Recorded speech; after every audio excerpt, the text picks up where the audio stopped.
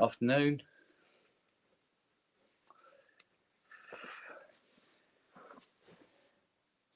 I think we seem to be a little bit ahead of schedule here, because the parts I need for this haven't turned up yet. So I suppose I can open it up and get it started, can't I? If nothing else. Basically, I've got to take the voice cards out of this so I can mod them. So look.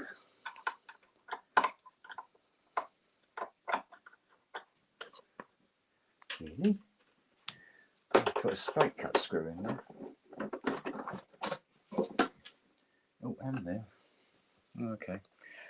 So we haven't got original screws then.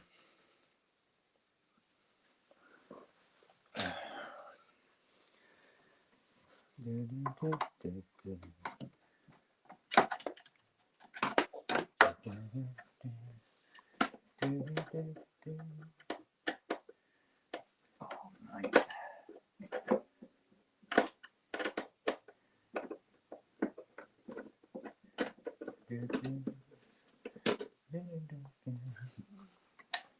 And just this one now. There we go.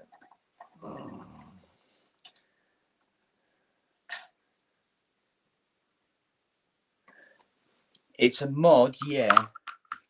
There probably will be a repair or two involved because it's a memory mode.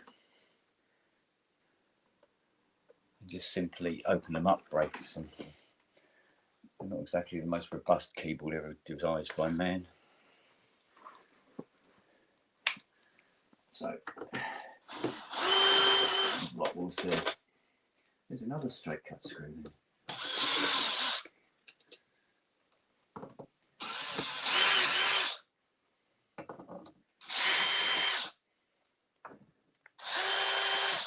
See, basically it's suffering from very poor auto tuning,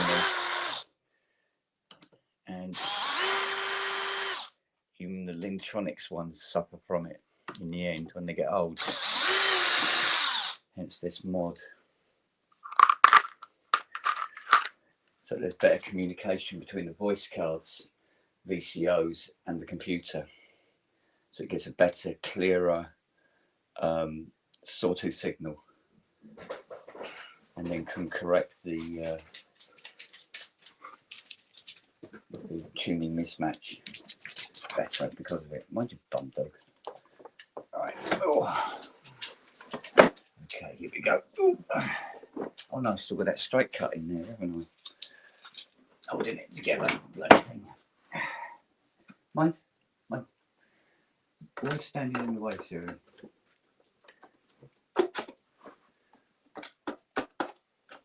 Not a good posture, love. Siri, can you move your head out of the way? Yeah? You insist on being in my line of sight all the time. God, I should have got a cat. Come on, mind your bum. Should have got a cat, mate. Come on, go over there. Go sit beside me. Oh, there we go. Forward, up and over. There we go. Hey, there we go. So, even though this one already has a Lintronics upgrade, the Lintronics gives you facility, but not necessarily better performance, especially around the auto-tuning side of things. Will you go and sit down? Go on. You're being a big pain in the bum. Come on, back off. Go and sit down with the other two. More cuddles later. God's sake, woman. Right. So, we need to take these 6 cards out so we can mod them.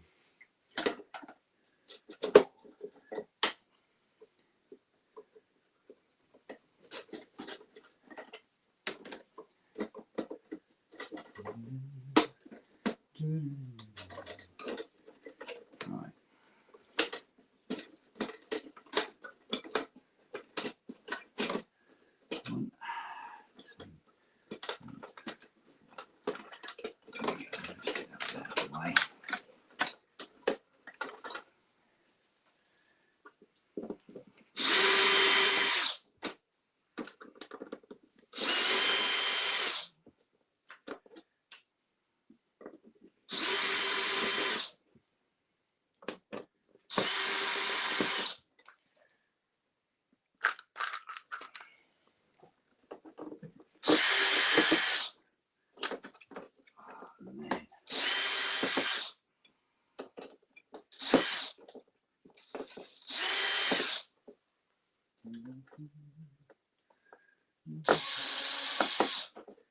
Right. So this voice card 1. Come on, how'd you come? Voice card 2. Let's take the shielding. I can go over there. Spaces, they're not the proper spaces, but hey, they'll do the job, won't they? I guess. Right. Now, how tight are these? Oh, very tight.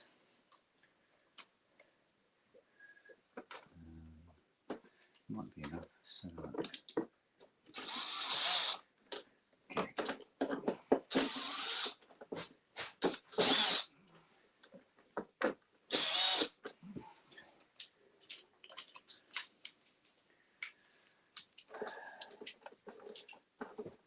Little buggers when these hinges break.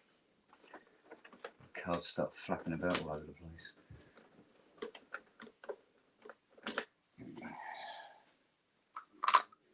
Right.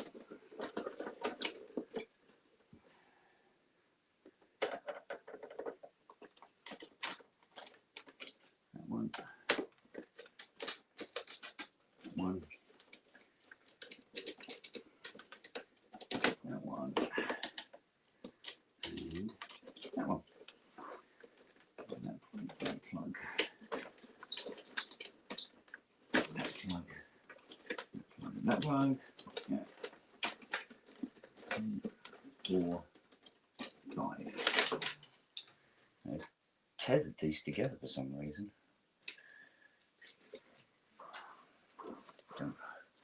We don't do tethering. There we go. Right. So we've done 1, 2, 3, 4. Right, let's take out the big stays.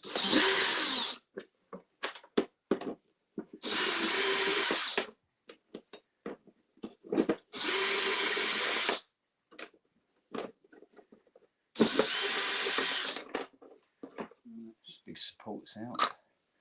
Right, then we'll get these hinges out, but without breaking it, which is always fun.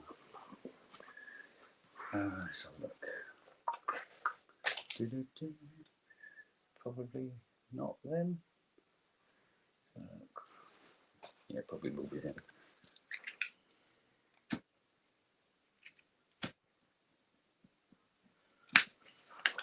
Right, there we go then. Let's get these hinges out in one piece. There you go. One brass hinge.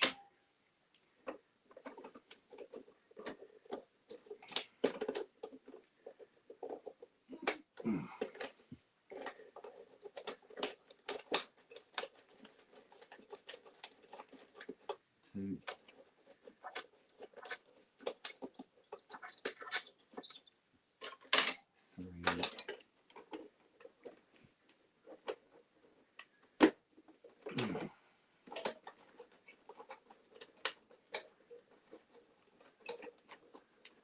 See what, my ear is making so much racket, it's driving me fucking mental.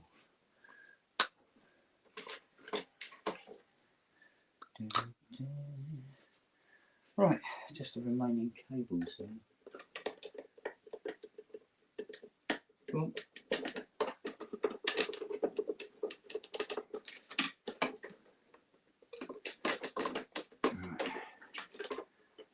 Controller cables for all the filters and envelope generators.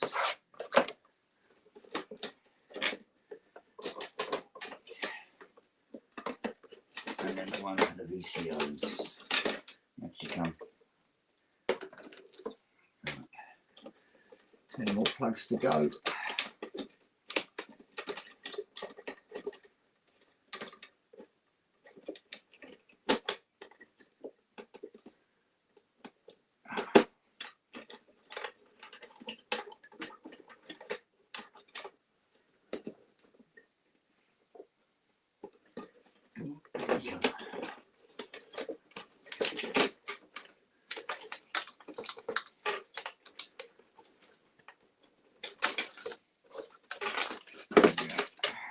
5 and number 6. Cool. Sorted. Right. Well, I wish the parts were here. Could get on with it.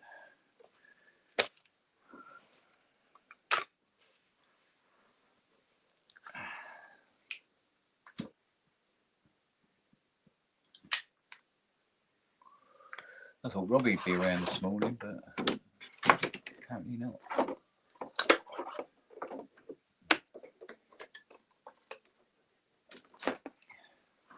Some bloody cables, it's ridiculous.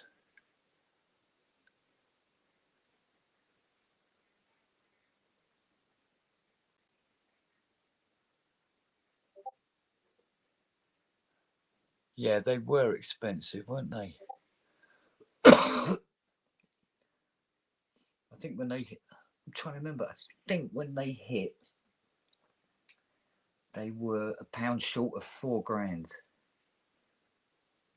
You know, I think that was the rough retail price for them in the UK when they came out. It still really isn't anything that sounds like it, I must admit. It's ridiculously powerful. If anything, it's on the verge of like internal distortion from the amount of just raw power that you get out of them. But like all polyphonic Moogs of yesteryear, they were subject to issues, especially reliability.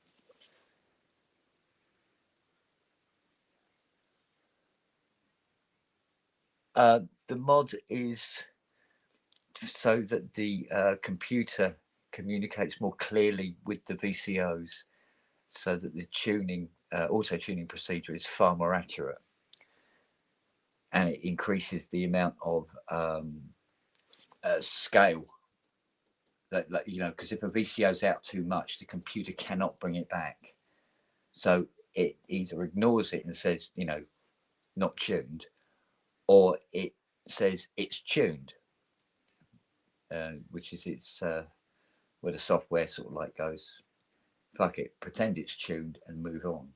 So you can have it say 6 tuned, and you play it, and it sounds like a bag of cats. And you go, well, that can't be right.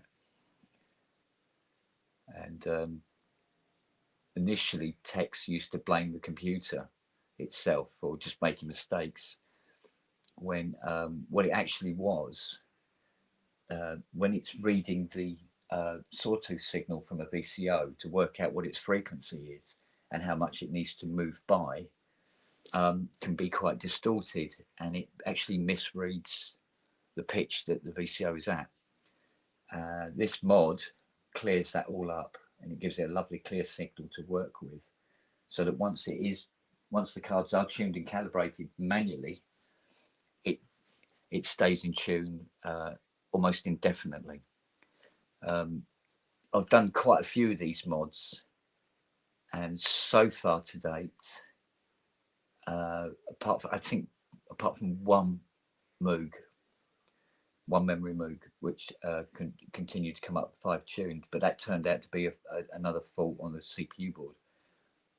Once they're calibrated, they come up 6 tuned every morning without fail, for I would say for at least the next 20 years, 25 years, something like that. So as long as nothing else falls over, it makes the memory mode, you know, quite reliable from that point of view, which is 2 words you don't see in the sentence at the same time normally, which is reliability and memory mode. So although Rudy did a brilliant modification with the Lintronics upgrade, it's more operational than you know, it gives you facility. but not necessarily reliability. So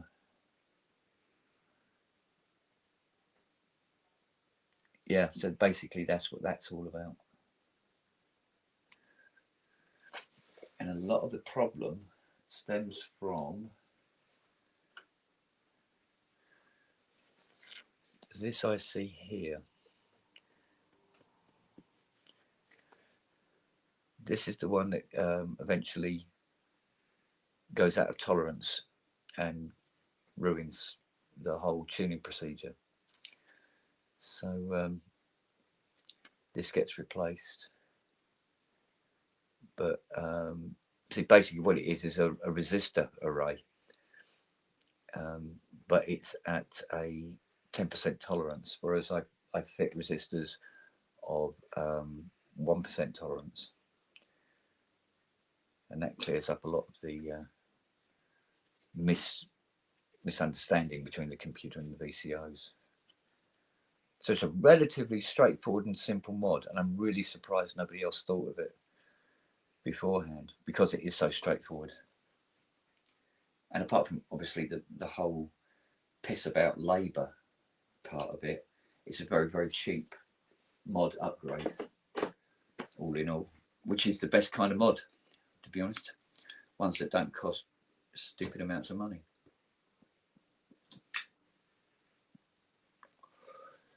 So there's a couple of other little things I do to the, like the common analog board and the EG board. The rest of it's pretty straightforward. So the only real snag is because it's a Lintronics one, every time I get a Lintronics one I have to try and remember what the codes are to get to the facilities, because it's completely different from how a normal memory mode is. And I keep forgetting what is under what number. It's a pain in the ass, but there you go. We'll get there. So, I mean, this one has definitely seen better days. This has had a hard life, this one. I think Carl said that this one's toured. Don't know if it toured with Duran Duran or not, but it's certainly toured. It's certainly got the look of some of a synth that has toured. Lots of little, lots of travel damage on it, shall we say. How many were made? I really don't know, but I have seen hundreds of these. So they must have made quite a few of them.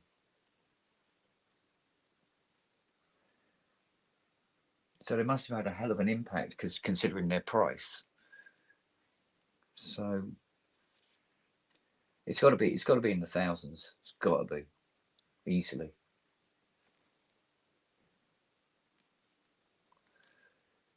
Because like I say, I've seen hundreds of these.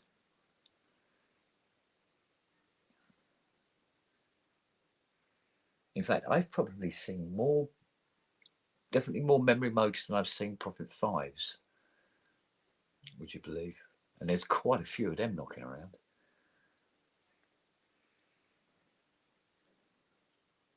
So a bit of a Moog success story, I suppose.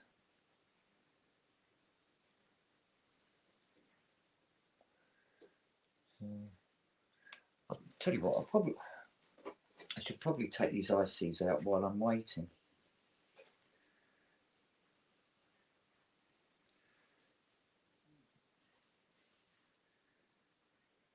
Yeah, I think I'll take these out while I'm waiting. Easier, wouldn't it? Let's get the old desoldering station fired up.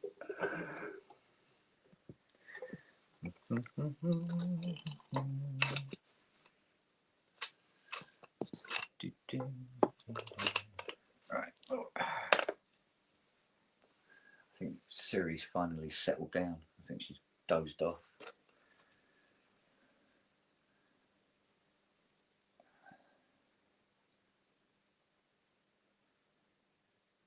Yeah, we'll take these 6 ICs out anyway.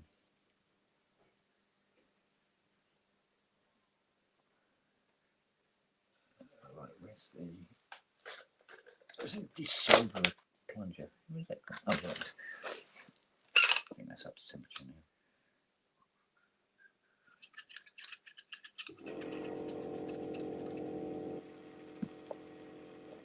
It's nice and clean.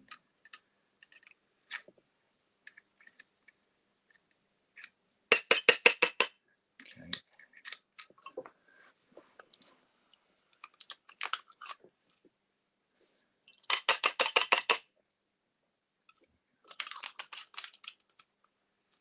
Right. Let's pull this around here this way. Let's just take these ICs out for now.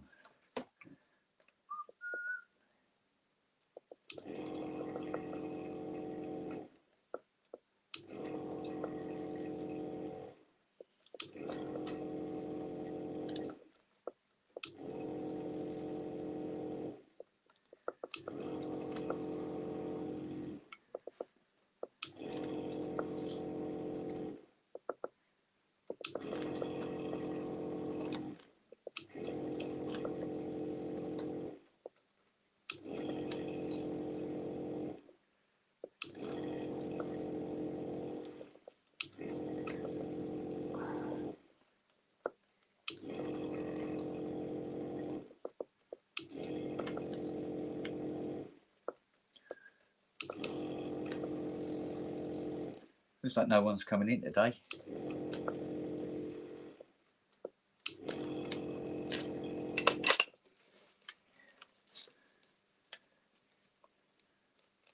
Oh, come on.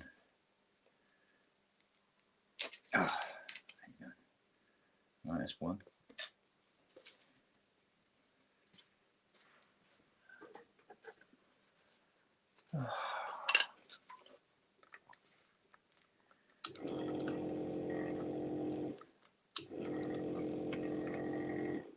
I'm not really looking forward to next week. I think I've got to drag a CS80 in with some really horrible faults.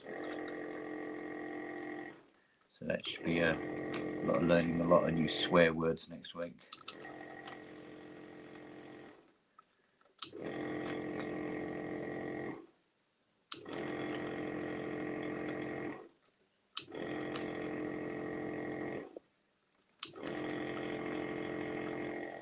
Now I was assured that this was a fully working memory mode, and I'm just wondering now if I should have perhaps fired it up first and seen for myself.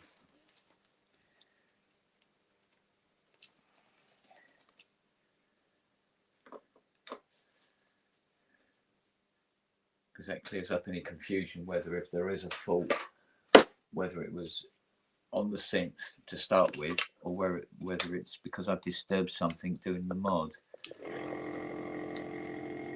Because then I'd know where to look. So, oh well, it's done now. It's going to be a fingers crossed situation, really, isn't it? Not that it really matters in the long run, because you know, I still have to fix whatever fault there is. So don't make that much odds.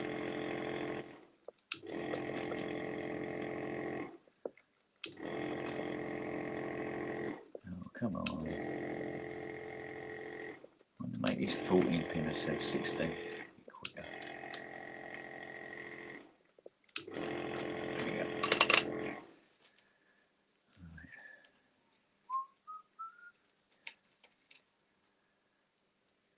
That's 3.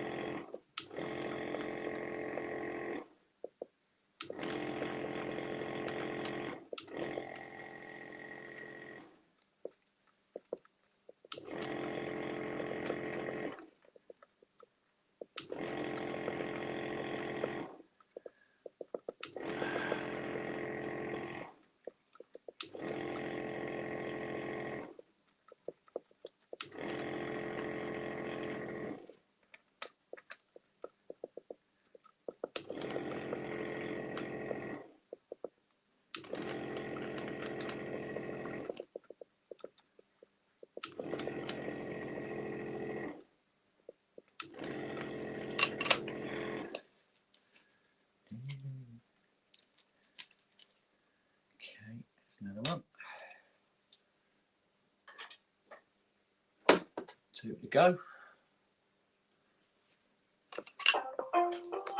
Oh no. Hang on.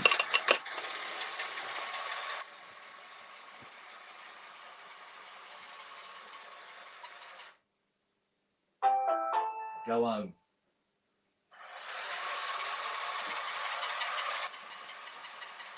Not having that thing running around, bloody running over my feet. I'm trying to work.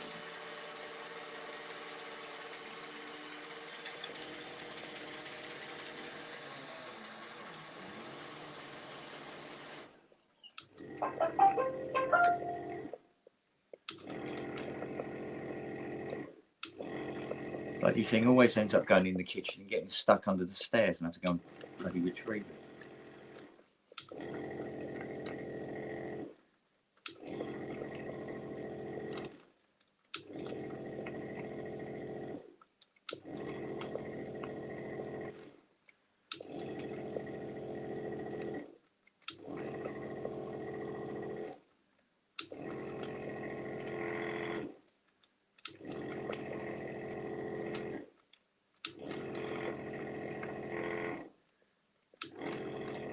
I mean, don't get me wrong, it's a clever little Hoover, and it does help, especially with the dog hair. But it's always when I don't want it to come out. I should program it to come out at 3 o'clock in the morning or something. Scare the crap out of Charlie.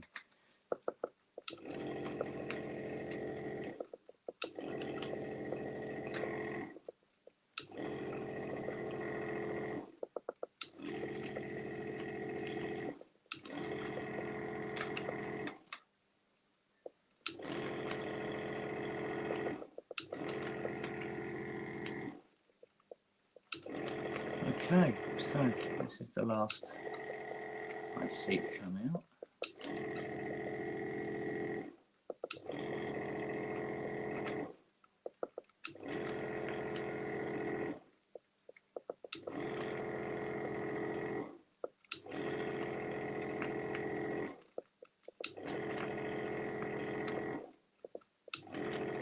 There we go.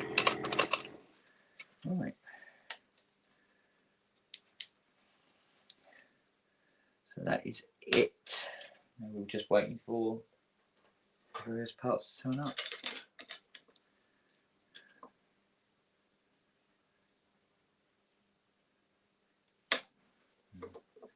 Well, that's rubbish now. It's not needed. Go up there. Right. There isn't really much to get on with until the parts arrive now. Because we've got a Jupiter 6 here. Well, there's 2 Jupiter 6s there, but I mean, that Jupiter 6 needs to have its IEC plug replaced. But that's coming with the parts for this as well, so I can't even really do anything with that.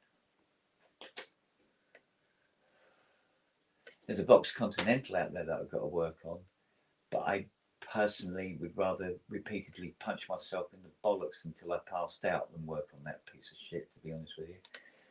So, don't know. There's an SY77 out there, but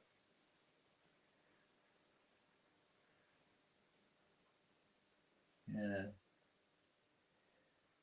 I really haven't got the room in here to get an SY77 out. I don't want to move anything else, so can't really work on that either. I don't know.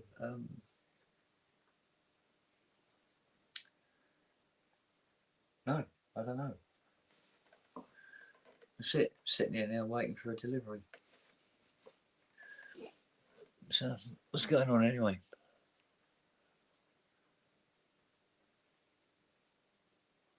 Yeah, he said he might come down with a DX7. Woody thing on the left is a collab. What, this chappy over here? That thing there, you mean? That's the that is the keyboard to the Korg PS3200. Except this one's done in solid mahogany. Got a brand new case and silk screen and But it's fucking brand new now. Well, so's the 3200. You look at this thing and you get an idea of what they looked like when they were brand new in the shop.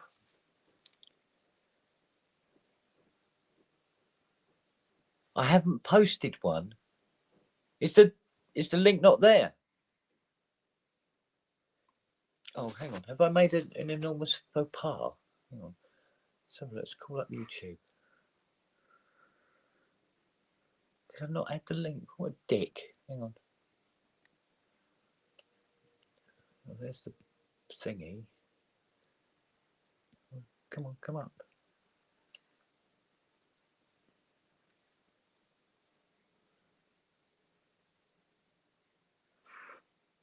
Oh, I didn't put the link up, did I? Oh, I beg your pudding. Let's see if I can paste. Come on. Paste. There you go. Oh, hang on. He's being a dick. Hang on. Oh, pain in the arse, this is. This is not the ideal place to operate an iPad. Right. That's the invite button. Copy the link. Okay. Go to YouTube. Put it in the chat. That should go in now. There. There's the linky dink. Now I've got to pin it. Hang on a sec. No, that. No. Oh, come on. Add. Pin message. Right, let's see. Has it gone to the top? I bloody can't see. Hang on. There you go. Yeah, it's at the top now, isn't it? There. Let's get this. There we go. That's better. Good morning. I wondered why nobody had come in. I was wondering the same thing. I forgot to add the link and then pin it to the top of the chat. The thing, yeah. Idiot.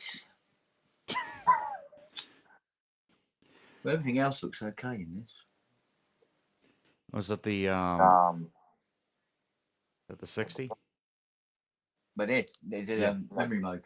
Oh, memory mode. Okay. Yeah. So all the voice cards are ready to be modded and go back in. Just need the parts to arrive. They said before 12, but obviously that's not a thing. But they said definitely before 1. So they've got 20 minutes to... Yeah, I was going to say 20, 25 minutes or so. Yeah, that 20, 25 minutes to fulfill that promise. Well, if it's UPS, you know that's not going to happen. Yeah. Yeah, I know what you mean. I think they're coming by DHL. Okay. We'll know soon enough if Nelly kicks off. Yeah. Because I don't think a fox could even fart in the back garden without her knowing about it. And she's like out there. Security system there. Oh, yeah, absolutely. Although it's a big pain in the arse, it is a fantastic security system, I must admit. And considering there's so much, valuable crap on the premises, it's probably just as well. Oh, yeah. Let's see if I can add this in as well. Morning. Hello. How you doing? All right. There's no picture of me. Oh, am I not updated? That's all. Oh, yeah, I am. Cool. Just going to drop a grenade into your brain, Kent. Oh, then, God, go on. And then I'll leave. No, Lily's already done that. It's all that. Run! Oh, I can't spell grenade, can I? Oh, never mind. So I'd have thought this morning... Well, I actually probably had a dream because I woke up. Well, I better go and post this quickly before I forget it. If your USB leads fix your rolling, you get glide going. Yeah. How about this as an idea? Go on. To open the track as a way of starting the track. Do you know the THX thing? Oh, right, yeah. So how about we glide using your Rolly several instruments up, or however they THX does it, into either the root note of whatever the song is, or that opening piano chord. Right. Glide it together. Which would be, it's a D major, isn't it? I think it is, yeah. It's D something or other, yeah. Okay. And then have it so here's my thing, so you can like shoot it because I posted on WhatsApp. The thing I write takes 2 minutes, and the person who needs to do it probably will take all fucking day. So see what you think. Have it so that you got several instruments that glide up, but they don't all glide together at the same tempo. So they all come together. A bit like when you hear an orchestra tuning up. You know what I mean? They're all out of tune, but they all come together at the end, and it all comes into tune. And as that comes into tune, and that last either note or chord is held, then you put the reverb on. Then you end that chord when it all comes together. So all you'll have to do is with the reverb tail tailing off till it goes silent, and then you start your track with that chord. Yeah. Yeah, think a day in the life. Yeah. Day in the life. That should be doing. The Beatles. Yeah. Oh yes. Either that or the THX opening for Michael Jackson. That type of thing. It's a way of coming in, and then you sort of everything's all out of kilter, all comes together, finishes with the chord that you are now going to use on piano. Yeah. I'm just trying to think of something interesting, not just let's just start the song. You know what I mean? I mean, the annoying thing is I've got a synclavier down in the storeroom, but it's not working. We could have used the synclavier to do it.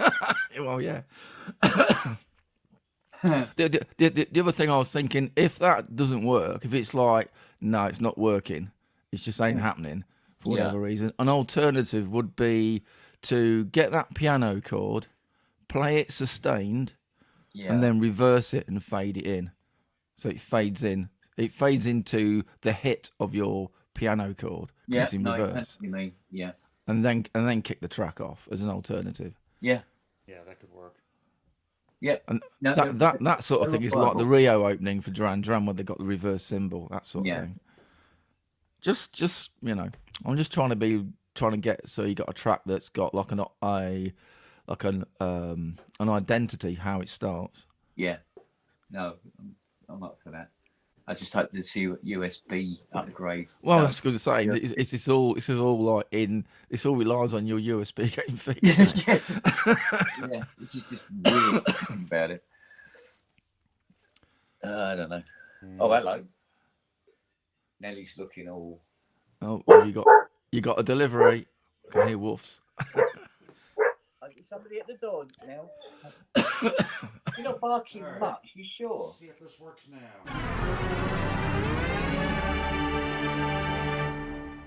There's absolutely. Yeah, it works. Yeah. That sort of thing, yeah. What's that off?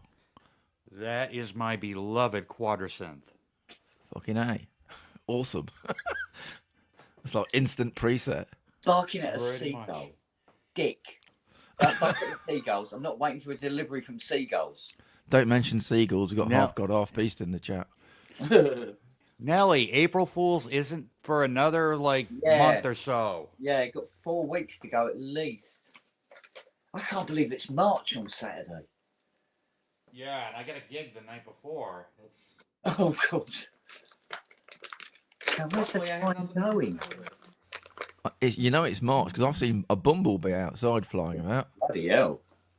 Yeah. Even they've woken up now. Yeah. Well, it's a nice day where I am. It's blue sky and nice. Yeah, it's lovely here for a change. Give it. Yeah, I mean Magnolia's starting to bud as well, which is always a good sign. But it's budding early. Yeah. Well, it'd be nice to get spring, wouldn't it? I'm fucking bored of winter. Got to be careful because I had a hell of a frost here last night. So hopefully, not too many flowers. Yeah, you guys sent your weather over here. No. You send your weather over here, mate. That's how it works. Well, no, see, that's why you guys are having a nice day over there, and then we kind of exchange because here it's gonna snow into rain and be like miserable. Where are you based? Where in America? I am in New England, southern England. Maine. That's the right-hand side, isn't it? Yeah, yeah. The eastern seaboard and all that stuff. Oh, Yeah. hello. Yeah. Lily the Destroyer has turned up. I'm going to say, she gave your keyboard a sniff as though, can I eat this? He goes, oh, it's a memory mode. Can I take a big shit in it? Look, it's going in. Come on, what do you reckon? Well, your diagnosis, my love. What do you reckon? Is it a keeper, or do we get it or put it in the bin? What do you reckon? You think there's something wrong with that envelope generator?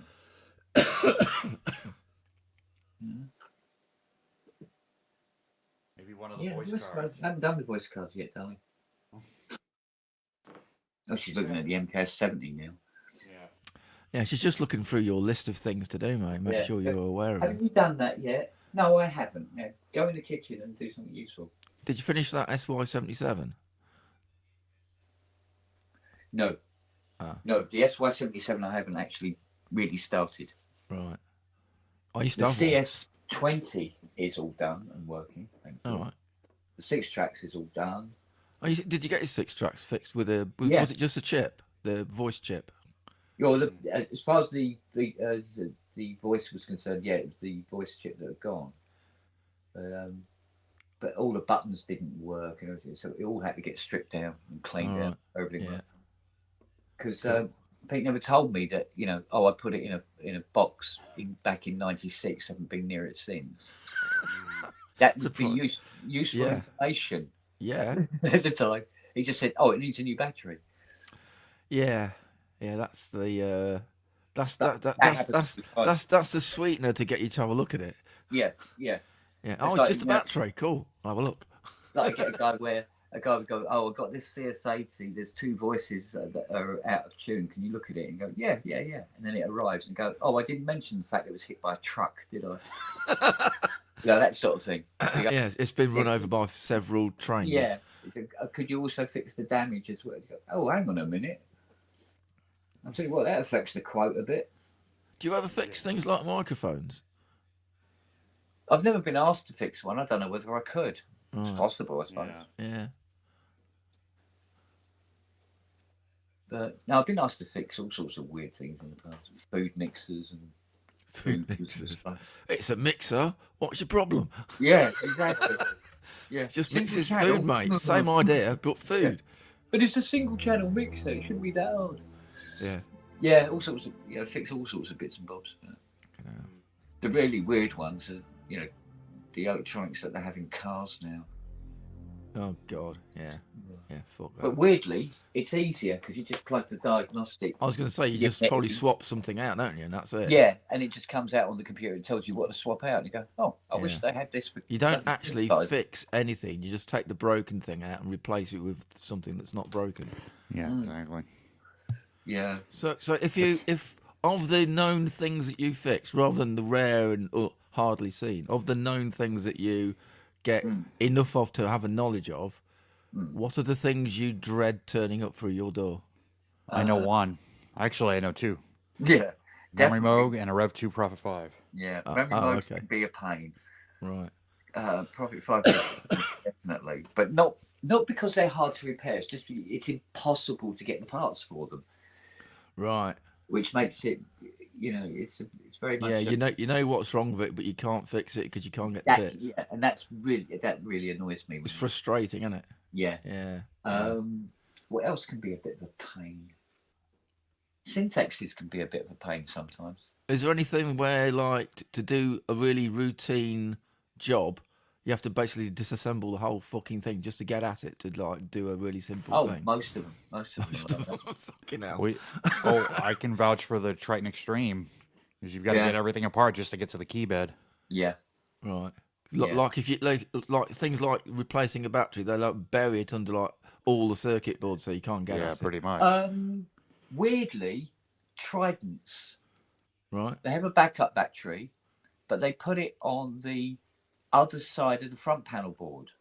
So you have to take all the knobs off, undo all the bolts of the pots to get the board out to be able to fit the battery. They didn't think of putting it this side.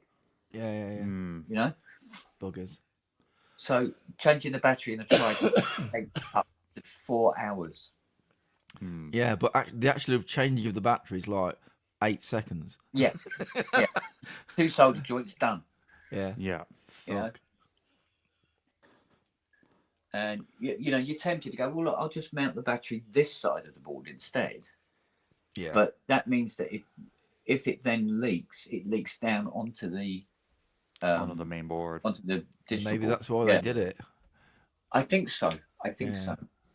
Maybe they had like their prototype version was like the obvious way of doing it, and then they went, "Hang on, this is not going to look good long term."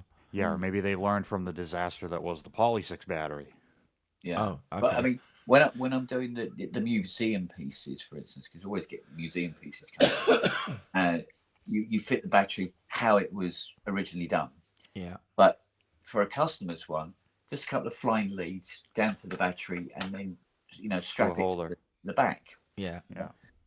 And that's more than adequate. You don't have to take the whole bleeding board out. So is the museum piece one's a bit like a grade 2 listed building? You've got to do it a certain way. Yeah, it's got to. So when you repair it, it's got to be done to original specs. It mustn't change anything, no mods or anything. Right. And I don't get many museum pieces coming in now. Is that when you say museum pieces? Is it actually for a museum, or is it just sort of like display? Like a collection. Right. Yeah, like MEF they're never played or anything like that. They're just there on display for people to look at. Although some of them get used, I suppose. But they don't come in that often. But when they do, it's a pain in the ass because everything's got to be done precise. Yeah. Which is fair dues. They pay through the nose for that. Do you have stuff that comes in that's been like someone's owned it? So an owner has owned it and basically gone to town on it and I don't know, done daft things like covered it in horrible stickers and wrote on it and all that shit. And then you get a new customer going, can you get rid of all that and make it look like it's new? Yeah, because when you're selling this, when Richard sells this stuff restored, it has to be sort of like as near showroomy to the original condition as possible. Yeah, people put like Velcro on it because they're mounting something on the front panel somewhere. Yeah. And you've got to try and get the Velcro out and hope that the paint stays on the front panel. Oh, God. And all this sort of thing. So, it's all that. Oh. Or people drill holes in the side and mount things. That they don't use Really? Yeah. Especially if you've got a wooden case. I mean, I've seen some horrendous things done to mini mugs. Absolutely horrendous. Yeah, people think they've made it better, but they've actually destroyed it. Well, most of the time, that stuff is done to them when they are considered valueless. Right. When there was a time when you could pick up a mini mug for about 220 quid. Yeah, when everyone went like analog. Ugh, where's my new digital? Yeah, it's all fallen out of favour. And it was seen as noisy, clumsy, and doesn't do very much. Yeah, hasn't got patches, hasn't got proper MIDI, blah, exactly, blah, blah. Yeah. And all the time they were worth very, very little. People did some horrendous fucking things to them. I mean, oh, mate. Unbelievable. And then as the value went up there, people started regretting the holes and bits stayed removed over time.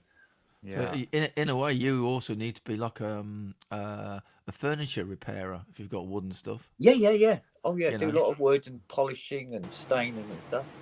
Bonsoir. Oh, hello. All right. He looks completely different. That can't be Keith. Where's the orange? Haven't got your orangey stuff with you. No, it's at Robbie's place. It's not company colours, unfortunately. Oh, okay. I see. Oh, come on. Oh, there you are. You all right, eh? They're good, yeah. Good man. We're all sitting here waiting for parts to turn up. Waiting for? Parts. Well, I thought that's why I'd come in with the DX and tell me whether it's meant to sound like this or not. Hang on a sec. Who's this? Hello?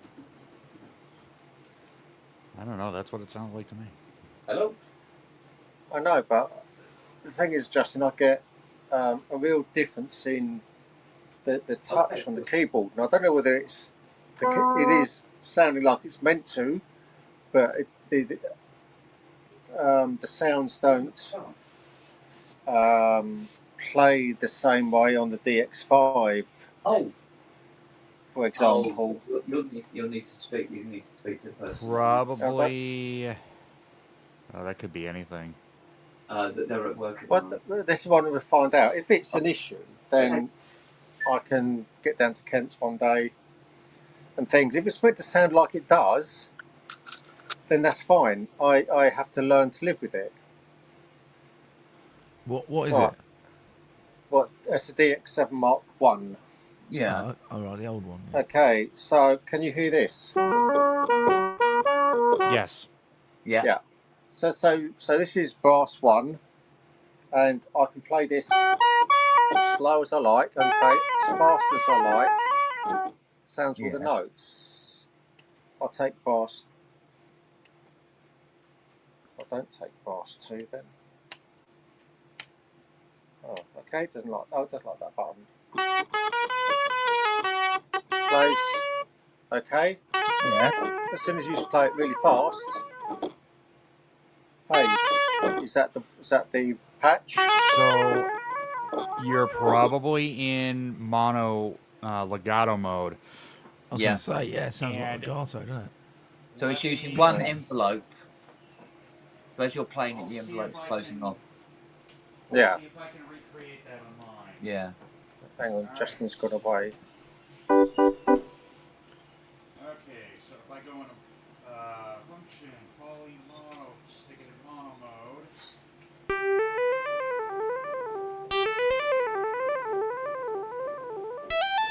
Yeah, it's fading, isn't it? Yeah. Yeah, so it's supposed to behave like that. It's a patch thing. The patch has been saved as legato. To be honest with you, No. With things like the DX7, you know there's something wrong only if you got smoke pouring out the back, or you're hitting keys and you're not getting any sound at all. Other than that, because they either work or they really, really badly don't work. Yeah. Little things like that don't really occur. That's more of an analog thing. Yeah. So that DX is fine, bud. Okay. It's good news, isn't it? Which is good news. Yeah. So that's a steel drum. I mean, I suppose that play speed steel drums at speed. Yeah. Just so exactly the same thing. So here's the thing. You're in mono mode. You have to go into function and then press number 2. That turns it into either poly or mono mode. When you go into poly mode, that's when you can play chords. When you're in mono mode, it's always going to legato. Right. So it has nothing to do. It doesn't have anything to do with the patch itself. Oh, it's the mode of how you set your how keyboard. the keyboard's operating. Yeah. Okay. Yep. So it's literally only ever talking to one envelope. Exactly. Rather than individual envelopes per key. So yeah. Unless you let go of a key, it will not re-trigger it. It'll just keep that envelope. I think it's the same with Poly 2 mode on the G6. Yeah. That kind of thing. Right. So if I go into press function, it says function control. Yeah. And it says sys info unavailable. Okay. Press 2. Function control. Yeah. What does it say now? Just function control. Just function control? Yeah, I'll press it again, see if it's... Don't press function control again. What you want to do is go to the right side and press number 2. What, patch 2 type thing? Yeah, patch 2. That's what I did. Okay, and it's not changing at all? It just says function control on the top line. What does it say on the bottom line? Blank. Really? Yes, yeah, seriously, yeah. You got an e-board in it? Not that I mean, if it's an additional board, not that I'm aware of. Oh, okay. I opened it up yesterday. Yeah. But what But I opened up yesterday and I found, it starts up with the green studio on the display. And then when I opened it up, it had one of the, I think it's the EEPROMs with the green studio and an old London telephone number. Oh. Now I don't know whether that was put in case of theft. Some says, I'll prove it's mine. They open it up and the name and numbers in there. Yeah. Oh. You know, so it but I don't- sounds like it's not the stock operating So system. some sort of upgrade Yeah. or Well, downgrade, depending on how you want to look at it. Yeah. I think in this case, downgrade. Yeah. Is there meant to be just the one EEPROM in it? Huh. I would So what's see if you can get that swapped out for a stock OS. Or find out, see if you can find the instruction manual for whatever that upgrade is. Yeah. And get it So back you to have to default. have a different set of key, Yeah.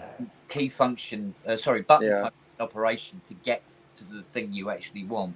Yeah, because I think what's happening Yeah. is whatever OS is installed in there is overriding what the function labels are on those 32 Can I- buttons. Yeah. Can I read what OS it is, or was that? You can Should be able to do some sort of, find what's written on Try it, and do a Google search and see what turns up. Ruben, you can't do a poly patch because they're all poly patches.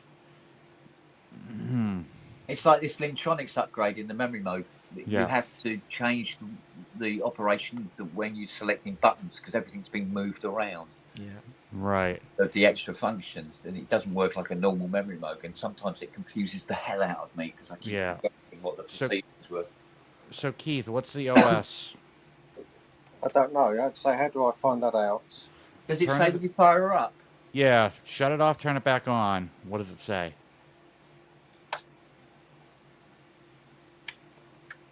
It comes up with the green studio and the telephone number. Mm, Someone's some sort of- deliberately, it's created some their custom own. stuff, isn't it? Yeah. So I don't even Yeah. think that's a I don't think that's an E board or a Supermax board. No, but it's some sort of upgrade. It Yeah. was a rare upgrade in the 80s that, you know. didn't Yeah, really I mean, take I'll off. have to open it People up doing again it. tomorrow. It was or, it was I haven't got- I probably took my screwdriver home yesterday, having opened It was up probably- it was probably like a one-off custom thing. Yeah. Yeah, it's something you yeah. could Yeah. buy out of the back of Music Maker magazine, sort of thing. Yeah. Yeah. For 48 quid. Yeah. Yeah. Ruben, yes. So monopoly is one of the function settings when you go into a DX7's function What's that, mode. Phil? It's another eagle. How do I take it out of function control? Oh, that's Hit that's- either internal or cartridge if you have a cartridge. Okay, memory. So that's memory select. Yeah. Okay, internal. Yeah. Okay.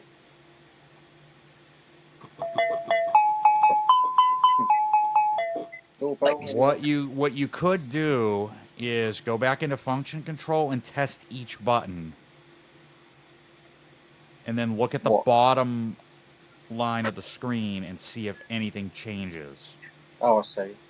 Yeah. Just To see go if they through move the- stuff around or not. Yeah. Yeah. All right. You- So function. So if I go into number 1, it says master tune adjust. Yep. Okay. Number 2 is blank. Number Yeah. 3 is Interest. P bends range.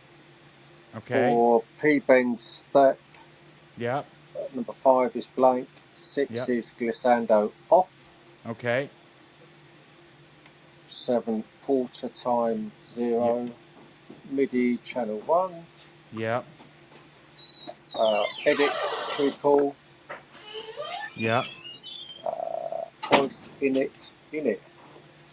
So that basically initializes the DX7, if you wanted to program it from scratch.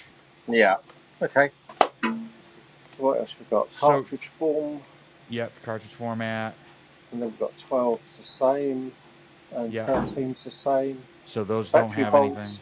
Yep. Battery volts 3. Well done, Matt. And then it's got save memory, all of memory. Yep. That's Loads probably memory, all of memory.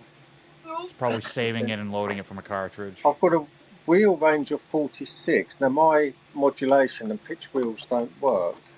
Really? Yeah. Wonder if they're disconnected If I go on back the to, inside. if I go, oh, it's all right. I can't go back out of there. I'm just saying that's the wheel pitches off. Well, I want Yeah. that on, don't I? Yeah. Yeah. See if it works. So is that a data thing or is that a yes/no? Depends what they've done in the operating system, doesn't it? You can try both. See Yeah. what changes. Right, I put it on. Does it work? I'll just put it back. Yeah. Oh, that's the mod wheel. Yeah. Yeah. Does the pitch wheel work? Go back to Well, it's meant to do pitch, isn't it? Not well, mod, go back to pitch range. It should be labeled underneath in brown. I've got wheel range 46. We'll go back to PB range.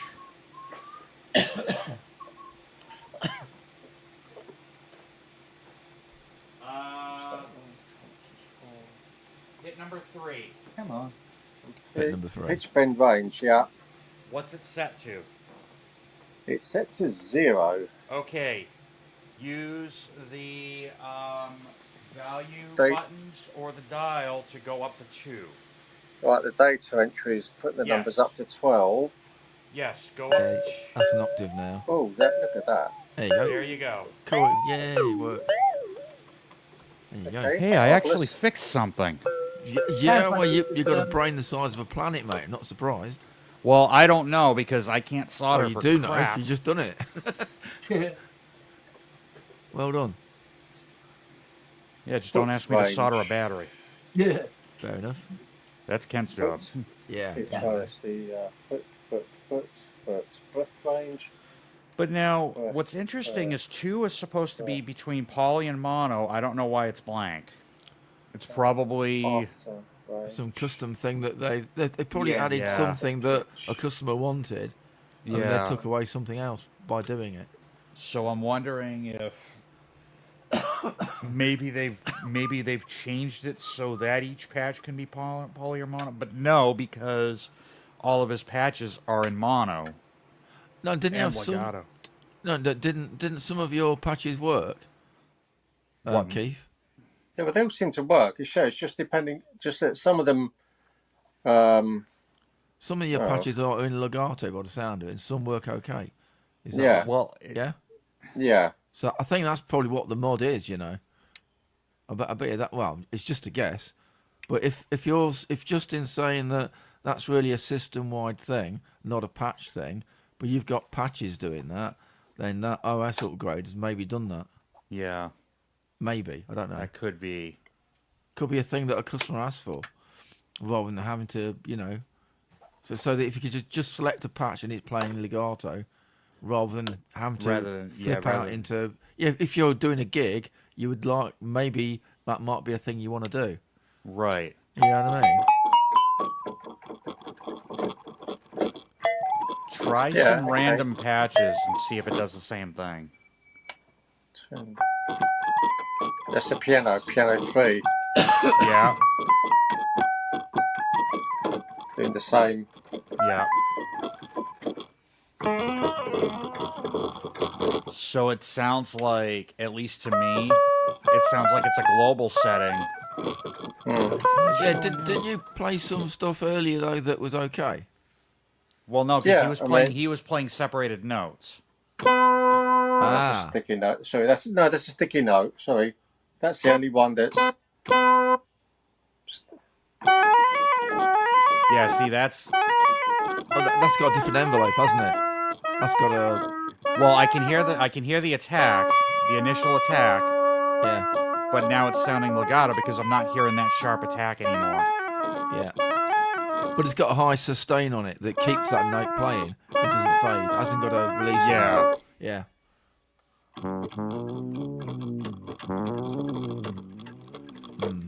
Yeah, so the sustain would be done. Yeah, That would be done in the envelopes. Yeah.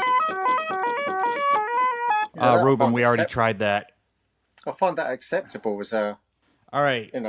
playing. Ruben is saying- I'll never play anything faster than that sort of thing. Well, so Ruben is saying try button 2.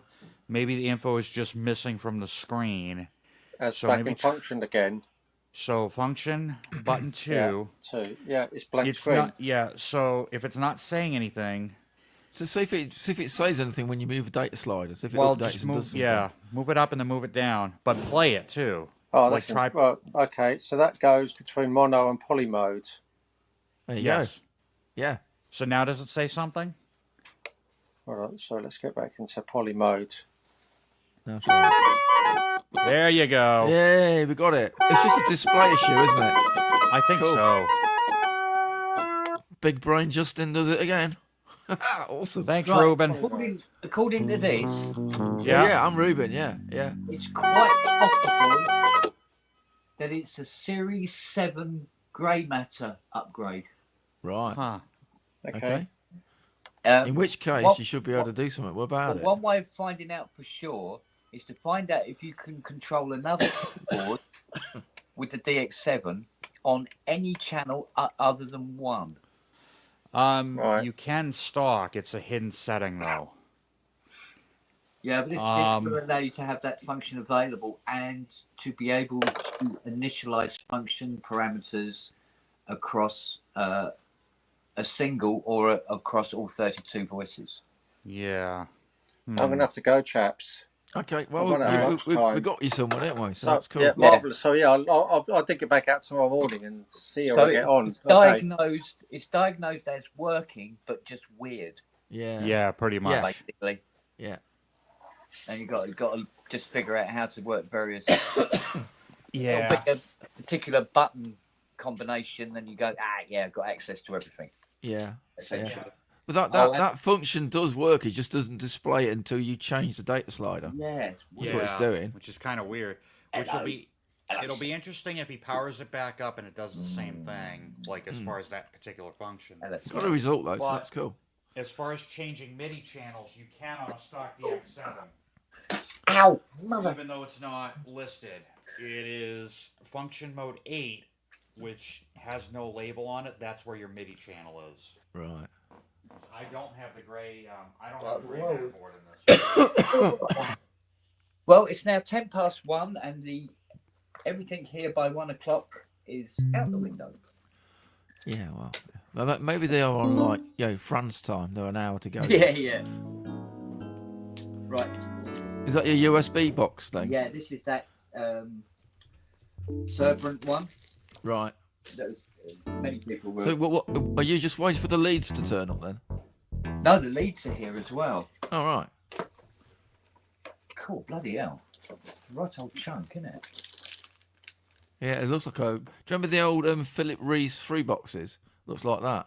Yeah.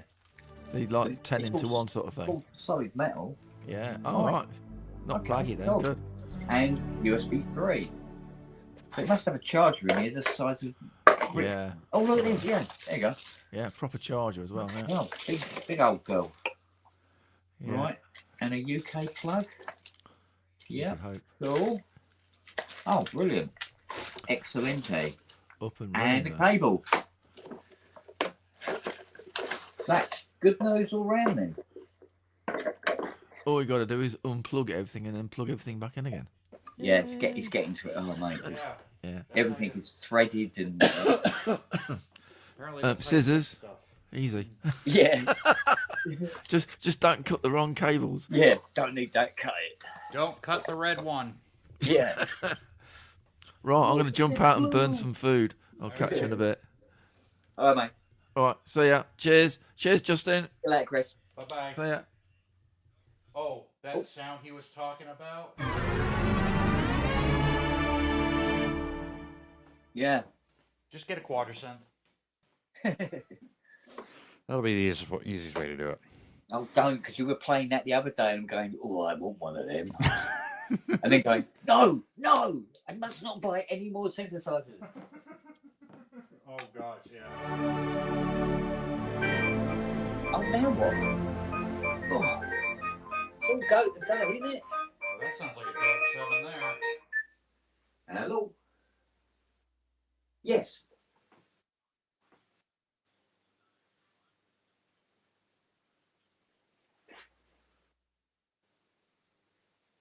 Okay, no, set the door ready for you anyway, but All right.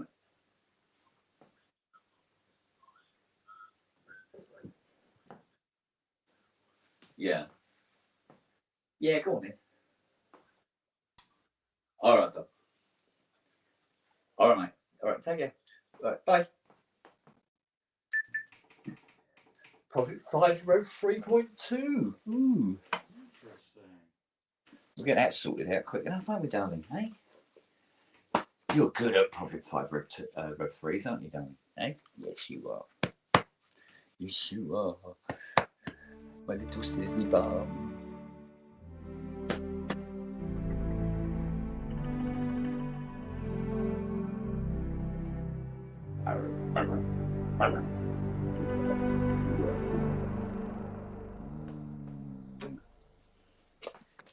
Come sit down beside me then. Come sit. Sit down.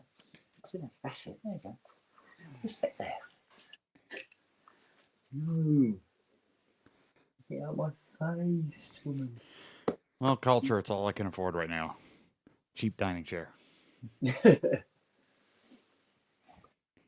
Well, It just means I can sit down. I hate to admit it, but Behringer are certainly changing the face of used instruments. Really? Yeah, they really are, and they're changing the expectations of pricing. I'm interested to see like where things go, because if that BX1 hits the price point that I'm thinking, which is like under 1,500, I think that's going to be a very big seller. Yeah. I mean, even though it's like not a fully functioning prototype, by the time it hit NAMM, which was kind of a big, for me, I think it was like the highlight. Yeah. It looked beautiful. Well, it's like the Behringer's Wave. Yeah. Is an absolute dream come true, because trying to repair PPG waves now is an absolute nightmare. And here comes this machine for a few £100 that does it and does what the wave term does. Right. You know, it's like, yeah, that is a stunning product. Yeah, and I mean, apparently, have anybody actually compared it to an actual PPG? Apparently, I'm sure there's YouTube videos. Yeah, somebody has. But if it's spot on, that's going to be a big seller. Yeah. That almost makes me wonder, you know, if people have the money, are they going to go for the third wave? Probably. Yeah. I mean, maybe because of the build quality is going to be like far and above, you know, what the Behringer is. But I think for people on a budget, to be honest with you, an original PPG is not exactly top of my list of well-built keyboards. I'll be honest with you. Yeah. Well, no, I'm talking about the third wave. Oh, right. No, the third wave, from what Robbie was saying, it's really, really nicely built. Yeah. You know, so... Hello, dear. Hello, darling. There's Keith's orange. So all the Behringer cliches really are not applying. Yeah. It's, I think it's going to be quite a turning point for Behringer. Oh, yeah. In terms of how they're perceived by, you know, old fogey bastards like me. Well, I mean, you've got what, the 55? Yeah. And other than the initial tuning that you had to do, which probably was a nightmare. Yeah, it wasn't too bad. No. I've got to tune I got to do the Model D pretty soon. But yeah. I mean, for somebody who's never tuned a modular before, it probably would be a nightmare. Yeah. But like once it's tuned, it's not, I mean, the sound is close, but it's not going to be a real 55. No, it's not going to be a real 55. However, the experience that the workflow is the same. Yeah, the workflow. Yeah, exactly. It's the same thing with 960. Yeah, just like using an original 960, but a real 960 is going to set you back what, $6,000? Yeah, you probably get like 3 of the Behringers for that, 4. Oh no, the Behringer one, just the 960 on its own, I think is only about 100 and something No, I'm quid. talking about four whole blown 55s. Yeah. For that much. Well, it's the same thing with the 2600. It doesn't sound like the original ARP 2600. It's not close. You and I were talking. It's probably more Moog than anything, but they've nailed the workflow of it. Yeah, absolutely. You know. But there again, you see, when you talk 2600, you go, yeah, but which one? Exactly. The Mark 1 Blue Marvins, the grey face, the grey meanie, the Tonus, the G clef, the black and orange. Yeah. They all sound different from each other. Yeah. Just like the Odysseys did. Oh yeah. So it's really not really an argument. Yeah, I mean, they've thrown both of the filters in here. I'll give them that.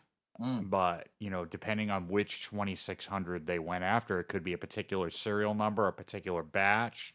Yeah. Like, same thing with the Odyssey, even though they've got the 3 filter types in that, which batch of Odysseys did they go after? Yeah. Or a particular, especially in the case of, Cherry Audio, where they go for a particular, I guess, serial number or the best example that they can find to do their software synths. Yeah. I mean, at least that's kind of my way of thinking, Yeah. No, you can have this elitist attitude, which I kind of did to start with. I have to admit. I'll put my hand up and say, yeah.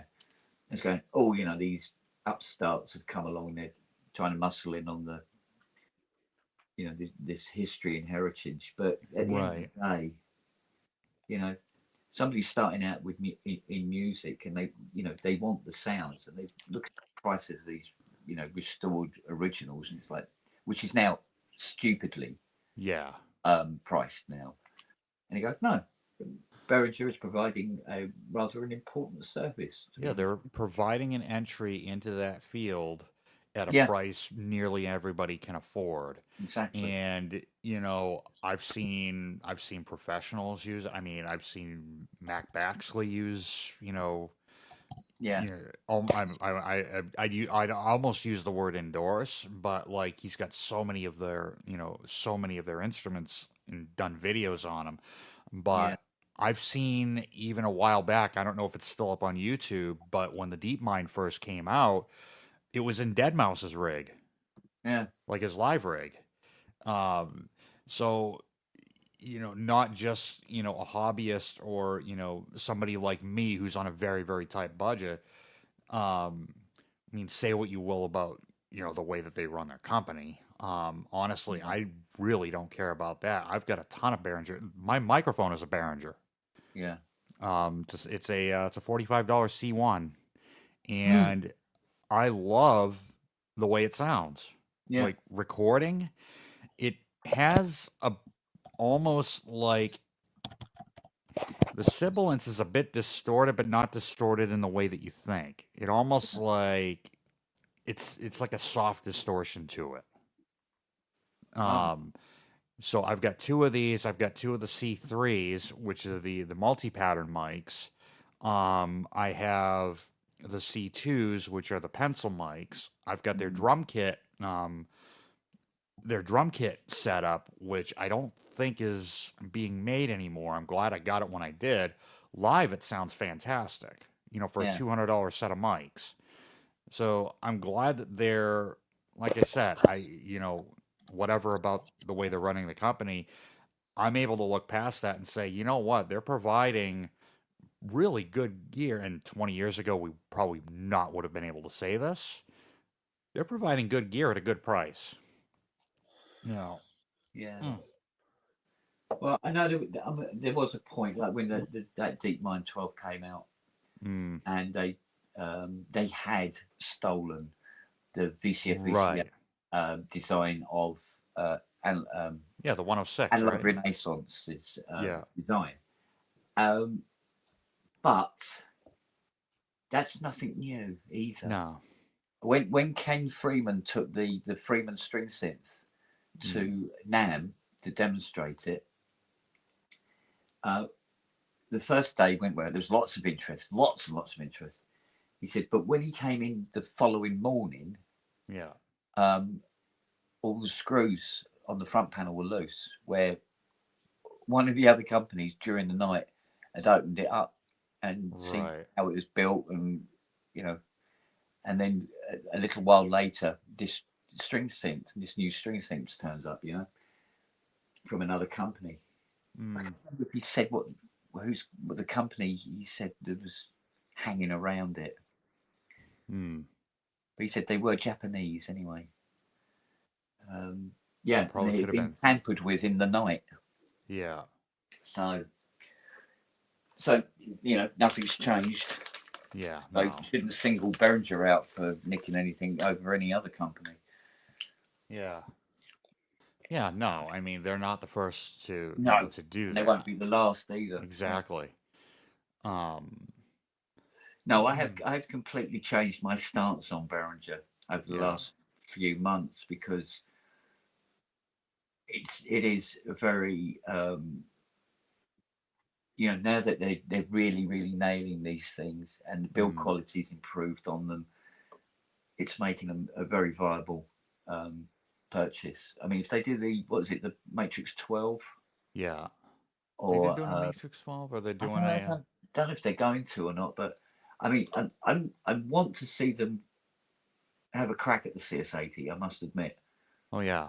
I mean, they've got that, that mock-up that they've done, but they just haven't moved forward with it yet. Yeah, there's nuances in the 80 that need to be there.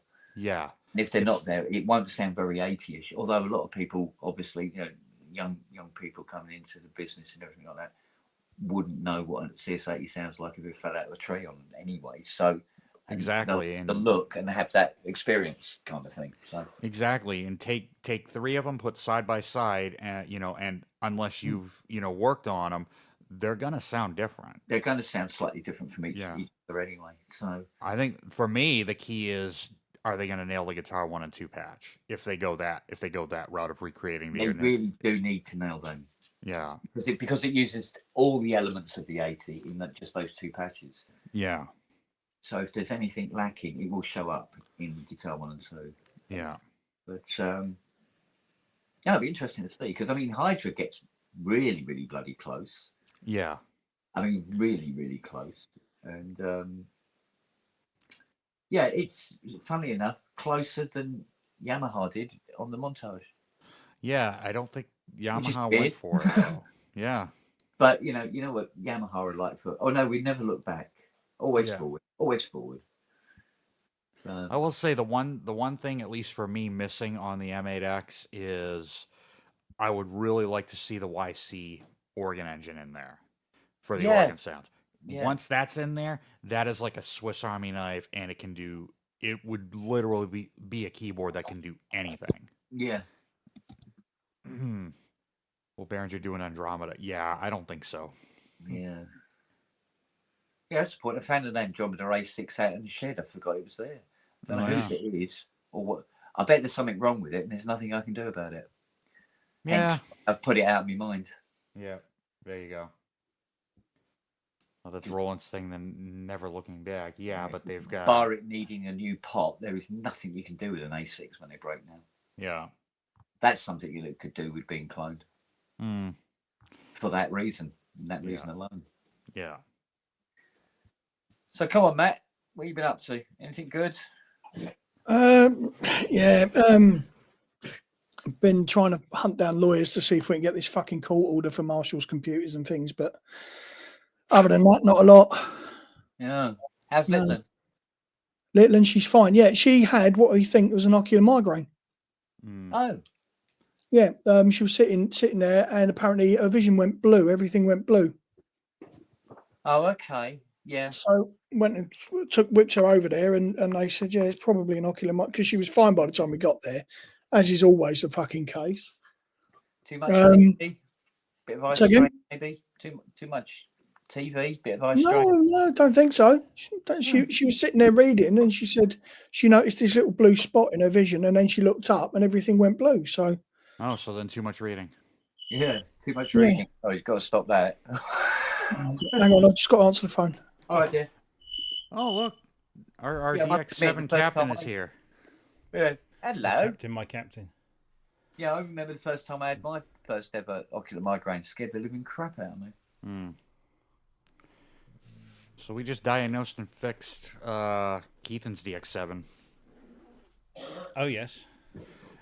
It has. I don't know if it's got a weird OS. It's probably got a one-off custom third-party OS, or it's what Kent said, the 7th gen gray matter board. Yeah, it looks. There's something in there. According to the blurb on it, it done that thing where a lot of stuff's in legato mode rather than poly mode. Well, the entire thing was in poly mode, but when we went into function 2, the bottom line of the screen was completely blank until he changed, the function from mono to poly. So, a bug in the system? Probably. So I know that the firmware, the boot load on the firmware chip was customized because it had got the Green Studio written on this little sticker stuck to the chip. Yeah. Yeah. And when you booted it up, it said the Green Studio. Ace one. And it's the telephone number of the studio. Yeah. But that's not necessarily an indication that that's had an updated firmware chip. You could take those chips out and copy the EEPROM and amend the data on it and then burn it back. Right. And what a lot of people did back personalise then. it, kind of thing. Yeah, exactly. Yeah. You could go in and instead of it saying "Welcome to DX7," which I think was the opening thing on it, Yeah.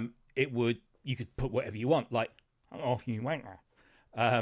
So handy when they get stolen. Yeah. exactly, it's a feature It'll that come they up with the added owner. to later DXs that you could, as a user, do it. Yeah. But this You one do that had on to be done. DX11, can't you? Yeah, exactly. Yeah, I did that on my 81Z when I had that. Yeah, so you can do that. But Yeah, Rob. excellent. Yep. Good man. I had my second one delivered yesterday. Nice. It costs Excellent. more than all my other hubs put together. But you know Mate, what? It'll it will fucking work. Exactly, and that's the point.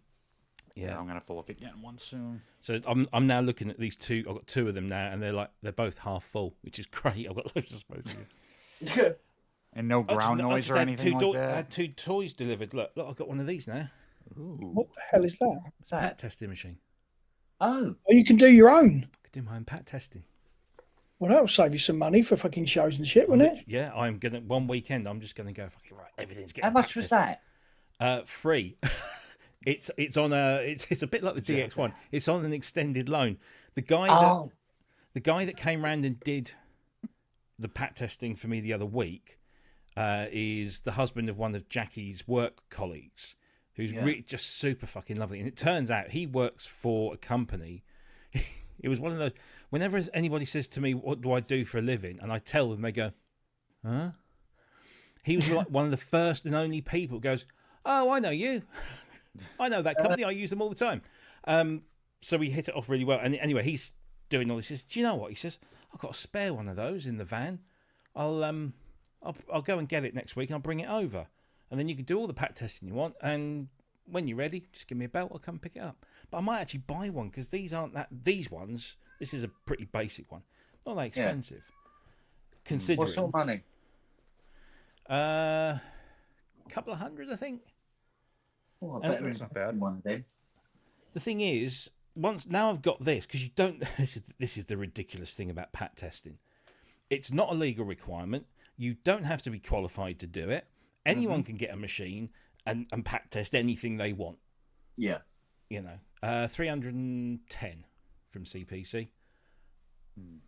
Oh, So- that's right. No, that's all right.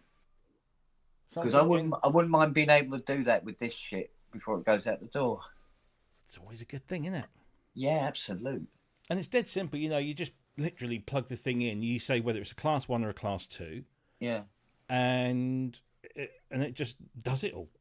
It's very easy. So I was very happy. And then that thing that arrived day before yesterday, that was broken, has the new one's just arrived, and it's not broken, and it's lovely.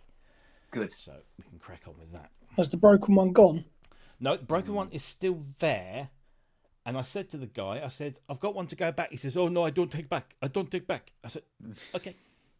Yeah. I'll have it. It's already got the label on. It's already been booked. Oh. So I think what I have to do is I have to call UPS, and like that, is it? Wait a year for them to pick it up. Yeah. Well, do you know what? Oh, hang on. What have I done there?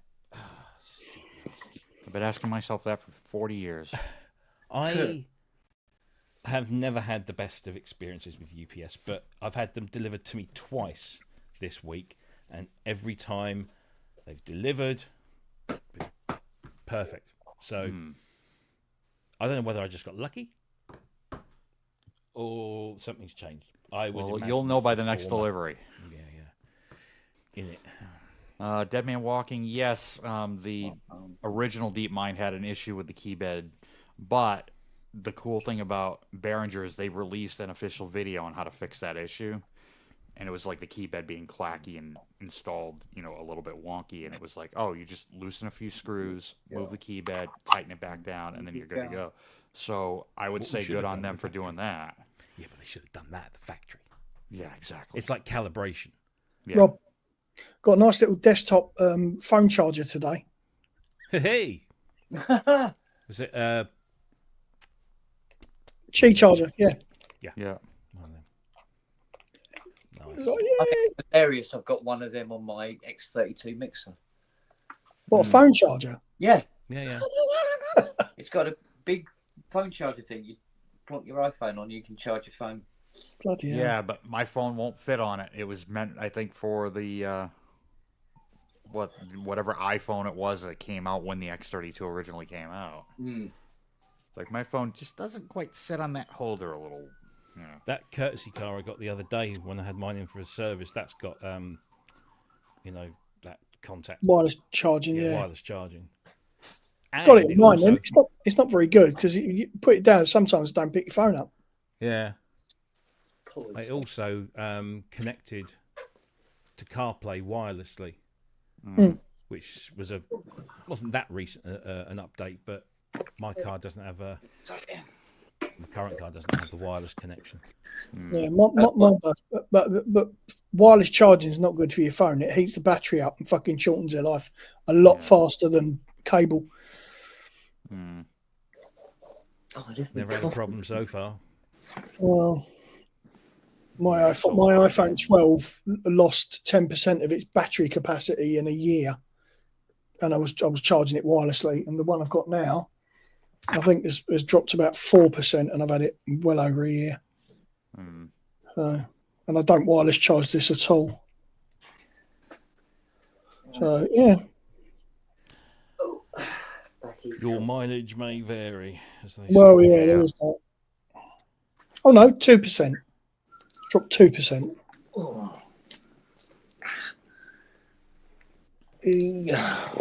Well, I've been wirelessly charging this since I got it last year. It's still 100% capacity maximum. Oh well, fair play.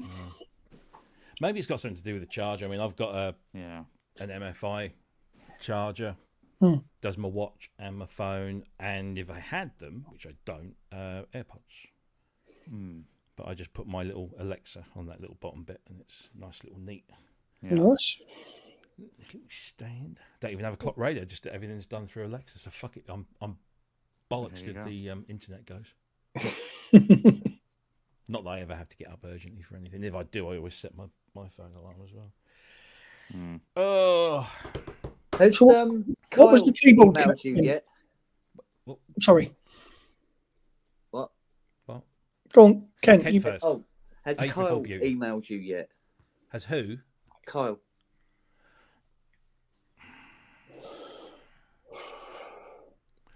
Negatory. Okay. I'll give him a buzz off to get this memory mode done. If he has, no, it's Oh, not God. junk or anything. So no. No. You're advertising the show, are you? of course. I'll tell you what. Let's do your neck while you're here. It's all right. I'm just gonna put it here. I'm just putting it here. All right. Sit down. Sit down. God, she really does get nervous, doesn't she, when you take it off? Yeah. And as soon as I finish, he keeps looking at you. You putting that back on then? Oh, there you go. There you go. Oh, there you go. Oh, yes. That better? Yeah. Ooh. Oh, yeah. Oh, yeah. Just there. Just there. Okay. Right. Oh, yeah. Just behind here. There we go. Oh, yes. I tell you what, you're starting to molt, Mrs. There you go. Rainsy. He's in the chat. Is he? Yeah. Oh.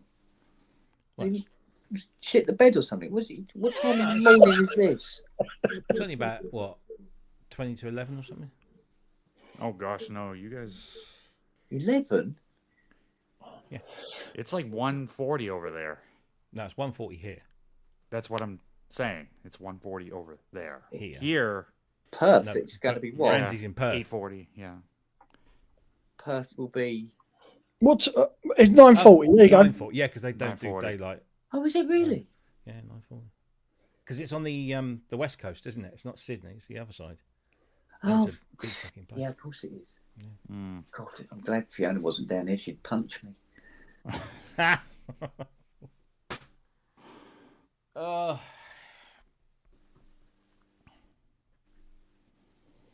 What about Gene Wilder, eh? Yeah, I know. Yeah. Well, both of them, wasn't it? Do you reckon he? And the dog. It Oh, might- that's got to be fucking carbon monoxide, isn't it? Well, it was funny this morning because I looked at my phone and I said, Mrs. It's all right. I'm putting it back Gene on. Wilder's dead. And she goes, oh. And I said, yeah, and his wife and his dog. And she goes, You know, bloody hell. it has the feel of a suicide pact. Yeah, but why would you take the dog? Well, who's going to look after the dog?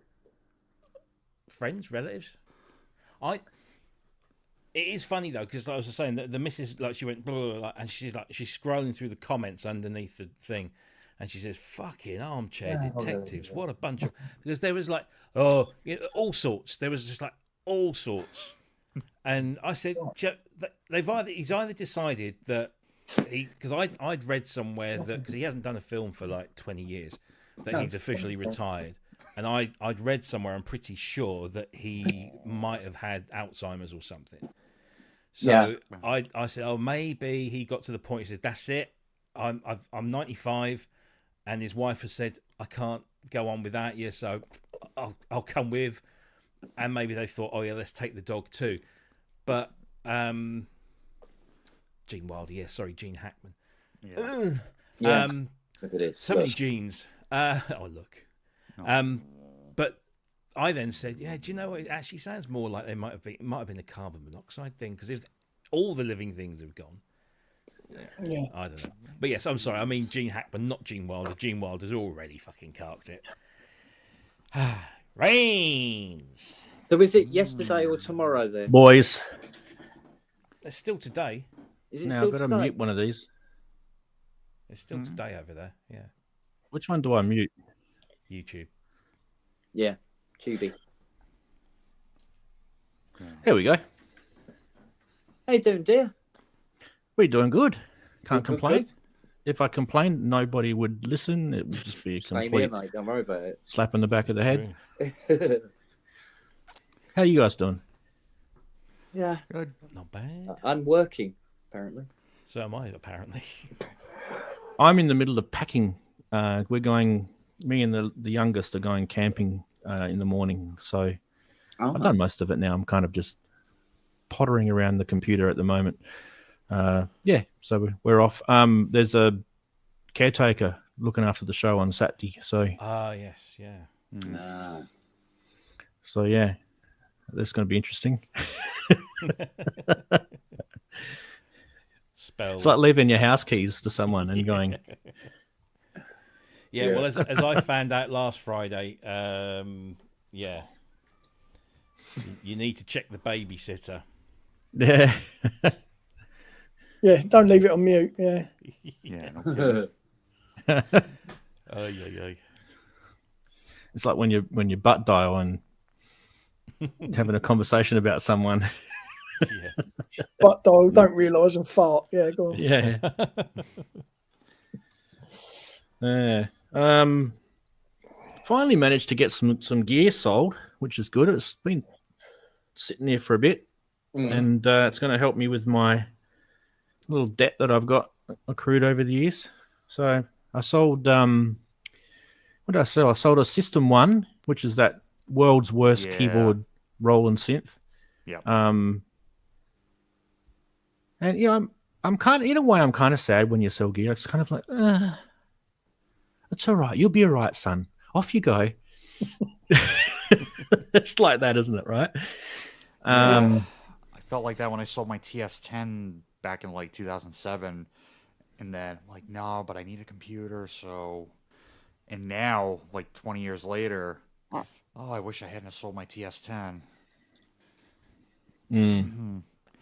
Like, I got a very good deal on it. I think I got it for like $250, and then a year later, I see them going on eBay for like $1,200-$1,300. Like, that sucks when you see stuff. You think, I should have held on to it, but you got to have reasons to get rid of it in the first place, right? Yours was because you needed a computer, so it gave you that computer, and what did you do with that computer is kind of the cool thing, right? Yeah, exactly. And I mean, I'd say maybe over the last year, I've kind of been looking at everything that I had. I'm like, well, I don't really use that anymore because I've got this now. So maybe that can go. Like, I sold my DeepMind 12 because I had just gotten the Hydra Deluxe, which had a far better keybed, more room for me to play because I use it live. So, like, yeah, that was kind of an easy sell. And then both of my Ensonics, like, I wasn't using the ESQ1 as much as I wanted to because I'd just been using, other things. Like, again, the Hydra Deluxe kind of replaced that too. So I ended up letting that go, and I let my VFX go because anytime you engage the poly aftertouch in the VFX, the whole system would crash. So, like, yeah, I can't fix that, so bye. Oh, while I remember it, I was going to email you actually, Rand, because I had to cancel my Patreon. But all it is I've temporarily cancelled it. It's just because at the moment, financially, imagine being butt fucked by a horse, and that's pretty much where my finances is. So I've had to cancel everything. But no, you don't need to explain, mate. No, honestly. But I'm just saying because to let you know. Yeah, it's all good. And there will be we got you returning when things get better. I'll tell you what I'll do is I'll flick you an email with a link in it, and I'll give you some free months on Patreon. Oh, okay, lovely, thank you. Yeah, so then you're not going to miss out. Yeah, I'm only going to need 2 or 3 months, and I'll be back on the right side of the tracks, as it were. Yeah, no, I know how you feel, man. Yeah. Yeah, it's just everything. The well drying up. Yeah, it's just a few, because all it takes is a few things to go wrong in a row, and you're going, fucking hell. Yep. Oops. Yeah. It's one of the reasons why I've got to get the Mustang finished this year. I've got to get that out, but I've got to get it out before the end of summer, because trying to sell a vintage car anywhere near the winter is a complete waste of time. Nobody wants to buy vintage in the winter. Yeah, my car's October. It's coming up to the anniversary where you can get rid of it, say goodbye, and replace it with a brand newie. Yeah. Or you can pay out the balloon. We've got this wonderful system over here. I don't know if it exists in the other parts of the world. I'll do the balloon payment. Yeah, you can pay out the balloon and then it's yours. And I'm looking at the value of mine and I'm thinking, ooh, actually the balloon's not too bad and the value's pretty good. So sometimes you get lucky with cars because they don't devalue as much. And this particular time, I think I might hold on to it. So usually I'll just piss it off and get something new. But this time I might hold on to it and keep the old. It's an old diesel, so I'm worried about the future of diesel. I know there's a lot of people out there that are probably like throwing their synths at the screen right now. You've got a diesel, you dirty old bugger. But I love them. Clean as hell. I love them. You know, you take them on a country drive, and they will chew very little petrol, very little. Yeah. You know, or diesel. That's Well, well, chew very little of it anyway. The stupid thing is if you looked at the amount of pollution that's put into the atmosphere making a lithium battery for an electric car and compare it to running a diesel for 20 years, you'd be quite surprised. Mm. There's nothing to be proud of owning an electric car. Well, my motor's ULEZ compliant. It's got lower emissions than most petrols. And it's a diesel. It's a 2 litre, 200 horsepower diesel. So whereas my Mustang just basically goes, fuck you. exactly, yeah, because it's old. Yeah, But yeah. it never goes anywhere near the fucking emission zone. No. No. And even if Yeah, it but- did, it's exempt. You can put your fist down your cylinders. A lot of these people can't put their fists down their cylinders. Yeah, I think They I've got they got these little tiny little cylinders like this. I never thought I would be party to a conversation where somebody would be fisting their car. Ever. Hey, well, wait This till is a Andrew pub. comes What else Have you would ever worked on expect? one? What? on. Ever worked on one what? A car? Yeah. Yeah. So you would have had your fist down a piston and down a cylinder at one stage, wouldn't you? Surely. No. Oh, No? okay. No. You ain't lived, mate. Yeah. What are you doing, Matty? No, he just puts his knob in them. I'm obviously missing out on something here. I rebuilt this 4-cylinder diesel, a Toyota Land Cruiser, way like a 1980s one, and I couldn't believe how big, because it's 4 cylinders, but it was like 3-point-something liters. This huge motor, just 4 cylinders. I couldn't believe how big the cylinders were on this thing. They were massive. Yeah. So you know you do things like, oh wow, look, my fist fits down there. I think I could get my head down the Yeah. on the Muzzy. It's ridiculous. How big's the Muzzy engine? What is it? Is she 7.5? Which one have you got? I got a 1973 Mach 1. The biggest engine I've ever dealt with was a 5.3 Aston Martin. I'm trying V8. to remember. She's 7.5 litre. It is. Oh, depends. I know there's a Well, 5.2. It's a 5.0. Hmm. I'm trying to. Oh, do you know what I'm trying? You know, to you've probably got the 428. You've It probably might got be the 7 428. litre. Yeah, it might be 428. Yeah. Do you know what? I'm honestly trying to. Why can't I remember? Is it a CJ or an SCJ? God, now you're asking. Because the other one's the Windsor, the Cleveland, and the other one's the FE, as in F for Frank, E for Echo. Yeah. Which is the weird. That's the weird one. That's the 6.4. You don't see many of them. Oh, she might be the a 390. No, wait a minute. She might be a 351. Oh, well, she's probably a Cleveland or a Windsor then. Yeah, I think she's a Cleveland. Okay. Yeah. She's a big old girl, anyway.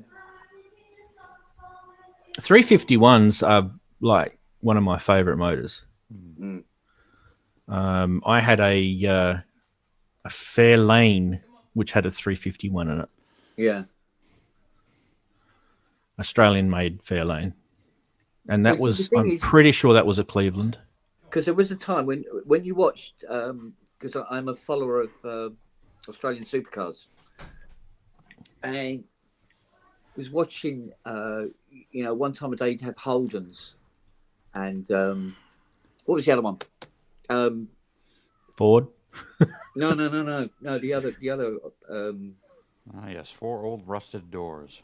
Holdens and, but they were big V8 jobs. Anyway. Oh, Valiant. Do you mean the Valiants? Could be, yeah, could be. I mean, they were Chryslers though, weren't they? I can't remember. Yeah, I think they were. But now, when you watch supercars, nearly the entire field is Muzzies. Yeah. You've got Yeah. the what's the other one you've got? You've got the Was the it Camaro. Commodores? Was it They Commodores? bring the Camaros in, or Yeah. Camaros. from the US. They import them because you can't Yeah. actually buy a Camaro here. Yeah. And they're really expensive too. I don't know why they're so expensive. Like Well, prestige car sort of prices, right? Yeah. Well, a lot of shipping in it, I suppose. Probably. Yeah. What did you say? A lot of shit in it. Yeah, I agree. But Panorama kidding. Mountain is probably the best racetrack in the world. Yeah, it's pretty grueling. It's a fantastic track. Me and Robbie have been around Panorama Mountain on Gran Turismo. Ah, in the game. And that bloody corkscrew, mate. Oh, Yeah. Fantastic. The best part of that track is where you're coming down from the top of the mountain and you start to come back down, and it's that windy bit, and you get the it really skinnies up, and you get that sheer cliff drop down the side. Yeah. And there's so, like, if you ever look at it, there's so many scratches along the wall from all the cars hitting it over the years. Yeah. You know, it's incredible. And that's where the kangaroos jump across as well, because it's on the bush side. Yeah. It's not really bush anymore. It's like freaking houses everywhere now there. But geez, I remember the first time I went there, it was bush. The whole place was bush, except for like Sounds where like the when I pit first met area my was. wife. Jeez. What's her name? First Kate? went there, it No. was all bush. There was some vintage film. What did you do, mate? You're in the 70s. You know the open wheeled little cigar shaped F1 cars going around that track, and at the side of the road there wasn't any crash barriers or anything. It was just a bit of grass and then a tree. There's nothing. There was absolutely no safety on it, and these guys racing around like bloody mad on this. Yeah, I remember those. Yeah. You know? Jesus. Yeah. No, it's good. The thing is, if you've ever been to one, like in real life, it's there's just so many things you do there. It's not just you're just standing at the track watching cars go round and round. You're doing heaps of stuff. There's the pits. You can walk through the pits and check out all the different car racing teams, and then you can go up to the viewing area. If you get led into there, you can go and see it from down the straight where the cars zip past, and the whole building shakes as the V8s just rumble past. Yeah, there's a million things to do. And in the older days, they used to have some more interesting things. I don't think you can get away with those things anymore. But they'd have girls wearing skimpy clothes and doing things, and there were some interesting days those back in the day. Well, I've been to one Formula One race, which is at Brands Hatch, and we were watching Graham Hill win the World Championship. And apparently I was 2. Right. I was going to say Hill's dad, right? Because he had a son that also raced. Yeah, Damon. And he wasn't too bad either. Damon. No, he's all right. But it turned out that the guy that started the race, the checkered flag thing, stand on the track and off you go. Yeah. Was there was a bloke I ended up a guy called Colin, and we became very, very good friends. And I brought this up one day, and he said, "My dad started that race." I was like, "Fucking hell, small planet." So he was there as well, but also 2. You don't really remember much when you're 2, though, do you? Nah. I mean, I don't remember anything. No, I don't. It was only because my dad used to love telling me about it. He goes, "You watched Graham Hill win the Formula One Grand Prix." Okay. I don't think I remember anything. I think about 3 was probably my earliest childhood memories. I was about 3, I reckon. And my mum always says to me, "Oh, you're just remembering stuff we showed you in photos." Because you do, they tell you the stories. And so are you remembering the story that your parents told you after you looked at the photos, or actually are you remembering the real thing? It's hard to sort of differentiate, isn't it? It's a bit of both, maybe. It could be triggering those memories, seeing it again, if you see it. Through association. Apparently there's a weird condition that's very rare people get, that actually they can remember everything. They can even remember childbirth. And it's apparently it's a known thing. And I always when I hear about this stuff, I'm like, oh yeah, it's a bit of BS. That is probably, but apparently it's true. They've studied it, and I suppose it is possible. That would have to be a nightmare, wouldn't it? When you think about, you remember everything. Yeah. Everything, right? You don't get a choice. It's like, Yeah, your first memory is, how do we get out of here? Yeah, really. Where's the door? I remember, I think I was 3. I can remember my little, I had a little pedal car. And it was Mm. shaped like an Austin. And it had a little bonnet and a little boat on it. And I remember I used to put like a handkerchief over the bonnet if it was a hot day when I went in to have dinner or something like that. Because I'd seen other people that put blankets over the front of the car. And I could have only been 3.5. And I can remember that clearly like it was yesterday. And yet, I can't remember what I did yesterday. It's really sort of... It's brilliant getting old, isn't it? Yeah. Oh, mate. Don't you just love it? Mate, Sorry, what was that? What did you say before? You know, when you get somebody phone up and they say, "Oh, how is my how's my synclavier coming?" I go, "Have I got your synclavier?" Hang on, let me check my notebook. Yeah, literally go, let me go out in the shed and see what's there. Oh yeah, oh no, there's a synclavier. Yeah, oh no, I haven't looked at that yet. Mainly because I didn't know it was there. Oy. First album I ever remember hearing, I think I was 3. Yeah. And this first album I ever remember hearing, not knowing really who the band was, but I remember the album cover. Is that Heartbeat City? Oh. And then The Cars. yes, Okay. Yeah. Because I couldn't see it. Sorry, it was really, yeah, really tiny. Heartbeat City by the Cars.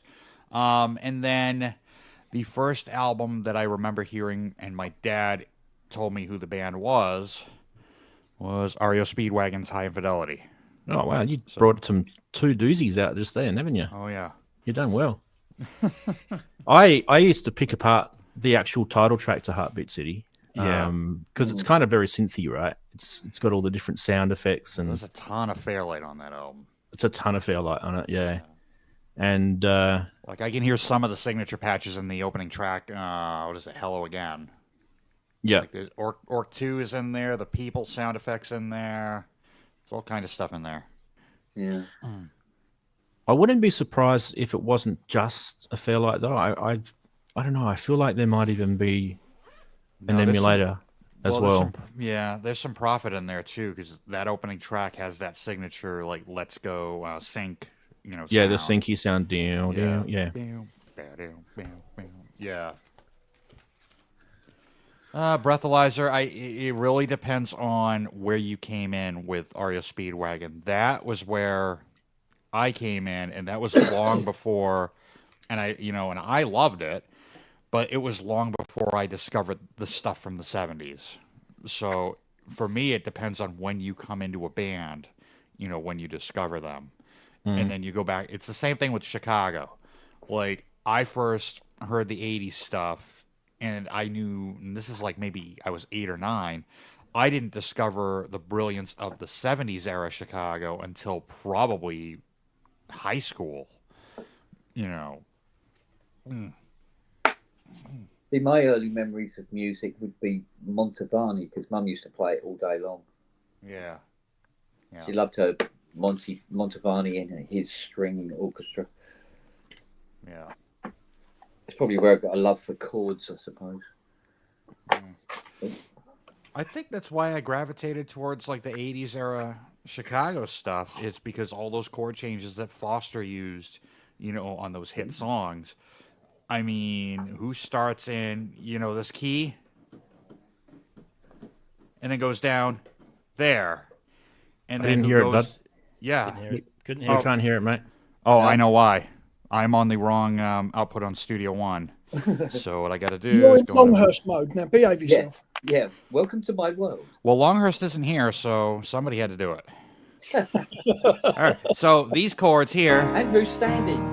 There it is. And then goes down here. And then, pre-chorus.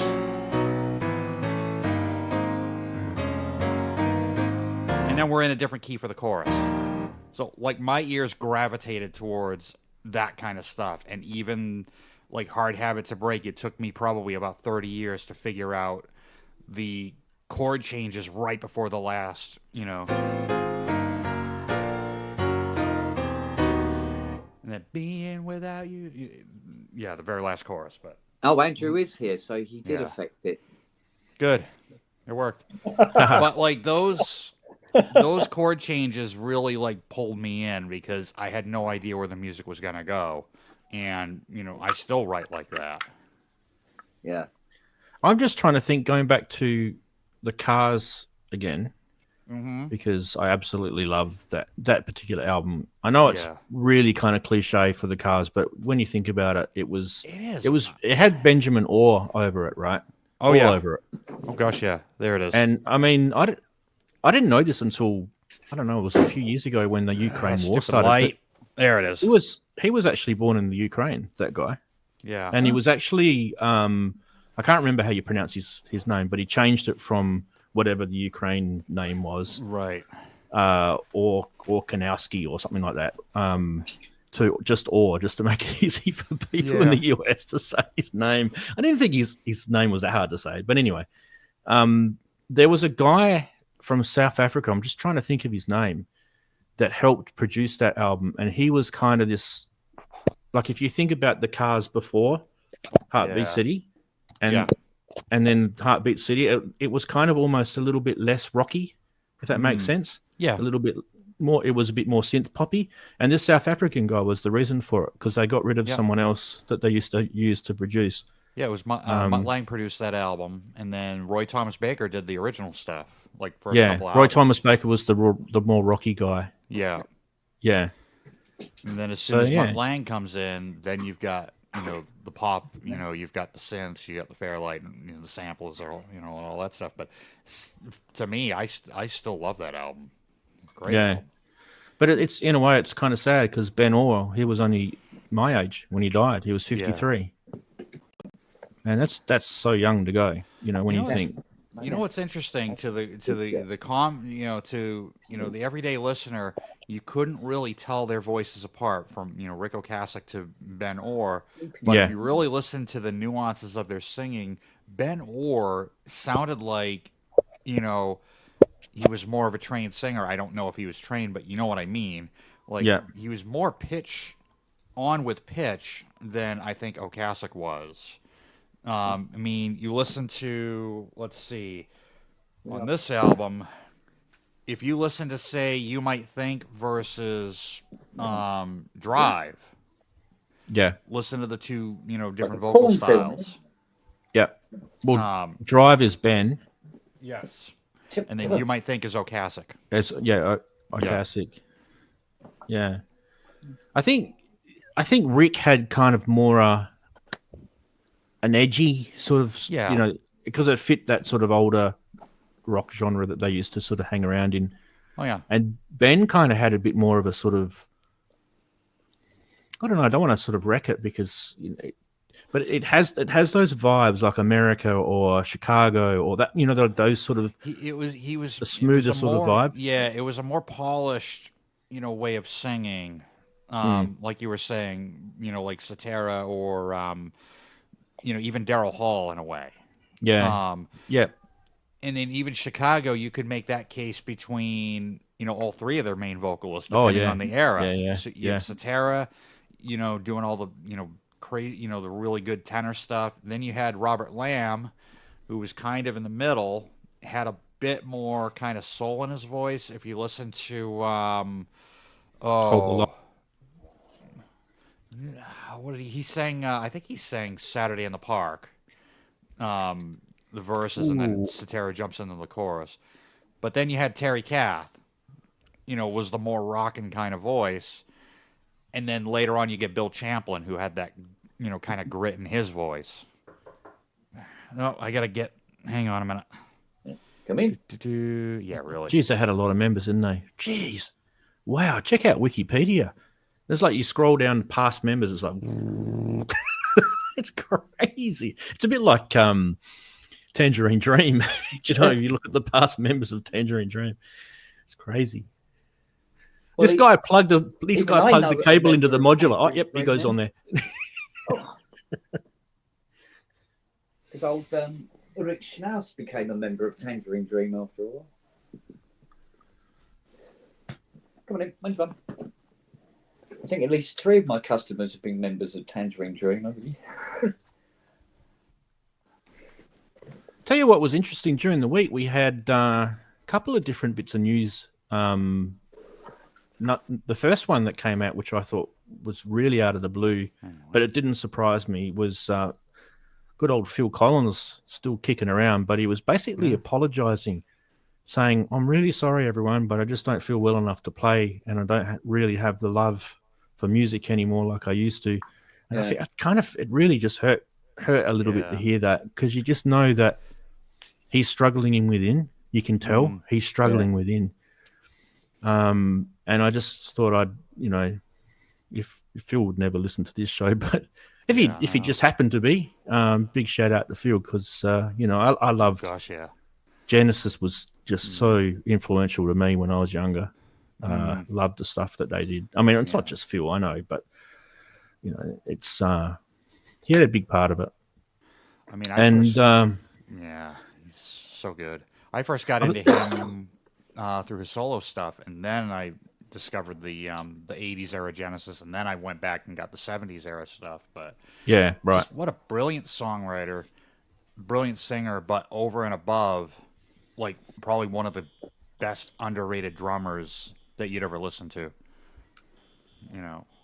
Yeah, but a different drummer to say, good old Stewie, from the Police, or like he was more almost like an instrument drummer. He was more composition, based. Yep. More so than feel, like you were saying, Stewart or even Jeff Porcaro. But that's what made him brilliant. His parts were like just so creative, and they fit the music well. Well that it's I just love that in a way, and I don't mean this to be any disrespect to Phil, but Stephen, what's his last name from New Order? Stephen, the drummer. Stephen. I don't remember. Someone will give us his last name anyway. Robbie. What if he was here? He was a drummer that played with drum machines, right? Right. In live, and that's hard to do because drum machines are so perfect with their beat and everything. And as a drummer, you want to sort of be loose, or you want to be on top of the beat, or wherever you want to be. You want to find a groove, and it's kind of hard to do. And Phil was one of the first to absolutely kill it with that stuff. Crass and Culture, Stephen Morris. Oh yeah, Stephen Morris. Yeah, that's him. Yeah. So I'm just wondering, because when you think about Stephen Morris, he would have definitely been influenced by Genesis, because he would have been in Joy Division in those days when he was drumming for them, right? Yeah. And Phil would have, Genesis have been around for a long time. So it was that sort of early 80s era when the drum machines started coming out. And I don't know, I kind of felt like it's almost like if you were able to sort of beat the whole drum machine taking over a track versus, hey, you know what? Let it be part of our track. We still want to have the live drum sound. Yeah. Right. And they found a way to make it sound amazing. So it's not many that could. That usually a band will just decide to either or. Yeah. Because otherwise it'd just sound like a bit messy with the two. But if you did it well, like Phil Collins did, obviously. Oh yeah. Gosh, yeah. The famous one is In the Air Tonight, of course, right? Yeah, In the Air Tonight, but Mama, like towards the end of the track. Absolutely. Yeah. Yep. Yeah. Anyone who can do that and do that well.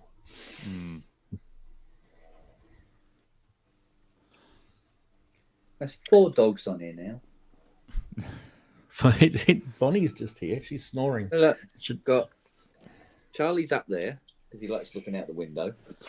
Where's his donut? Terry's right here, leaning on my back. Nellie's there, and then Noah, Robbie's dog, is down there, tucked away in the corner, snoring. I don't know where's Beelzebub. She's probably out robbing the bank, isn't she? Oh, Here's Bonnie. Yeah, she's probably knocking it off. Yeah. I woke her up, so no. she probably. She's, no. Look at the camera. Look at the camera. Oh, she's like, piss off. Let me go back to sleep. Look at the camera. wake up, Terry. She's our little miracle dog, eh? Oh, bless her. No, I had to retrieve a shaver off the lawn this morning in 12 pieces. I don't know where she got that from. What? A shazer? A shaver. Oh, a shaver. Electric shaver, yeah. I thought you were saying the German word for a dog turd. Well, no, she steals I had to bowls. retrieve a shazer off the lawn. She steals bowls, Love it. mugs, cups, milk bottles, cutlery, and leaves them out on the lawn. Yeah. Just steals them and leaves them on the lawn. Doesn't do anything with them. Mad dog. What was it she took the other day? What was it?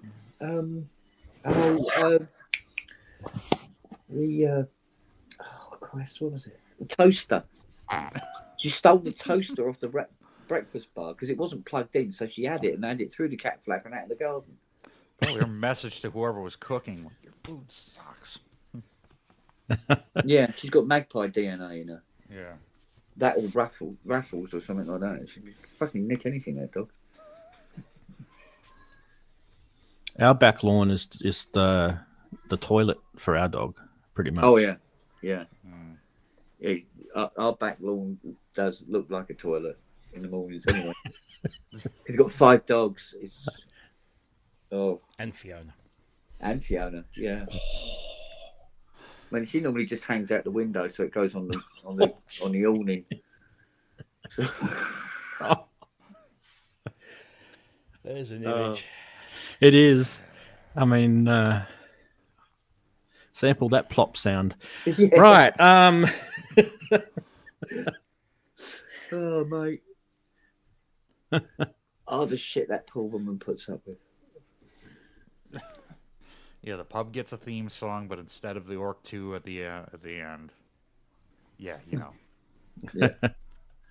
I mean, that big modular system there, all it does, I mean, Robbie will be happy to know this, that it actually can produce a fart sound. But that's all it can do. Well, that's what Pretty they were good fart invented sound, for. though.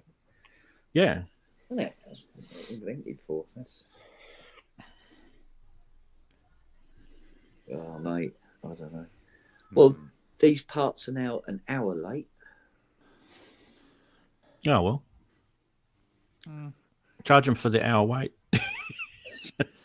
In the invoice. Exactly. Waiting for your part. No, I mean, no, 50 Amazon, quid. Amazon said any time between 8 and 1. It's now 20 past 2.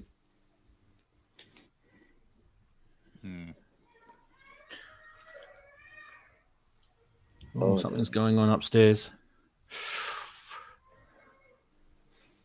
Yeah, sorry. Fight broken out, isn't it? Noah, my youngest, he's probably hurt himself. I don't know what he's done. Yeah, so how'd you fare up after Synth East? I always get these names mixed up. Robbie, Yeah, how'd you go with that? It was good, yeah. I still haven't seen Keith because Keith kept coming and says, I'm trying to record it or trying to film this for Randy. I can't get connected or something. But no, it was He did good. walk past you at one Yeah, stage, yeah. I think and you were busy with something on the DX. Yeah. Either that, you were just guarding it. You were like, "Nobody come near my DX. well, I am the okay. gatekeeper."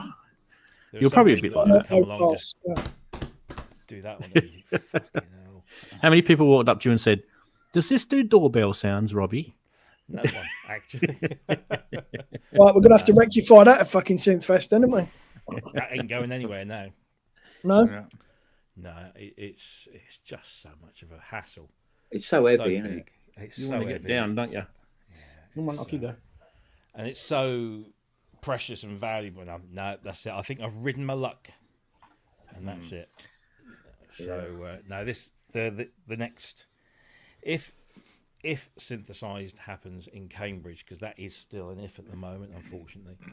But definitely for Bristronica, I'm going to do 90s Yamaha. So CS1X, AN1X. Oh, so you're going jam and spoon. That's what you're doing, aren't you? yeah, that sort of thing. Yeah. But Techno. I got the RM1X back finally. I got the CS1X, the AM1X, the CS6X, the FS1R, the SU10s, an SY22, which just scrapes in at the beginning of the decade. Yeah. Well, at least you've taken that DX1 to how many shows altogether? 4? Three. Yeah. And it's that's better than it's sitting in my toilet. Oh yeah. Is it 3 or 4? I Did think it it's Cambridge? Cambridge. Synthfest last year? No. Sheffield? Twice. Didn't you go to Sheffield with it? Not with.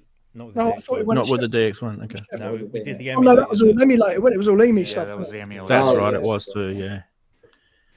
So no, it's done Synthes twice, and I wasn't going to take it this year, but then Behringer brought out the BX one, and I thought, that'll get a bit of interest. Yeah. Plus, the guys from Take the Fear Out the Gear, the self-styled Behringer Bros, were across the aisle from me, so I thought, yeah, that'll be a laugh. So Yeah. They were a couple of chirpy young blokes, weren't they? they eh? are, yeah. They've they Well, want that to come- DX1 has had a lot of famous urine down the side of it over the years. yeah. There's a quote. So, shining a splashback blue ever. light on it does things, does it? Oh, yeah. Ultraviolet light. Yeah, it was put a blue light on that, made it look like a crime scene for sure. It's had a good clean, trust me. Oh yeah, I mean I cleaned it quite intensively before I gave it to you. I bought a synth once from Japan, and the photos had to have been photoshopped, without a doubt. Because when it was a Korg, what was it? A Korg Electribe, right? And all of the little gel silicon keypads on it, they were all like smoked fingers, completely Nice. tarred, and it was horrible. And it stunk to high hell, this thing. It just stunk. The guy must have been a chain smoker. And I don't know what else, hepatitis B or whatever's on there. But I cleaned this thing, and it just wouldn't look clean, no matter what I did. It just used to give me the creeps. I've got one of those machines that's got all the STIs. Gone to her for syphilis, it's got everything. Yeah. Cresshead, you probably- have to ask. Probably been in every nightclub in Tokyo, this thing, and been, pissed on and vomited on. I reckon it's probably got so much DNA in it. It's not funny. So I ended up just getting rid of it. And actually, when I got rid of it, I just said to the guy, I said, just give us $50. just take it. Should have donated. The guy's, oh, that's cheap. I'm like, yeah, you can have hepatitis C. Go for it. God. Cresshead wants to know, Robbie, do you have a TX16W? I don't know. Mm. I keep looking out for one, but they're not that common, and they're not always in great condition. But I would like. Didn't someone post that they got one recently? I'm pretty sure I saw someone post a photo of themselves with one on Facebook during the week or the last couple of weeks. No, I haven't seen. But they're rare. Yeah, I mean they're an absolute pain in the arse to use. Yeah. But I always remember somebody. Do you remember Simon? Simon Alexander. He went to the launch of the the TX16W in in the UK. I won't say who the demonstrator was, but the first patch they played with this brand new stereo sampler from Yamaha was a monophonic cello, and it was just like, why? You know, you've got this stereo thing here, and they started off by playing this monophonic when they could have just come up with something big, and no. Yeah. But Yeah, Keith's got one. yeah, $8,000. 8K, yeah. Yeah. Good on you, Keith. For Robbie, for 8K. Special price. Everyone else £50. Yeah. Yeah, really. No, it's. I've got the software version. Is it Cyclone? No, not Cyclone. Trying to remember which one I got Crytek. out in the garage. I think it's an 816. I still need to sort out the Scritty 816 from Gamson. Yeah. It's just because it's in LA, and every time I speak to him, it's like he's not coming over, because he said he would bring it over himself when he comes over here next. And every time he was got kind of scheduled to come over, it didn't happen. And I spoke to him after the fires a few weeks ago. He said he was all, everything was all right, and I said, yeah, we must get it sorted. That's one for the museum. So that's pretty much all over provision. So how long have you guys been streaming for? 'Cause I can't work it out. 2 hours, 23 minutes. Yeah, Oh, 2.5 only 2 hours. hours. But yeah. Oh, so you just 2.5. decided to start early in the afternoon, did you? Yeah, it was supposed to be a workshop pub, but the parts Oh. have given it up. So Fair enough. I've got a memory moog and 1,000 pieces all over the floor over there. As you do. Yeah, what There'll else? still be another 9-hour one if you carry on with it later, then. Well, the mod won't. The annoying thing is the mod won't take long to do. It'll be all It's back just- together, up and kicking within an hour. But sitting here scratching my ass waiting for these parts to turn up. My next job is I've got to pull the ESQ1 back apart again. This is the 4th time I've had the thing apart. Why? What's up? Well, I mean, it's like you fix one thing and you think, okay, it's going again. And now I'm thinking back, with the first time I pulled it apart, I probably should have just went, right, everything that's What inside else? this, just pull it all out, throw it over my shoulder, and just replace it with something brand new, maybe a computer or something. But first thing I did was the battery. Then I did the EPROM chip, because all the pins on the original EPROM had all corroded to the point where even just putting deoxit and all that sort of stuff in just wasn't. So I had to pull so the previous battery had leaked because it's the contamination from the acid. Yeah, it was a Vata. Yeah. It was a Vata battery. Yeah. And then so I replaced the socket and the EPROM, and then that was good for a while. And now I have a feeling it's to do with the capacitors on the power supply side. I think so. It's probably just an electrolytic capacitor resolder, and then maybe just replace the transformer on the power supply and see how we go. Yeah, this is why we do these sort of like blanket repairs where you just replace things regardless of whether they're working or not. It's because they won't be tomorrow, kind of thing. Yeah. You know? Yeah. But you can tell it's a power thing, because just get a voltmeter in there and you can tell it straight away. But the way the synth behaves, it still turns on, right? It's just doing weird shit, like voices start squealing at you and just weird stuff. So you just kind of think, well, that's. Do you get flicker on the display? No. No, I don't get a flicker on the display. When the main smoothers go, sometimes the display will sort of like go like that, and then be all right again for a while. Yeah.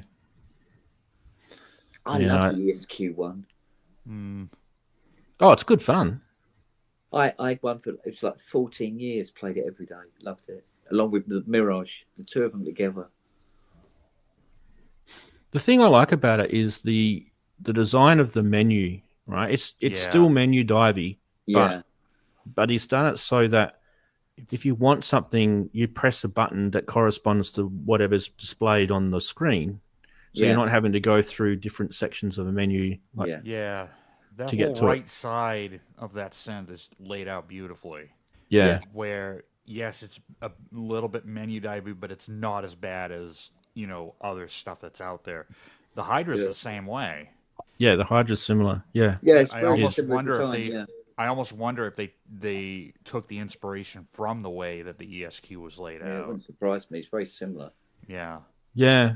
I mean, I know Kent, as in Kent Flux Pierce, you guys know him, works for them. He has an SQ80, or he's a big fan of the SQ80. Yeah.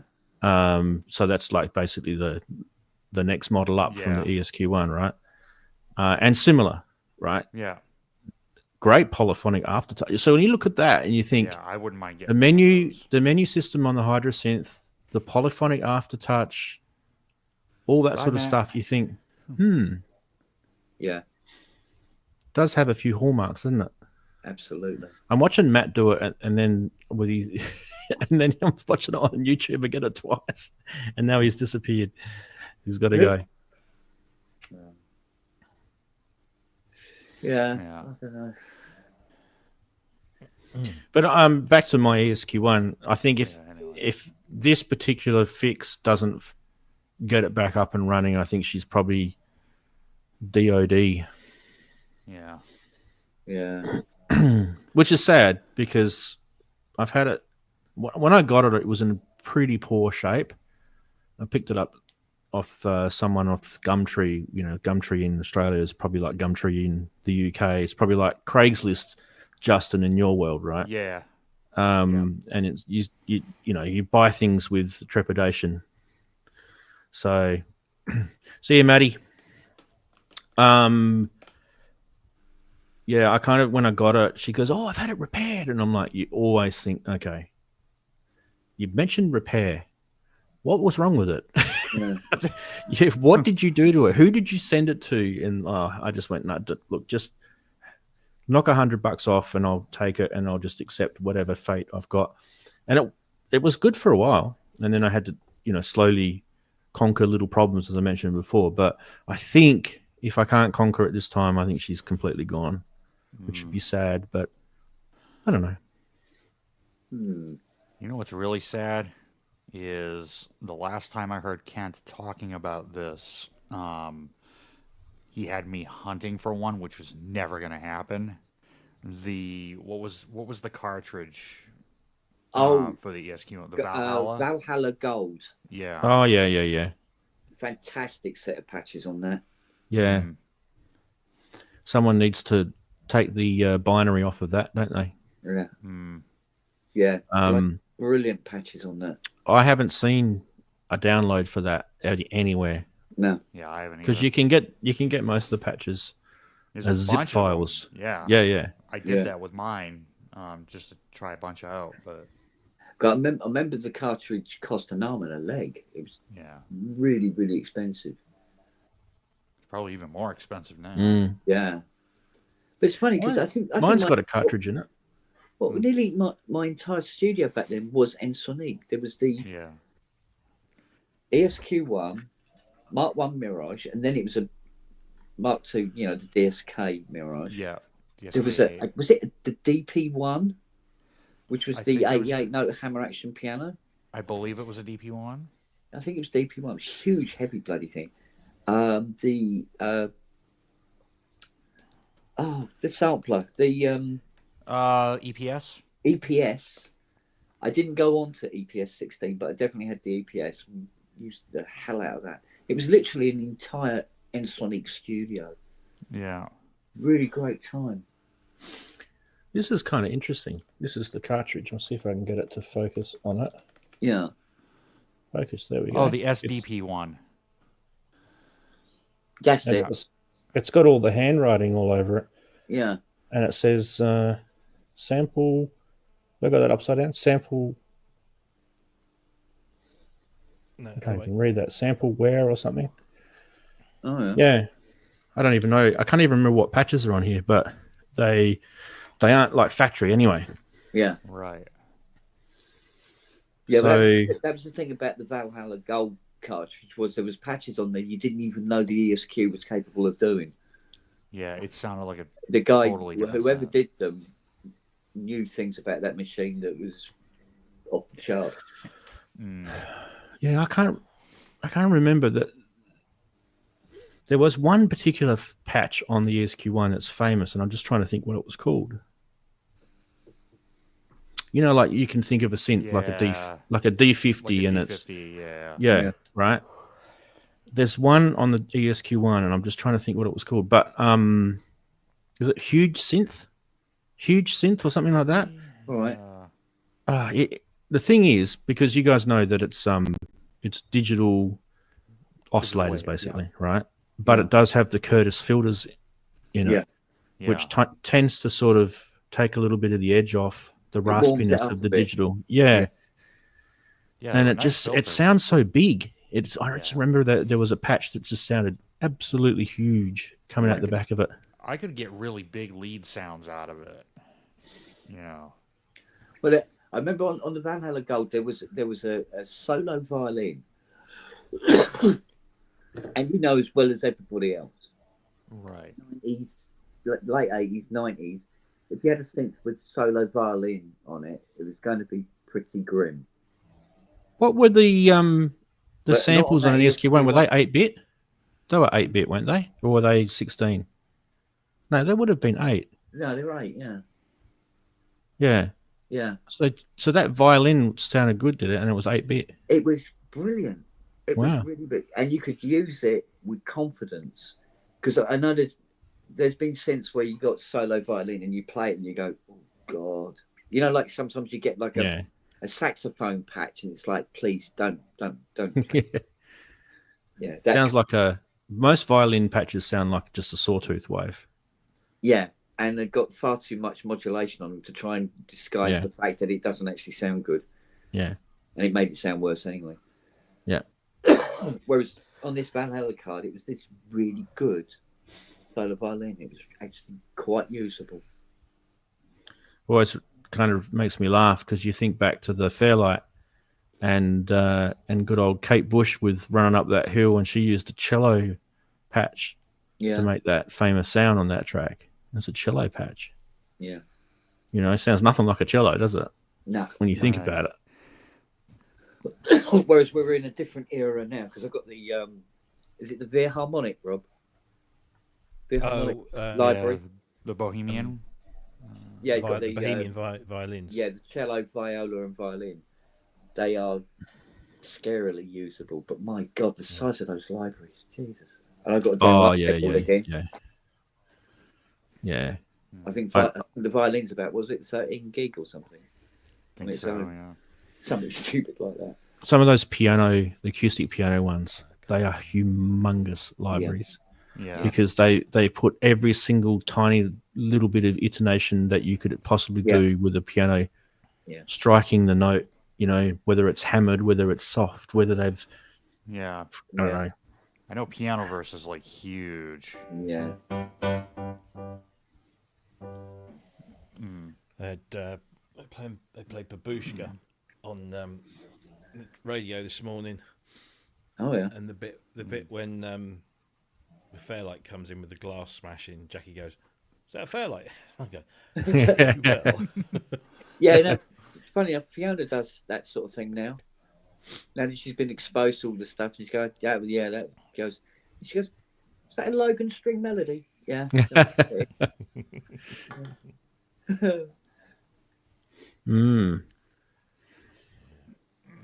What was that thing called that I found during the week? Oh, I'm giving away something. It was to do with Logan. And I'm just scrolling down to the bit where I need to get to. It was called the... Oh, stop scrolling up, you bastard. It was called the Hohner. Oh. Hohner. Yeah. So I didn't know. Well, maybe I forgot, or maybe I just can't remember. But they obviously had Logan's under a different badge called Hohner. Yeah, they was jumping in and out of bed with each other all the time. Yeah. I didn't know that. if you want a good, what was it? The Casio rack mounted sample. It was at the FZ10. Yeah, the FC10. Yeah. Honer did a Synth rebadged would version know. of it. So it's an FZ10. Yeah, that but- Wago's just said in the chat. Oh, yeah, there you go. that. Yeah. And if you find the Honer one, it's generally a little cheaper because it's Honer, not Yeah. the Casio. They're not the Baldwin Casio was label. another one. Yeah, in I was going America. to say the Ike. Baldwin used to put their names on Emax 1 and Emax 2s. Yeah, I found one when I got my JX10 back in like 2005. They had a Baldwin Ike, right next to it. It's like the string synth I've got, my favourite string synth of all time, which is up in the attic at the moment. And I'm trying to remember the name of it now. It's not the It's Logan, not is it? Galanti. It was honestly, I can't remember. And it's beautifully built. It's all brushed aluminium and front panel and everything, and touch buttons and all this sort of thing. Freeman? No. But it's actually a Logan String Melody 2 underneath all that. But you wouldn't know that unless you open them up and you go, I recognise that board.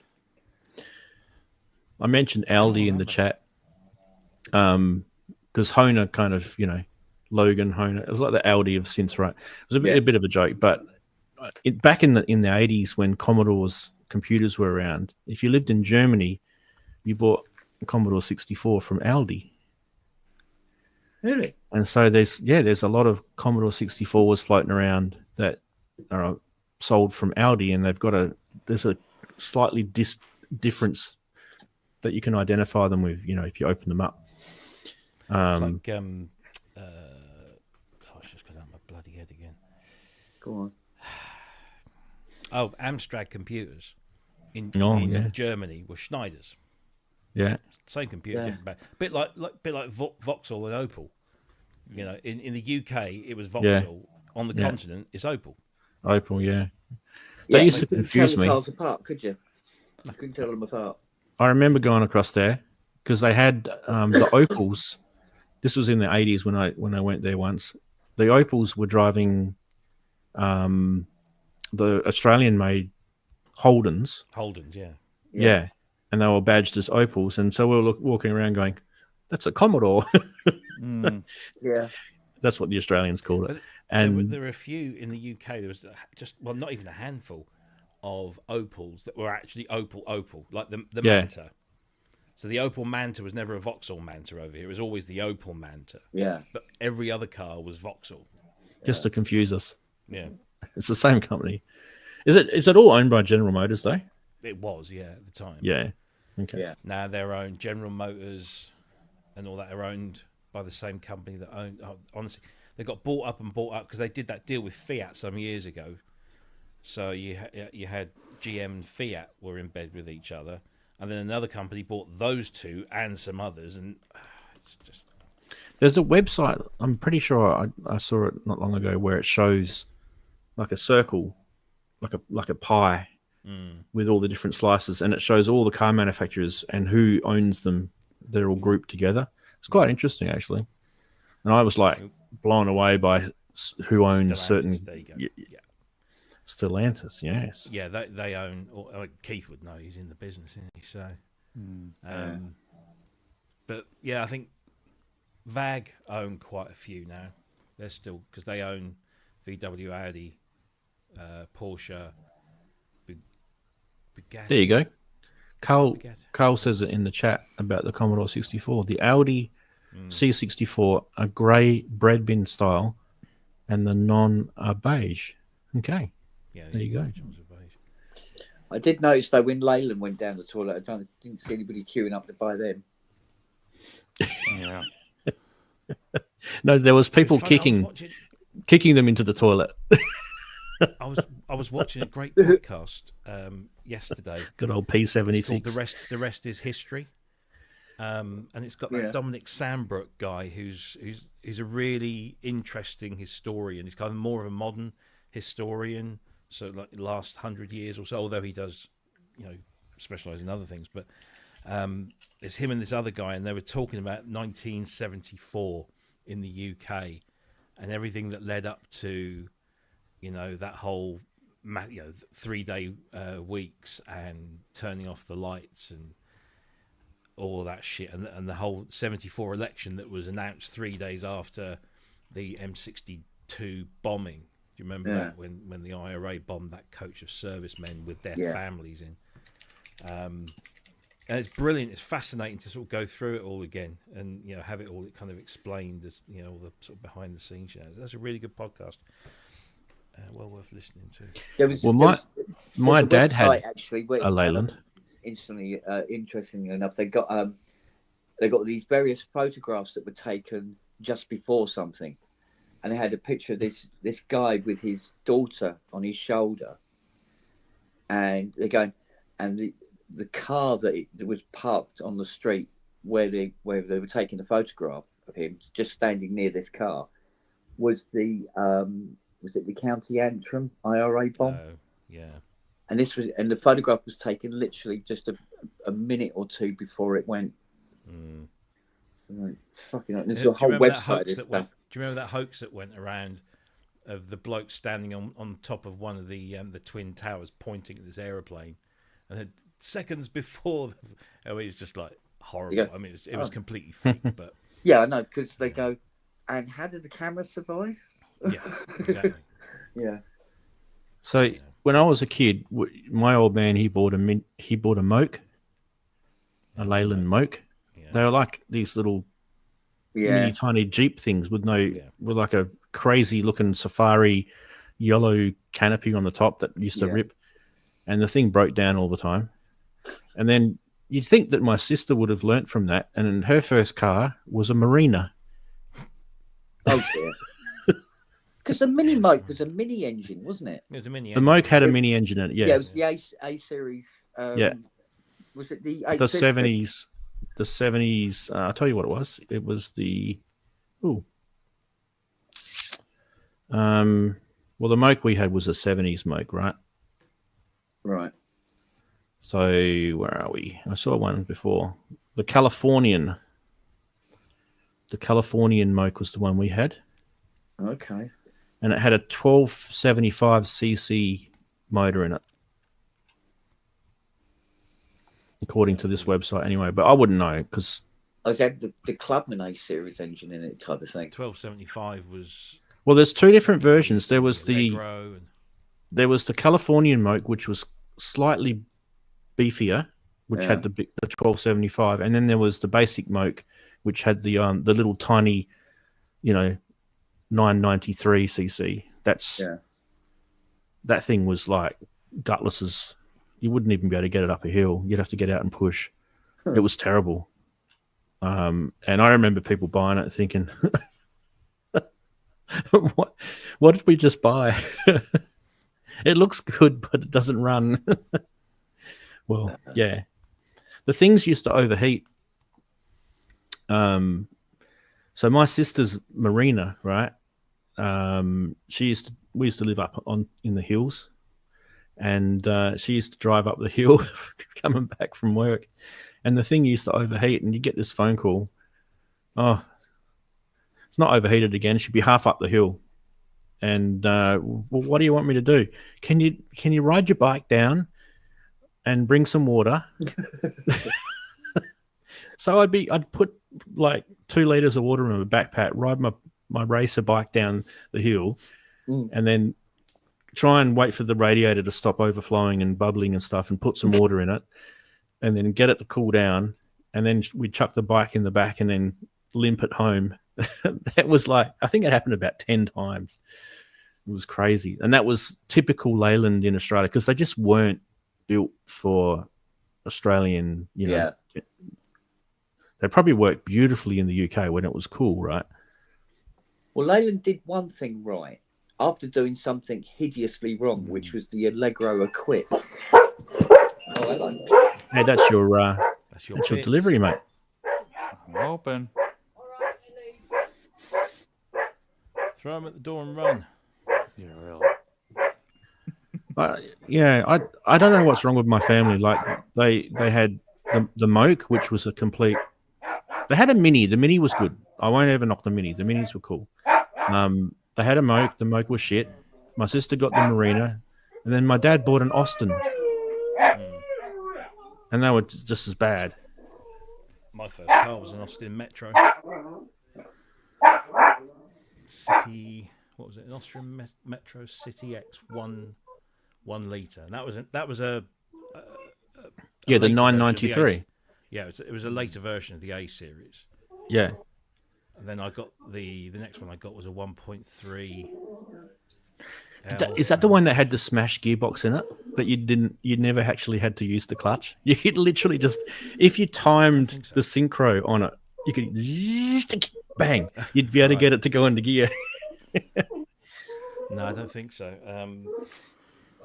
No, the Metros were great little cars, except because they had the hydrogas suspension, but they rusted to fuck, especially on the front. Oh, wheels. yeah. But yeah, it was a good little place to start, you know. They didn't use that technique where they with the panels before they painted the panels. Some car manufacturers, they used to put like an electrical connection on the panels, right? Right. And apparently, before you paint it, this is before they had all the latest technology now to stop things from rusting. That would give it I don't know, some sort of electrolyte charge or something. All right. While you're painting it, and then when the paint adheres to it, it prevented it from rusting. And a lot of manufacturers went, "No, that's too much effort. We're just going to paint the thing," and they'd all rust. Everything would just rust. So, has anybody ever had the privilege of driving a Allegro Equip? I've seen one, but I haven't driven one. It has a squarish steering wheel. Oh yes. Oh yeah, I remember that. Second thing. Yeah. Awful. A wrist breaker. Yeah. But what they did just shortly after that, and just before they went bankrupt, and we had one coming because we were a Leyland garage, it was a Mini Clubman. It had an engine that had been bored out to 1425. They put in racing this, racing that, aluminium flywheel, you name it, right? This thing went like stink. Fantastic car. It would have been a brilliant seller. But Leyland went, bye.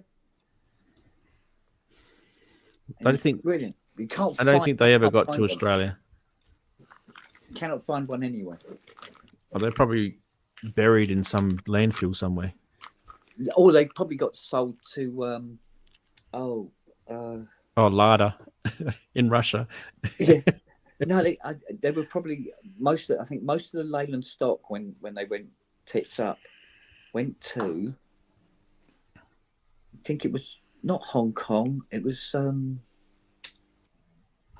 what was it? Czechoslovakia or something stupid like that. Oh, all Skoda. These cars, yeah, and it just all disappeared. You know, they just went out there. And of course, they just rust away after about 10 minutes anyway. So. After 5 minutes, yeah. So I think I wasn't a panel beater by the time Leyland actually folded, but they were on the cards for folding for years, and they kept making shit cars. We thought they were getting better, but they actually weren't. It's weird how, like, these days you don't really notice rust much anymore. I mean, you see bad paint jobs, right? You see Hyundai's running around with paints chipping off and flaking off and stuff like that. But you don't see rust as much these days. No, not now. I mean, once some clever chap invented Z-barsing, and you could Z-bar the inside of wings and doors, and under sealing seems to be more. It has more longevity because the older under seal would eventually dry out and crack and fall off, and then you'd have a bit of, chassis is exposed to all weathers, and it doesn't seem to do that like it used to. So all that sort of stuff, proper drainage and all that sort of thing has helped no end make these cars much, deal with the weather much better.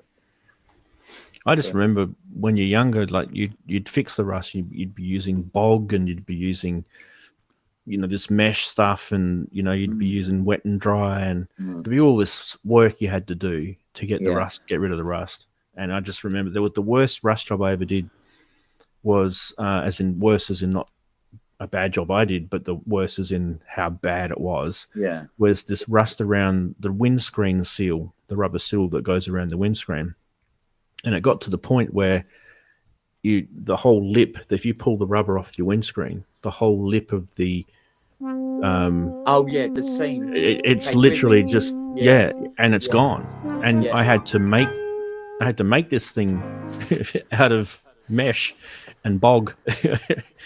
And hope to God it worked. Hello, mister. How are you?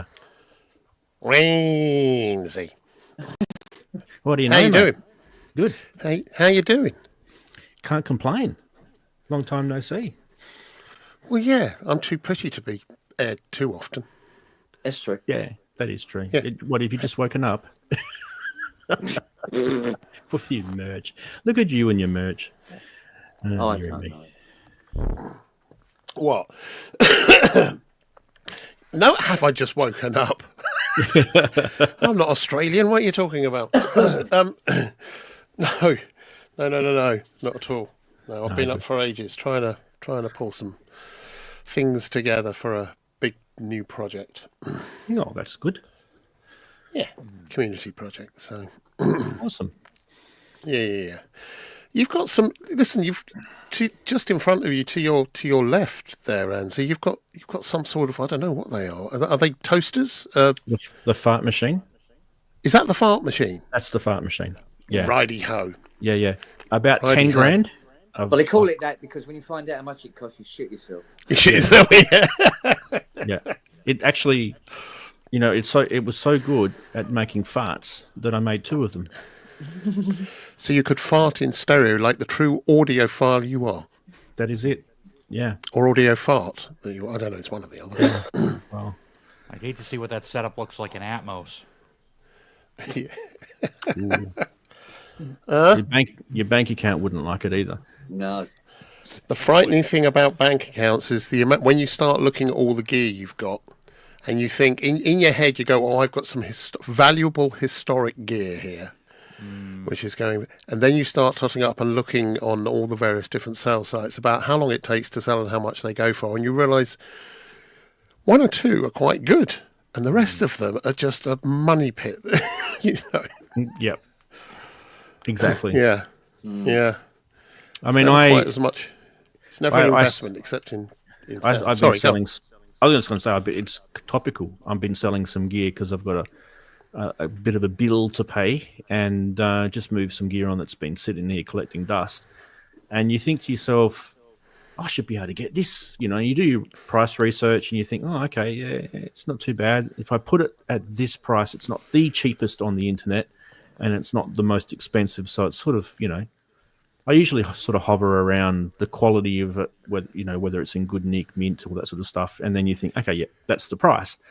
And then no matter what you do, right, some bugger is going to lowball you no matter what. It's always going to happen. They really do, don't they? Yeah. They really do.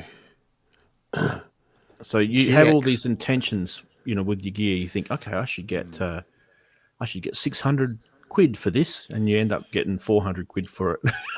Or you collect a bunch of stuff together and you think, right, sitting right there is 6 or 7 grand. If I get, or 10 grand, and if I get sort of 4.5, 5, that will just about do.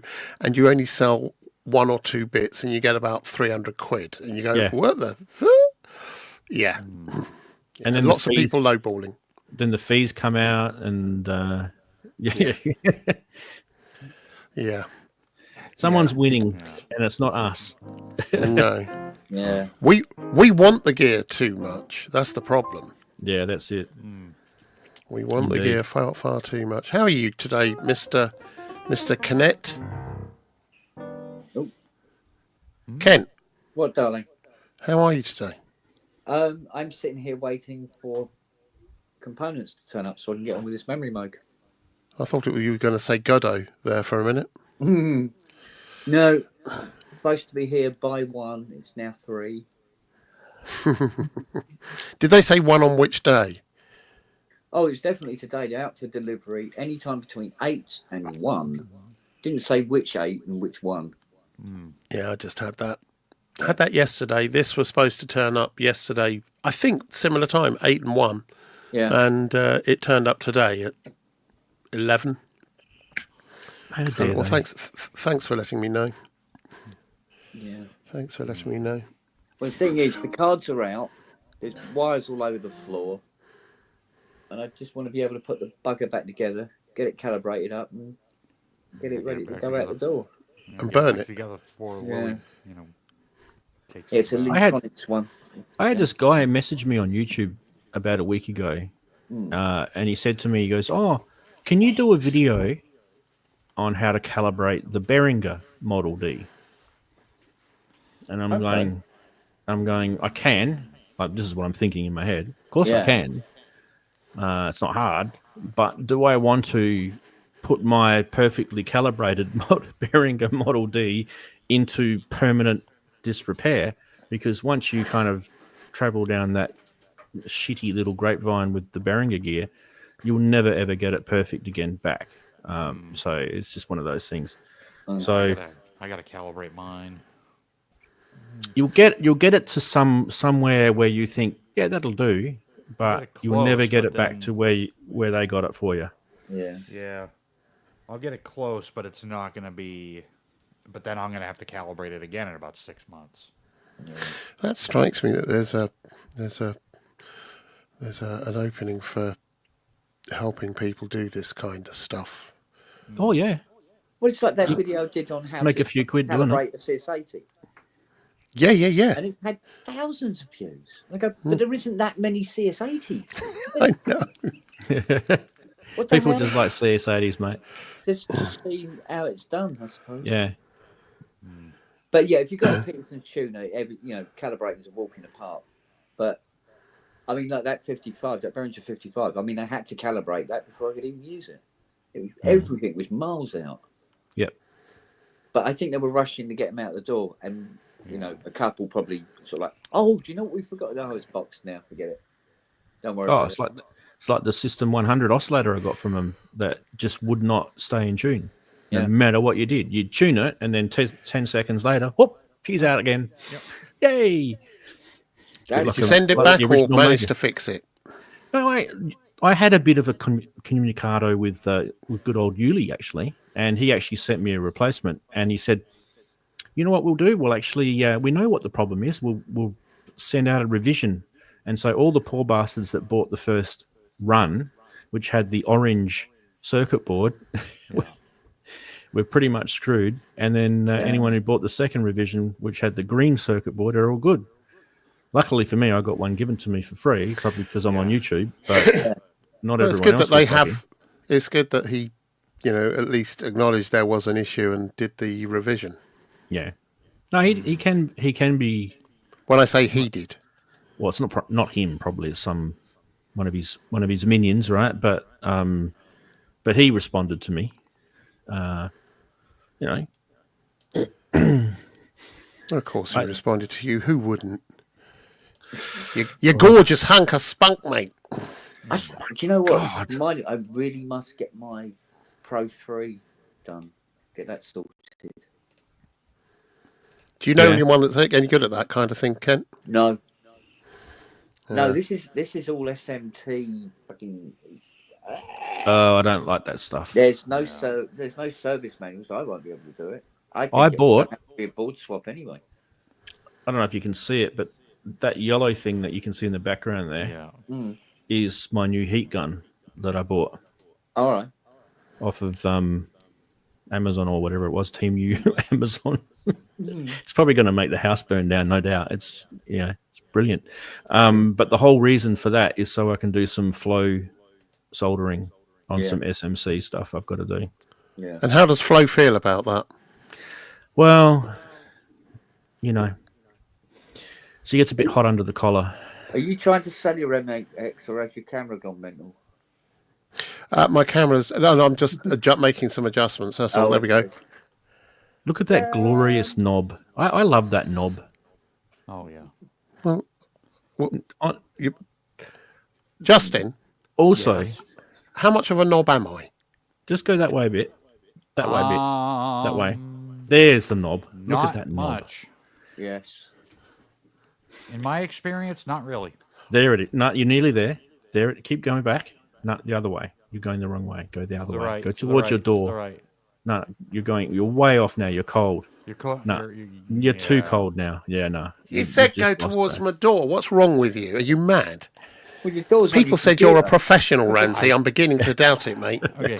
Jeez, mate. Whoever said me- that, they need their head read. Correct me Yeah. if I'm wrong, but I think he's referring to the super knob on the M8X. I am. I Oh, love on the super knob. the Yes. I think so. the one Yeah. the one that you can control with the expression pedal or Yes. not, Yes. as the case may be. And not Yeah. that the camera pointed down and everybody saw you haven't got any shorts on. Hang on. You're right. I haven't got any shorts on. Exactly, yeah. Would be good if the camera did that just as Rand was saying, Just- I love that knob. Just making sure. Yeah. Yeah. Just make sure the Jats crackers are intact. Well, I don't have a zoom that's powerful enough. You know, I can't go macro on this. So. Oh, it's turned into a full pub now. That's for sure. Yeah. Yeah, it certainly Everything, has. everything does. Everything does. Everything does. Yeah. Indeed. Oh dear. But don't ever call Andrew a super knob. Who said that before? That was a bit rude. No, I think I deserve that at least. But not a super knob. Rather a super knob. Like, more that kind of style tip. What do you think, Kent? You got to get the right emphasis on the syllable, don't you? Emphasis. Well, I imagine there are hamsters that are not particularly feeling embarrassed, put it that way. Right. Oh, hang on a minute. There goes one. That's better. Right, yeah. That's got the bugger. He used to be an extra in Richard Gere. Richard Gere. You know. That's a great name for a YouTube channel. Yeah. Richard Gere's hamster. Tales from the Dark Side. He's doing reviews. Cave exploring for beginners. Oh my goodness Yeah. me. Siri is snoring again. Hello. This is... Bonnie's completely decided, stuff you, I'm out of here. I don't know where she's gone. Maybe there's something on the go. Might be some food available. Oh, yeah, all you have to do, if you ever own a dog, you guys will know this. All you ever have to do is open a packet of crisps. Crust, yeah. Tell me about it. You don't even have to open them. You just sort of pick it up so it rustles. One rustle. One Yeah, rust. one rust. Yeah. Yeah. I've Yeah. done it here. I think I was probably talking to Ty, and we're having this little video call, and I open. You sound like Grace Jones there, Justin. Yeah. I open this packet of biscuits, and suddenly there's 5 faces on the screen. Right, okay. Right. Sounds like the start of Slave to the Rhythm by Grace Doesn't it, Jones. Gus? Yeah. Yeah. I had a great patch on the DX5 I did for that. Absolutely brilliant on the DX5. That's another Trevor Horn job, isn't it? Oh, Yeah. wasn't it? Well, it's an Anne Wasn't Dudley. it? Anne Dudley stroke Trevor Horn. Yeah, Yeah. she did the... She's a genius, isn't she, eh? She's freaking brilliant. I adore her. Yeah. Yeah. I love the little when you get some of the old Art of Noise albums and they've got some of the backtracks and you've got JJ, he's sampled her giggling and doing all this kind of weird stuff. Yeah. It's hilarious. Yeah. He's had a lot of fun. Good people. Probably best not to speculate doing what. Sampling. Oh, I mean, right, yeah. that's- No. Yeah, you're right. But Yeah, I mean, in the fair light. Zip. Yep. Yep. Just... Oh, hang on a sec. I'm getting a call. No. Well, I tell you what, I Anne? really hope. Hello, Anne. What's that, mate? What? Yeah. No, I didn't say that. No, that was Ranty. Yeah. Bye. I really hope She we said, get "Shut Carl on up, the you show. prat." That's going to be brilliant if we can get Carl on the show. Carl Bedford? The chappie that was here Sunday, Oh, right. whose wife sang, who sang on Video Killed the Radio Star. Oh, Video killed the radio star. Yeah, that's his missus. Didn't Trevor, when he was, because he was touring around doing the Buggles thing, various concerts, didn't he use the original vocalists in all those concerts? Because they were knocking on a bit, which was just brilliant to see, because they sang brilliantly. Wouldn't surprise me. I do remember something about that, actually. Yeah. I'm trying to remember what band she was in before, because that's where Carl met her. Because he was touring with Duran Duran, the support band for their world tour, and I think that's where he met her. And she was in a different band. And Doreen. But the people this guy has worked with and everything, it's just stupid. Oh, Trevor, yeah. I mean, this Carl guy, he's been with. Oh, Carl. Oh, yeah. Everything. It's ridiculous. You can't for the life of me remember what his last name is. But like I say, I said to him, I said, look, I'm thinking of one, but I don't think it's the same guy. International Man of Mystery. He's not one of the regs, is he, Kent, or is he just? Well, he said he was in this band. I'd never heard of him. He said that he started this band called Paris Working. And it was I know who you mean. And it was Paris Working was the support band, but it was his band. He started it, and when because Pete was here at the same time, dropping off those bits and pieces, and he said, I saw you in concert. He said when we went to see Duran Duran. He said so. He goes, bloody hell, you remember it? You know us. Good God. It's okay. So I'm not going to get anyone in the poop here, but he hasn't got the same surname as a type of truck. I honestly can't remember. Okay. But I'll talk to you off air about it. Yeah. I think I know who he is. Yeah, it's the Paris Working. Yeah. But you know what he does most of the time now? Dog walking. So he walks dogs for all his neighbours and stuff like that. But his neighbours are like Tim Curry, Ricky Gervais, and stuff like this. He lives in some really posh part of town. Oh, that's clever, because that I just actually had a little brain memory cling that the Paris Working is actually a play on words with some like magic thing that was around. Okay. In the 1800s or something. There was some crazy sort of magic stuff. Yeah. Google that. Have a look at that. It kind of reminds me of the KLF. You know, how they had that sort of play with the guy with the what's that thing? Not the Illuminati, but something like that. Right. Or was it the Illuminati? I don't know, something like that anyway. Mystique stuff, you know. Burning incense, tarot cards, that sort of stuff, right? Right, I'm with it. Yeah, because funny enough, this is his memory mode. Okay. Which I'd like to get finished with the parts turning up. They're probably not going to come now. No, they're probably not. I know I can't go off and do something else because the parts might turn up. I've got parts. I got parts, but not parts I need, not parts I can use. My parts are private, though. Are they? I've heard that. Yeah. I've heard that. Yeah. Well, yeah.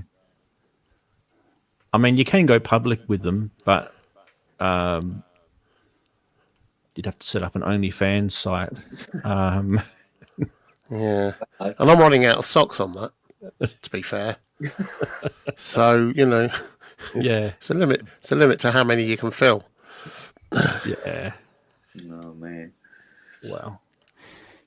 You're not supposed to throw them over your shoulder.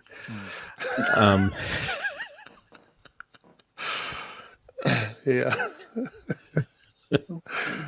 My mother was terrible when she was alive. God bless her. She used to say, I'll get dressed. I'll get dressed. Early tomorrow morning because I was going to go and pick her up. I'll get dressed early, and I'll say, okay, great. She said, yeah. I'll throw my pants against the wall, my undies against the wall, and if they stick, I know I need a clean pair. So, Yeah. What? That's my mother. She learnt well. My mum used to say something like, you could wear them 4 times: backwards, frontwards, inside out, backwards, frontwards. That's 4 times. Yeah. Jeez, they must have stunk after the 4th time. I tell you what. Oh wow. I used to say to Mum, when you clean the room, don't look under the bed. Just okay. Now I've said don't look under the bed. You're going to look under the bed, aren't you, Mum? It's going to look under the bed. Yeah. But that's where you put all your plates and cups. So that when she goes to look under the bed, she has to take them out. And once they're out, then she'll take them down for you. That's how it works. Yeah. What's the matter? Only that never happened, did it? No. You sensed something. No, there were other things under there Yeah, I can imagine. that mothers weren't allowed to see. Yeah. Power trans synthesizers and Roland catalogs. Yeah. Oh my The God, system, the Roland catalogs. the System 700 Yeah. trifold thing. At the back. No, you couldn't get the trifold open anymore. Yeah. Not one out over that. I love restoring System 700s. Absolutely adore them. Yeah, me too. Beautiful. Yes. I've got a phaser here that is supposed to be modelled after it. After. The System 700 phaser. Oh, really? Mm. In one of the Euro Rut ones. Yeah, just here. It's called Laser Phaser. It's by a Romanian guy. He's done it. When Kent comes back, I'll tell him some of the gory details of the components this guy's used in it, and he'll have a He'll chuckle. confirm one way or the other. I mean, you can just download the schematics of this thing now anyway, so it's not hard, right? Was the phaser a common module that was also available in the 100? It's different, but it's similar but different. Different, right? Okay. Yeah. So the 100 one has, it's like a 3 module in one type jobber, where it had the phaser, then it had like a delay, which we would probably call a flanger or a chorus in real terms, because that's what it really did. And then it had a gate delay thing down the bottom, which was kind of like this interesting, processing with audio gate delay, which is actually pretty cool because you could do some funky things with it, and it was all in the one grey module unit. Yeah. And I'm just trying to think what it was called. Off the top of my head. Jeff, Norman, Yeah, something Susan, like that. Susan, something. Yeah. Yeah. 173 or something stupid like that. Anyway, 297. One of those stupid numbers. But the phaser in that is different to the phaser in the 700. Well, I'll be really interested to hear that, because I just remember hearing this. There was a shop in London. I think it was Rod Argent's, and they had a System 700 set up there. And I remember going in there and just trying to. You couldn't get close to it because it was expensive and whatever. But I managed to get in and play with it a couple of times, and then subsequently I played with one up at a place near Bristol called Emis, and just the sound. Oh my goodness! Yeah, and I do remember the phaser sound being extraordinary. Kent, you got your bits? He's got his bits. We're talking about the System 700. Oh, yes. The phaser. Yeah. Which is apparently different from the 100, and young Ramsey has a System 700 style module. Tell more, Ramsey. Well, this one's done by that Romanian guy. Feedback modules in Budapest, but this has got the 2SK30A FET transistors which are matched on them, which I believe were in the 700s. Yeah. And the trick to them is the way you've got to match them. That's the trick. If you don't match them, it's gonna sound like horse pretty much. But this particular module is actually two actual phasers circuits in one. Right. And then what you can do with it is you can then there's a couple of different options, but then basically what you do with it is you can turn it into a 16-stage phaser, because you can put one into the other. You can feed it in, yeah. Which is insane, because then you've got all this cool stuff going on in the sense that you could link the LFO of the two phases together so that they become musically in time, which is incredible at 16 stages. Or you can just have them both free running, and you could have like a fast phaser going into a slow phaser, which then just really plays with all the harmonics, as you can imagine. Nice. So there's all sorts of cool stuff you can do. But it's pretty much the core of the System 700 phaser. And it's called Laser Phaser if you want to check it out. That's cool. I've got a video on my channel anyway. I've done a review on it already. Well, not a review. It's more like a unboxing and checking it out for the first time type. Yeah. Love an unboxing. Tripping over my old fella, not knowing what I'm doing. I don't think I've seen that one, so I'll have to go back and have a route around, as it were. So he's actually used old stock to produce this, so I don't think he's going to have these forever. Yeah, it's run then, really, isn't it? Yeah. But it definitely does sound like a 700. I've got and you guys know that Roland brought out their System 500 modules. Ian Boddy's a great fan of those. He's got some, hasn't he? He's got the full set, I think. Yeah, and they've got a phaser in that, but I don't think that's the 700 phaser.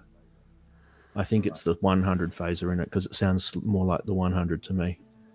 So I don't really know what Roland were up to with that System 500, because in some of the modules it was 700 stuff. In some of the modules it was 100 stuff. And in other modules you had an SH5. Oh. And it's like it's like lucky dip. That's kind of what I mean. There was a piece recently, only a few days ago, talking about Korg and the 2600 FS and the 2600M that they made, and someone observed rather dryly that perhaps the reason they were doing that was to rediscover the lost art of analog synthesis for some future thing, or for their modeling systems. And I wonder if Roland did it for that reason as well. You know, not to sell lots and lots of them, because I don't think they were ever convinced they would, although they may have done, I don't know. But I wonder if that's their way of looking at it, because otherwise they've completely backed away from any kind of analog, which I find kind of a little sad, because they were really good at that, really good at it. So I think Dead Men Walking in the chat was kind of spelling it out to us. The System 100M phaser is a 6-stage, and then the System 700 is a 8-stage. Yeah. So there's your difference. Okay. So already in that you'll get different sounds just having different stage JFETs. I think with the I'm just having a quick butch on the I've got an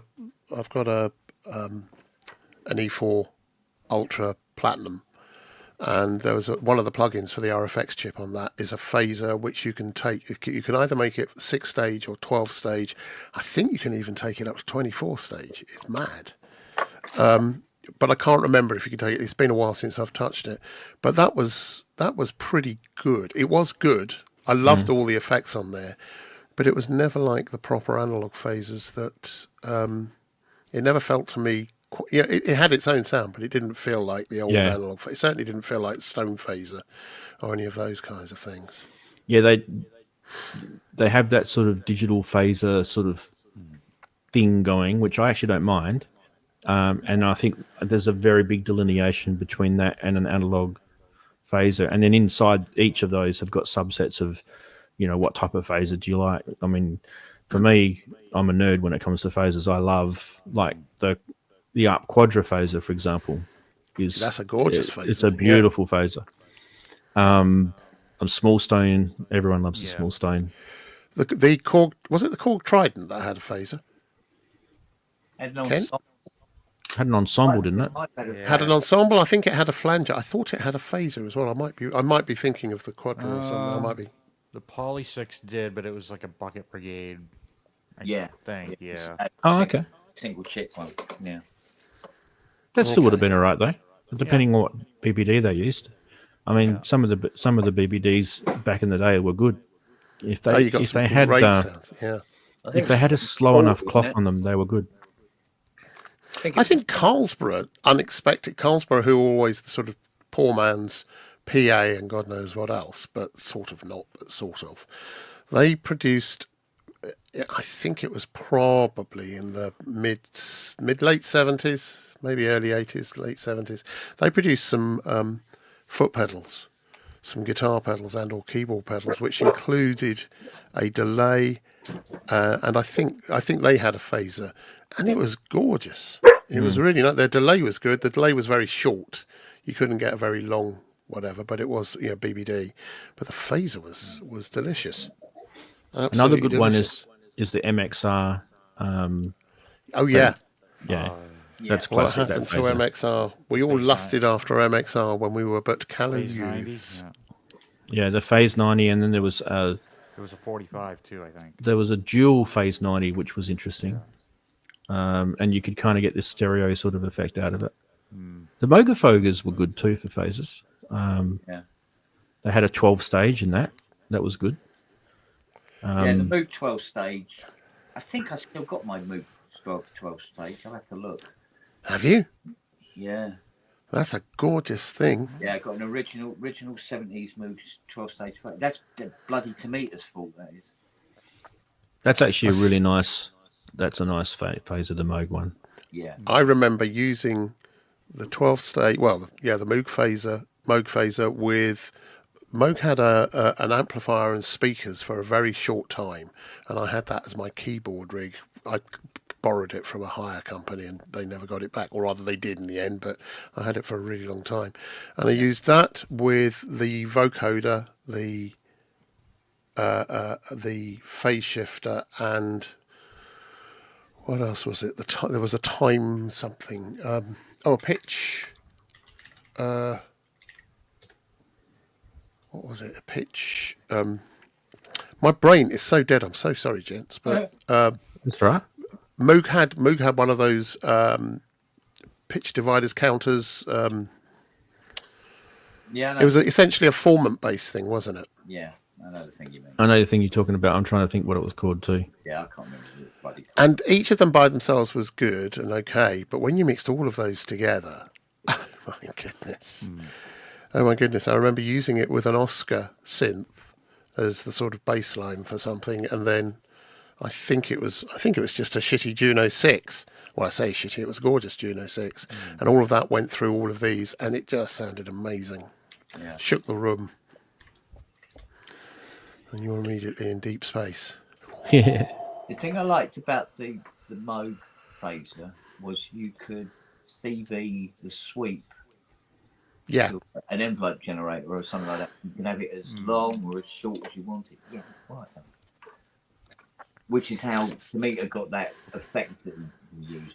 Yeah, it was musically significant, wasn't it? And even time the phase to happen at when, a particular tempo. I remember being in studios running things like drum kits to do the classic long flange down and up or up and down. and sort of hoping you got it on the right cycle, because there was no way of syncing the fuckers back then. And sort of you press it and going, oh, it's a bit. Do it again. No, we started at the wrong point and cycle. Do it again, and you could lose hours just trying to get the right. Trying to get it match up, yeah. Yeah. But it was good. I'll tell you another one that sounds good is the Boss PH1-R or 1-1R. Was that it's a lime 4-stage green? jobber. Yeah, the lime green colour. Yeah, it was I the green had one. of them. They were brilliant. That was Yeah. a great sounding Loved pedal. it. I've heard them. I mean, a lot of guitarists use them and such, but I've never used one. I've got Sound one great lying on around roads. here. They sound really good. Yeah. Great on like Fender Rhodes stuff. They're I think really what else tame. I've got up in the attic is a Dimension D. Oh, yeah. That'd be good. Select preset 2 and 4 together. Hello, baby. Yeah. Hello, Juno Chorus. Yeah. Wow. Yeah. Dimension D has. See if Is it the analog version? Yeah. Yeah. So it's got the MN 3007 BBD in it. Yeah. Yeah. Beautiful. Yeah. Love That went over everything back in the day. They were marvelous. Yeah. They were just brilliant. 1, 2, 4. Yeah. It made me laugh when Behringer tried to remake that Juno Chorus pedal, Yeah. and they put the wrong BBD in it. Oh no. It just never Oh, worked. did they? I didn't know that. Yeah. It just sounded too quick, because they put a different BBD in it, and it had obviously a different clock rate in the BBD, so it just sounded too quick, and they couldn't tame it enough to get that sort of more swirly sounding chorus. Evolving. Yeah. Yeah. All right. So let's see. Piano, Arturia Dimension D, 2 and 4. Boys, I'm going to have to scoot. Yes. All right, buddy. Randy, good to see you, mate. Good to see you guys. I have to get up early in the morning and go camping with the youngest, so get some beauty sleep for me. Nice to see all you guys, and talk to you guys all soon. Enjoy the Yes, Pro indeed. Synth show tomorrow. Have a wonderful camp day tomorrow. We will do. See you, chatties. Take care, Cheers, buddy. mate. Bye all. God bless. Let's see. There we go.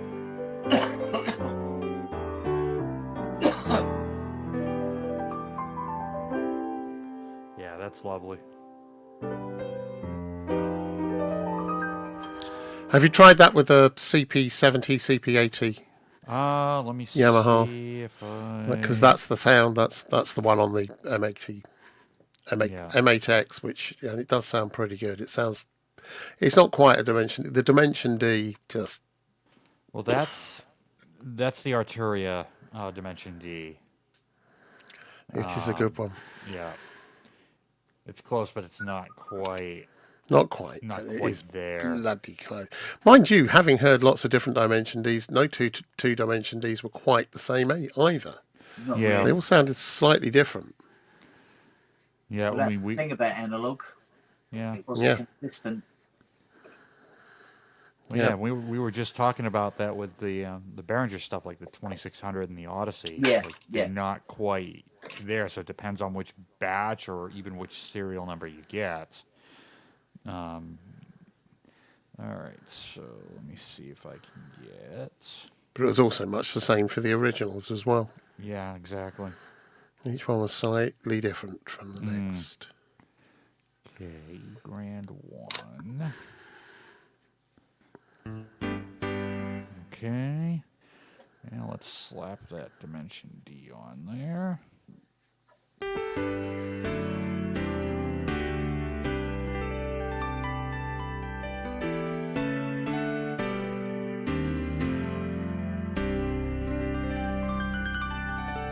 That's with 2 and 4 on the Dimension D. Yeah. That's the sound of a gazillion hits. Yeah. Yeah. Well, yeah, the way I play. Yeah. Yeah. All right, that's enough of that. Yeah. Copyright strike. Don't worry, Yeah. algorithm going to come around this way. Yeah, if I play the next, if I play the next chord, there it is. I'll play a variation of it.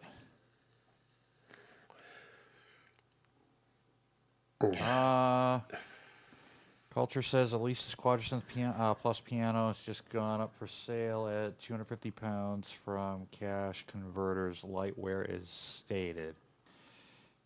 Yeah, what exactly is the lightware? That's about 250. That's about, I would say, maybe 300 US. I paid 180 for the QS Plus piano, which is the one on the bottom. The middle one, I spent a bit more because I bought it when I was in Jersey.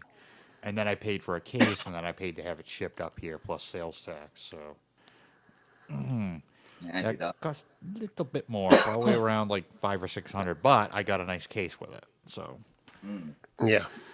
but they sound absolutely.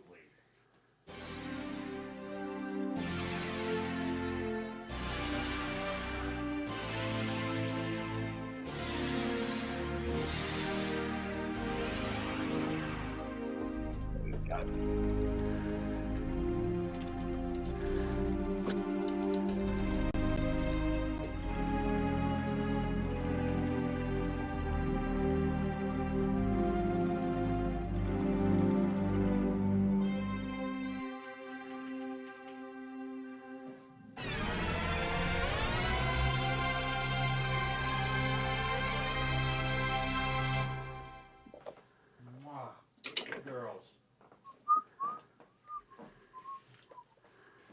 Yeah, pad heaven right there. Yeah, I'll say. Man. Oh, good. Yeah. Yeah. Quadrasynth is definitely on the bloody list. It's not going away. I still remember the first time I heard one. No, but it won't go away. Yep. Which version, though? I've got both of them. I've got the original, and then I've got the Quadrasynth Plus piano. Then they did the QS series, which are okay, but they don't have the same presets as either of these two. Some of them are similar, but I don't think they put like the better pads in those. And I think those were all 16-bit DACs. The QS.2 series, which are the silver ones, they went up to 24-bit DACs, so they're even cleaner than these. I'm not a big fan of those ones. They just don't have the big sound that these ones have. Yeah. And they also downgraded from what was before, like the .1 series. There's one less card slot in it. They got rid of the ADAT, which I think by that time people were kind of not utilizing. They were moving on from that anyway. They were kind of moving on from it. Yeah. And it was like early 2000s, and I think that was when Alesis was bought by InMusic, I think. And they were kind of transitioning into a different company. Yeah. Yeah, so they weren't, what they were when these guys came out. But yeah, I love both of them. You can also get the rack mount, the S4? The S4 and the S4 Plus. Probably even less money than the keyboards. So I'm just having a look now. They look like they're more expensive. Well, mind you, that's S4. Hang on, let's have a look. Synth S4 Plus.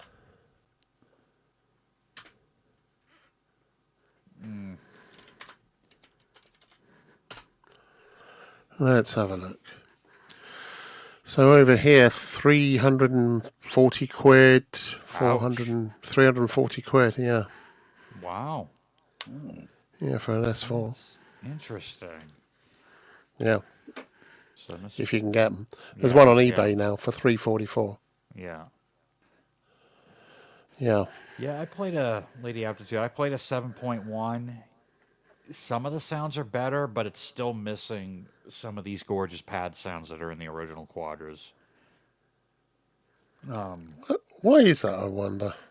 I don't know. They had some different sounds going on. And even these, A couple of the big pad sounds are similar, and then the Genesis Wave that has that THX kind of sound in the original Quadrasynth isn't in the QS Plus. Maybe they were going for something different. But the QS Plus has more preset memory than the original one does. I think it's like 4 extra banks. One of them is a GM bank. The workflow on the Plus has improved too, especially with the 4 knobs. So instead of selecting your presets and selecting the banks with the knobs, now they're real-time control knobs. Well, I'm just seeing a Quadraverb. Yeah.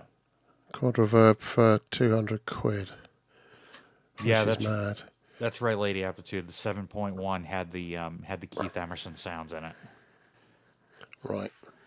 So I remember the Touch and Go sound was there. The Aquatarkus sound was there. Still got that as well. There's a couple different brass sounds there. You know what? It's one of the few things that I think I bought from you and still have. Is a Quadraverb. Must be what, 40 years old? Yep. They could think. Is yours working still? 92, 93? Yeah. Okay. And those Great effects, sound. yeah, and those effects were put into these. I think actually. What did you get it? Did you get the board with? Is it the EFST or something with the shadow echoes? Because that's the one. That's the unit that has that sound, as it were. The shadow echoes. Astonishing piece of kit. Was that LED. the version? Yeah. I can't remember. Let me have a look. There was Quadraverb GT, wasn't there? Which came out. Yeah. Like, Yeah. Yeah, Lady Aptitude. That piano, if it's the true stereo piano, that's in the QS Plus piano. That's where that piano comes from.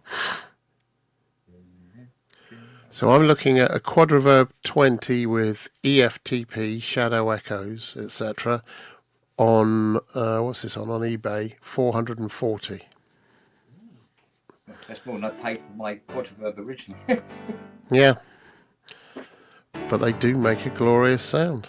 Don't make it up. Yeah. I think it's because I never got bored with the sound as well. I still haven't. Makes an 80 sound absolutely delish. Yeah, it does.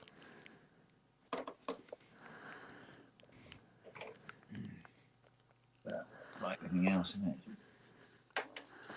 Yeah, there was a cue card piano. It should be the QSR is the same as the should be the same as the 7.1. It's Right. the true stereo patch. Oh, this is at the time when everyone's doing their piano patches, isn't it? Yeah. Who was the guy? Oh God, who was it? Peter Ziedelchek or something? Ziedelchek, who did the perfect piano, and he did it for lots of different synths. So he had his own sample pack, and he put it together, and at the time it was pretty good. Right. It was pretty good, but you know, then Gigasampler came along, and that changed everything. That's just like Yeah. Whatever happened to Gigasampler? Went away the Dodo, no doubt. The rest of the singers. I'm going to have to look software. that up now. Yeah. All right. So it's front.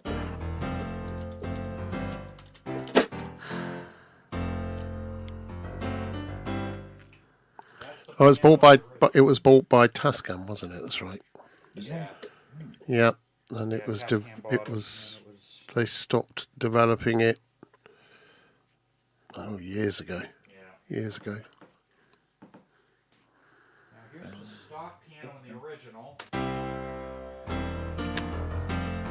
2008.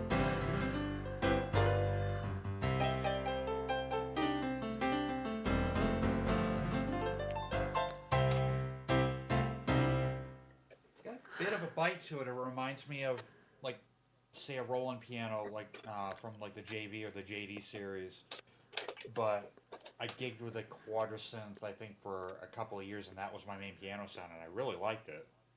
I still kind of do. Yeah. Oh, the Holy Grail piano. That was in the... who did that one? That was an Emu. Was that an Emu one? Yeah. Q Up Arts, I think. Q Up Arts, that's who it was. And then they put that in the Fusion, too. Yeah. Yeah. Yeah, because I remember watching a video on Sonic State when Eric Norlander was demoing that. And that was like one of the first patches he played. Peter Siedlercheck was the guy. Peter Siedlercheck. He also did sound banks for the Emu, for the N-Sonics, for the ZR76 and all of those things. Some great patches there. I remember them just being really... I think what was really funny about that, the ZR76 was a fantastically good instrument, but completely overlooked. And I think it was because it made everything so easy to start with. It's, you know... and yet it was a hugely powerful thing. I think it kind of got missed in the flurry of all the other instruments that were coming out at the time, a bit like the Fismo did. Yeah. Well, that was like 95, 96. So the ZR76 was late 90s, so I think that was... You were looking I think that was 99, 2000, something like that. So you're looking at the Triton, around the Triton, so the Triton really kind of took right over. It did. And Roland hadn't done the Phantom yet until like 2001, I think. The original one. Lady Aptitude, the Holy Grail, I think I've got a ROM here somewhere with it on. Let me have a look. Hang on.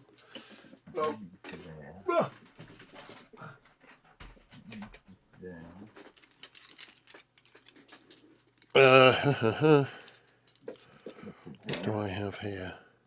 Right, where's the filter one? There. So that's the Siedlercheck Perfect Piano ROM for the Emu. The B3, that's a great ROM. I love that. Again, not really paid much attention to, but it's great. Beat Garden, good old Rob Pappen. That's another great synth. I think I've got I've been trying to find this for ages. I think that's my Planet Earth one. But the original sample set. And an XL1. There we go. So I don't have the Holy Grail here. I thought I had it here. No, you do. It's called the M8X.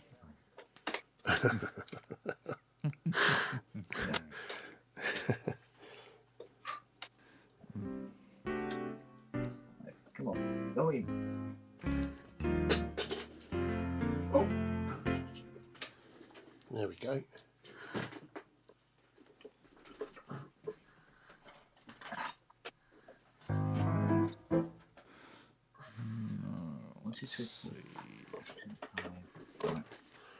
Oh, I've forgotten I've got this as well.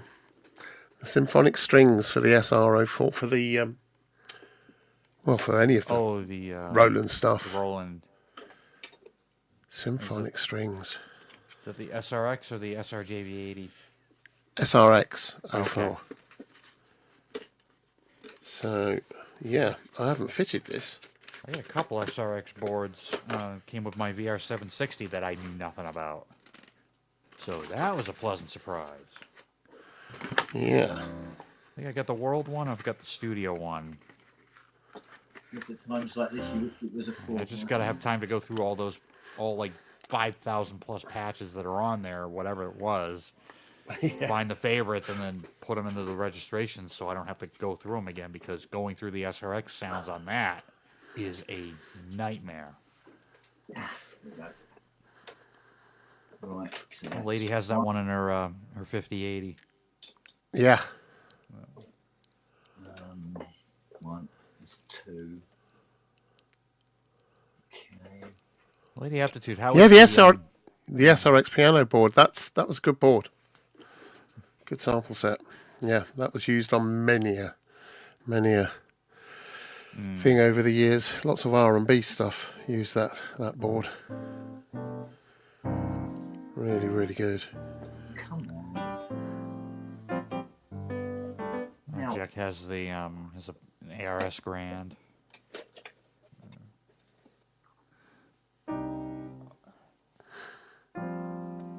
Fucking plug. Yeah, the drums, they're good as well. That's the thing about the SRX stuff, it did really cut through the mix. There's a certain sound to the Roland stuff that just cuts through. It just cuts through, it just sits really well. But it's because it has that sound, as it were. So I'm not sure they stood up as well when you soloed them, but they certainly sat in a mix really well. Oh man, the strings, the stock strings on the JV80 were some of my favorite strings to use. Like even with just a piano, like they were beautiful. I'm still using the oh god, my brain has gone to pulp. The Virtuoso 2000.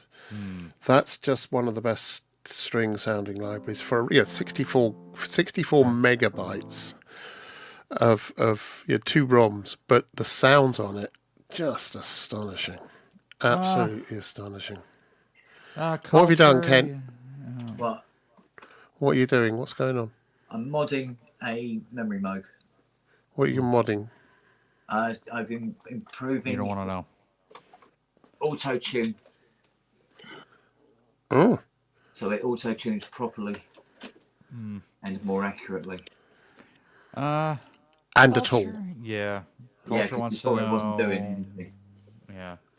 Culture wants to know if any of the Montage M owners say that the ANX engine is a bit overrated. I'm finding it hard to get excited about.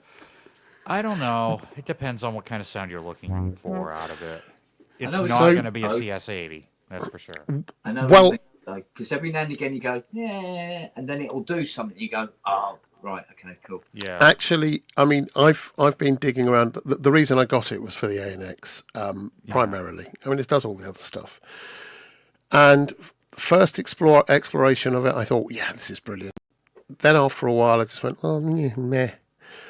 And it's kind of, then I've got my eye in again on it, and I am absolutely adoring it. And it does, so with Kent, I've lost the presets at the moment, so I'm going to have to rebuild them. But with Kent, I put together essentially presets which are the init states for the oscillators on the CS80. So you have 2 oscillators, and so you've got 3 oscillators on the ANX. The third one you always route through as a sine wave, bypassing the filters, which is what the 80 did. Yeah. If you wanted it. So and the square waves, each of the waveforms you had to use, the wave shaping. Where are we? So shaper, ring, but primarily shaper and pulse width to get the shape. So the square wave isn't square; it kind of goes up. Yeah. And then it goes down. Like down it's a an very angle. slight thing, and then drops off. And the pulse, not the pulse, the sawtooth has got this thing where it just kind of it wiggles at the top. It's kind of distorted at the top, weird, a spike. Yeah. And then goes off down. Yeah. So once we knew that, I was able to replicate that on here pretty closely. Yeah. And then after that, it was about how you control it. How you set up the controls. So I have to say I'm really loving it, and I'm really liking playing around and trying to duplicate things like the Moog 3 modular, because I was listening to a lot, as you may know, I was listening to a lot of the Abbey Road stuff just to do that, and actually replicating that, you can get it close, but actually replicating it is a bit strange, and you can certainly get that depth. I think, just to finish this, I think the thing I thought first of all with the ANX engine was it didn't have the grunt at the bottom end. It felt a bit farty. But actually, it really does have the grunt in the bottom end. If you set it up right and play with it right, you just got to watch the levels, and my goodness me. I am deeply impressed with it, but it's I wish it had dedicated controls, so that everything, like routing through to aftertouch, poly aftertouch, LFO rates, mod wheels, all of the. I wish that was simpler, because at the moment you've got to go through various different sub menus and performance stuff. Yeah, it is quite divey, isn't it? That's Yeah. a pain in the ass. It really is a pain in the ass. So, Is it any better on the plugin? I mean, not that the plugin really works well, but Longhurst sounds like it can It's pretty reproduce much PES 3300 promotion. square. Yes, it can. Yes, it can. But it's difficult to get excited about because you do have to. Yeah, you have to put a lot in to get it. You know, just to get it to the init point is just a it's a physical model thing, but it can do a lot. But you can end up almost too rich too quickly. The sound becomes too big too quickly, and it loses something in doing that. So just work on one oscillator at a time and just play with it like that, because you can always bring multiple presets of a single oscillator, mix them together. So you've got, there's all sorts of ways of doing it, but yeah, it can be a pain to program, but God, it sounds good. Ragu's making do with 2 AM1X plus the Modi XX. I got rid of my Modi X7 just because I hated the keypad on it. It was awful. Cool. Couldn't play it at all. Yeah. So, would I say that it's overrated? Addressing culture of ghosts. Usability is not great in some respects. Once you start getting into the articulation of it. Aside from that, no, it's not overrated. I think it's a really good engine. No, I'd love to see it in a separate keyboard, just ANX with all the controls exposed. That would be a monster machine. I would see if they would up the voice count to like 24. Because I've got a very big show coming up in April with Greg X Volts, who was the original lead singer of Petra. And one of the songs is a song called Judas Kiss, and it's got a synth part that is in parallel fifths. Let me see if I can play it.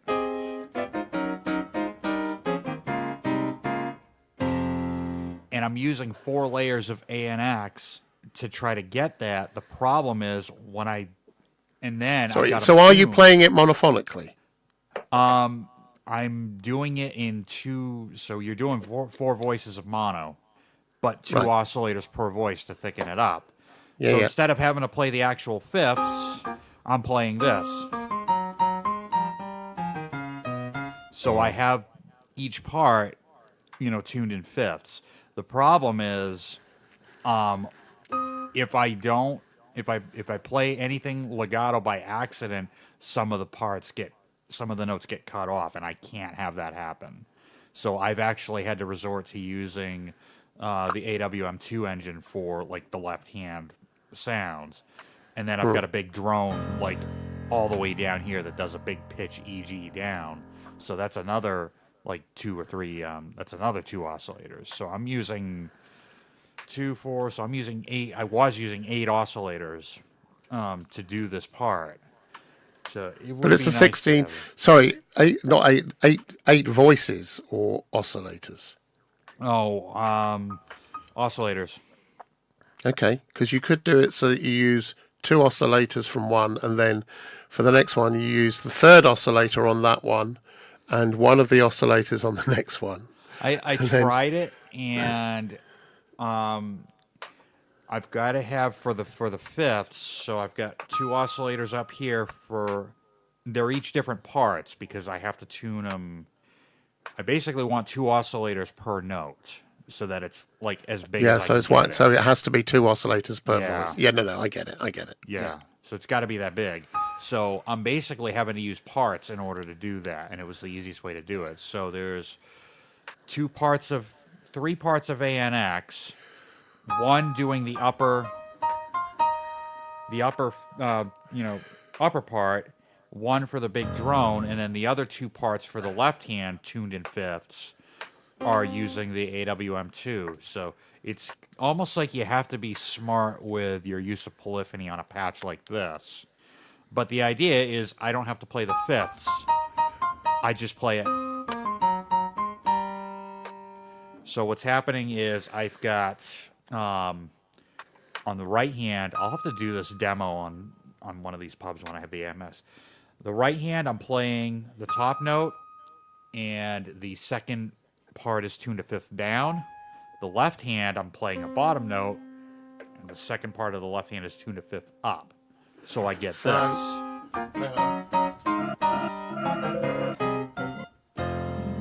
And then I've got a big sweeping pitch EG on the bottom. Oh.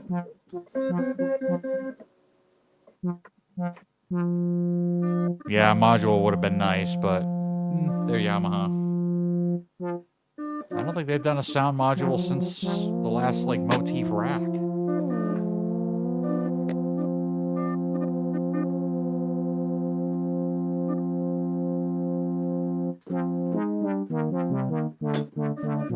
Right, so that's one part, or that should be 2 parts.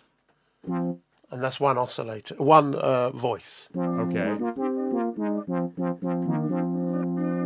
And that's without any effects, without any thickening, without any pulse Right. width, all of that stuff. Okay. And you're And using then the what, other one. 3 oscillators? No, I'm just using 2. There. It's Okay. just 2 oscillators. If I turn one down, hang on.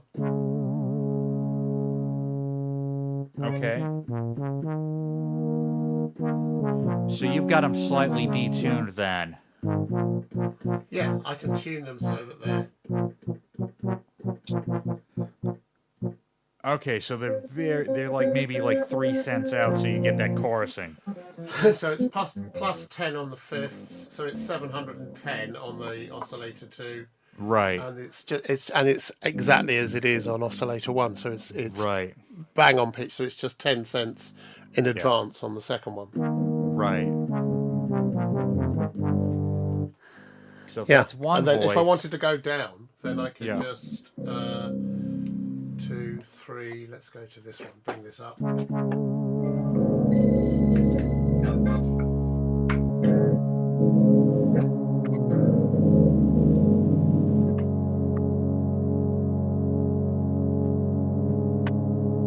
Get this to live panel. Say.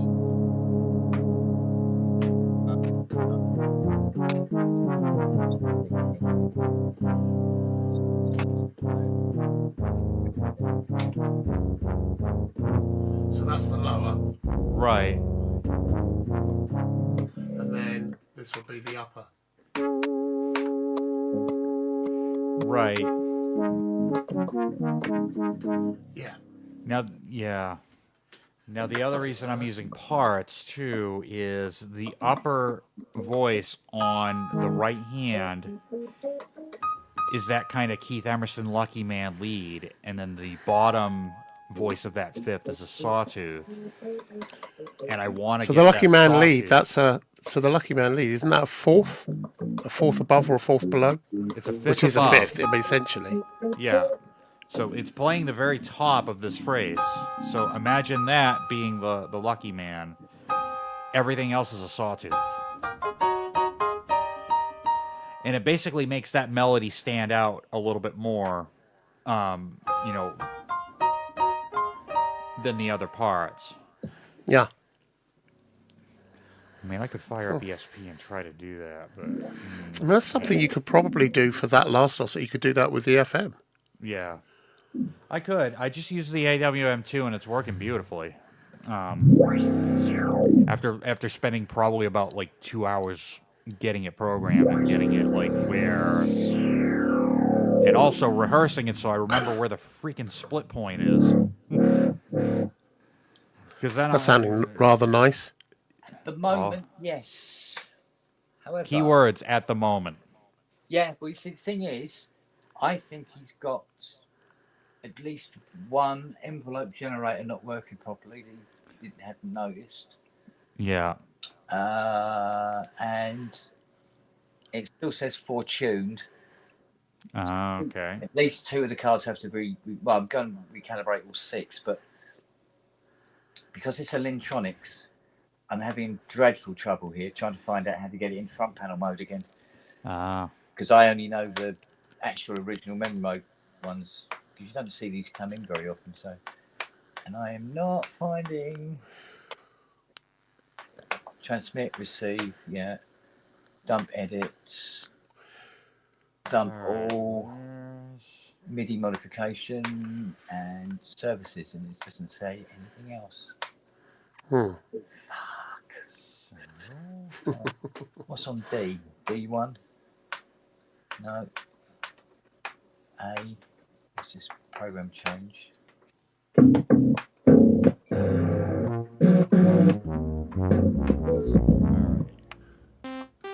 So here's an annex. And hopefully this doesn't kill my computer. Okay, here's my annex.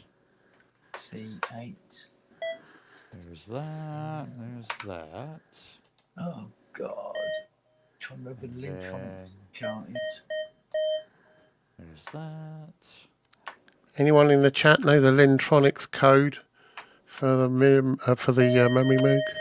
Probably have to look it up again. It'll come back to me once I see it, but at the moment I'm like floundering here.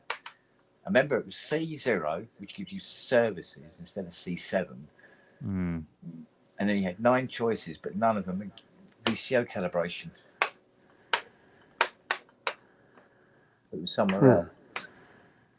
Verify, load, code 7, enabled.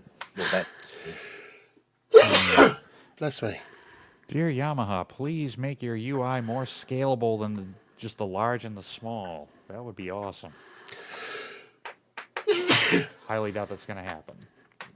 Yeah. All right. So. C. Service. That. Now, if I. Test 1 to 9. Mod filter. Port up. Oh, we're going to turn that on. Let's around on the net.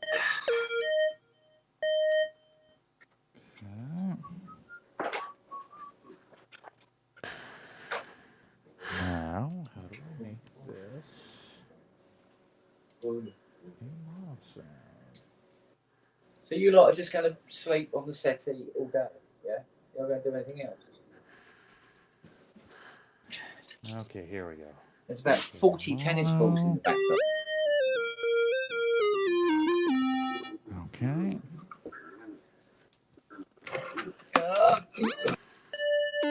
Okay, those are going to go down 1. All right. That's 1 part. Wish there was a function on this we could go back to the old mode codes instead. Yeah. But no.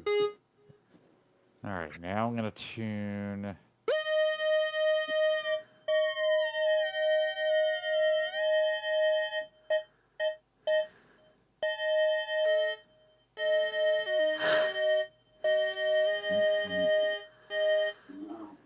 Okay, so that's let's go to 700. So this comes back with. Yeah, not quite there.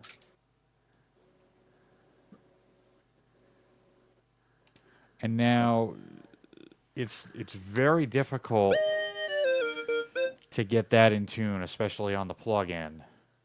Let me try this again. Let's try. Because I'm finding you're using the Yamaha expanded plugin. Yeah. Thingy. Yes. So what? Difficult to get that in tune. Don't you just bang it up to 700? I did. It wasn't quite there. I'll try one more. So is the first oscillator 0? Here we go. Oh, what happened? And then the second oscillator should be 7. Try 710. All right. Let me try this again. I'm holding shift down so that hopefully it like lets me. There it is. Okay, so that's the top part with the 5th underneath.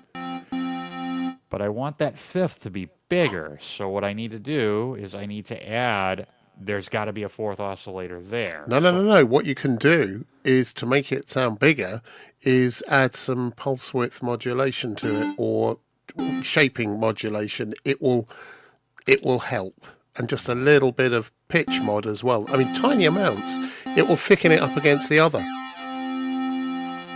Let's see. Oh, that's right.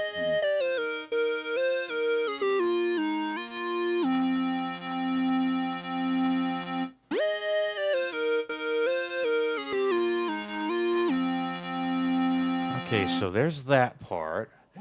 Now what I'm going to do is we're going to... Yeah, where in the world do I set the keys on? 0. Ah, here we go. If I do this... Services. So, here's my key zone. Have you seen what Dead Man Walking is saying, and or Wagyu? Kent? What? Have you seen what Wagyu saying? What function you're looking for? Dead Man Walking is saying C6 is calibration tune.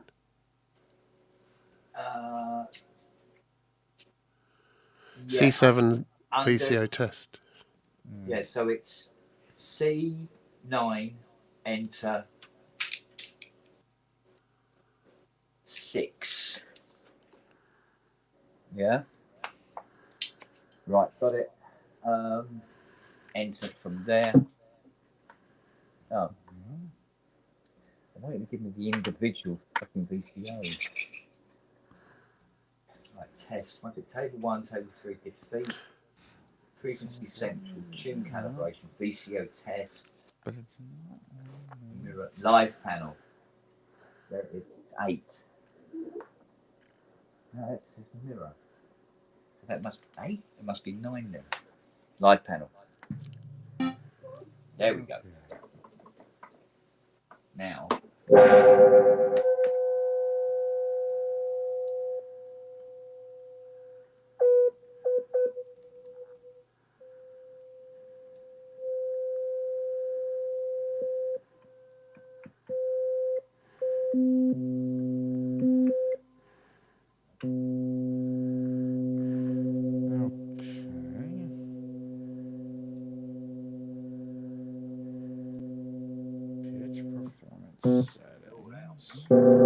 That's supposed to be 1 note. Jesus. That's where the calibration comes in, my friends. Jolly good. All right, let's get this booted up then. Oh, don't Can you hit it with a hammer? Well, the bigger the hammer, the quicker. Yeah, yeah. That's the rule of thumb. As long as you get your thumb out of the way. Well, ow! Bloody thing. Didn't you just say, you know... Ow. Ow. The mains has come out of the back of the Peterson bloody thing. Oh, God's sake. Going to do all this, and the last thing I'm going to feel like doing is going upstairs and doing more bloody work in the studio. Well, yeah, I get that. But needs must, devil drives, and all that jazz. Yeah. The devil drives the custard. Hi, that's right, sir. Oh. You yawning, young lady? Okay, so this is interesting. I cannot figure out on this plugin where to set the key zones. On... Oh, there it goes. Now I can. Why is it not letting me do that before? Let's see. Yeah, the context menu on this, they're just... Oh, please. Like, I can do it on the montage, no problem, but not on the plugin. It needs some tweaking, shall we say? B. Okay, normal. Okay. Yeah, out. All out. Badly out. So does that mean going in and manually doing a calibration first? To tune and scale. So now I need to go... Sounds like a visit to the dentist. All 18 VCOs. No.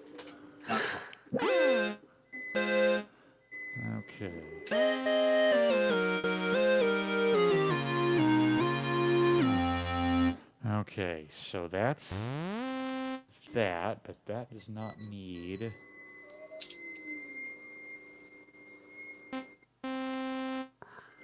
Okay, if I go to port. That's what it could be. Justin, Yes. what's Kent do? Kent, does that get in your? Does that interfere? No, feeding directly off the audio. Okay, good. I'm using the mic input. Good. Okay. Okay, so there's that. Now we need to do this. Actually, we need to go to the make that a mono. And this part should be easy. Oh, perfect. That's what I need there. And then I'm going to take oscillator 3. And we're going to bring that up 700.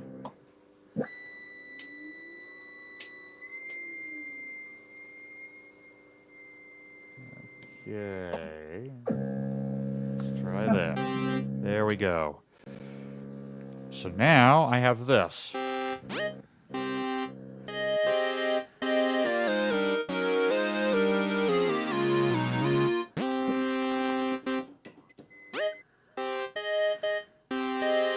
But now I have no upper part. So I'm guessing it's a bug. Have you set them? Have you set them both as monophonic? Oh yes. Yep, needs to be mono.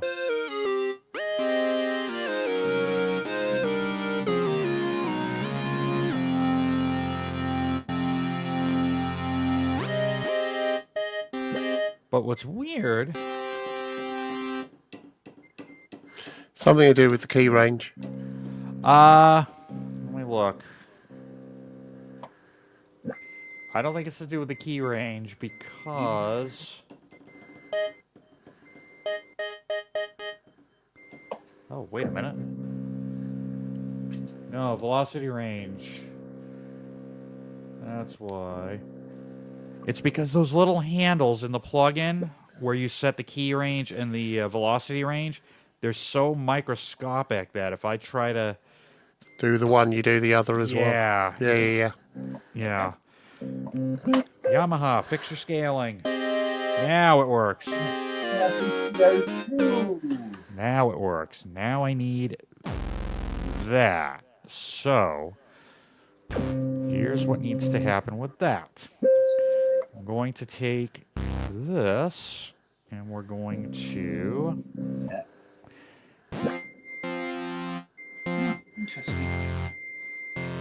Make sure that's the bottom right there. So we're going to go up to F1.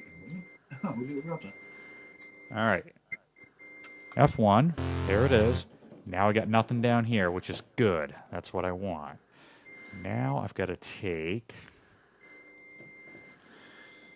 Let's see. I need the ANX in it. Together. And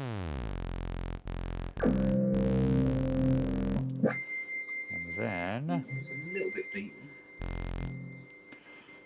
there's that. Bring up the second oscillator. Now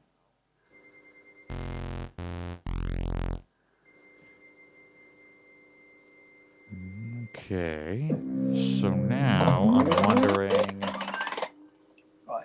doesn't look like there's a way to take one of the oscillators and assign it to a pitch envelope. So I need to do another part for that. God, that's Hang on. One of the oscillators will assign it to a pitch. Yeah, I don't think there's... You can do it to all three, but you can't do it to, like, say, I can't just take the third one. You're right, but... no, I think you're right. No, because that was one of the things I was looking at when I was working on this part of the sound, or this part of the patch. Unless you do it as a modulation thing, so because you can then Yeah. route it to a separate. Hang on.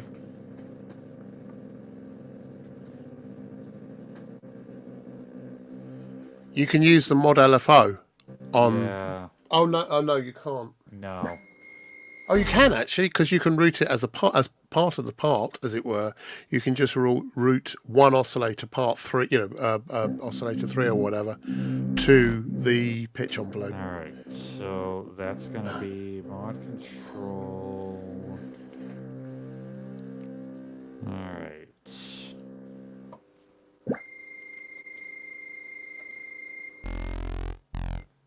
Well, that's the part LFO. That's not what I'm looking for. See, now this bugs me because I have no idea where the control matrix is. Especially In software or on the MHX. Oh, I'm in the plugin. Oh. I don't know. It's just horribly laid out. Okay. All right. Part mod control assign. All right. Here we go. Okay. So if I take, let's see where you are.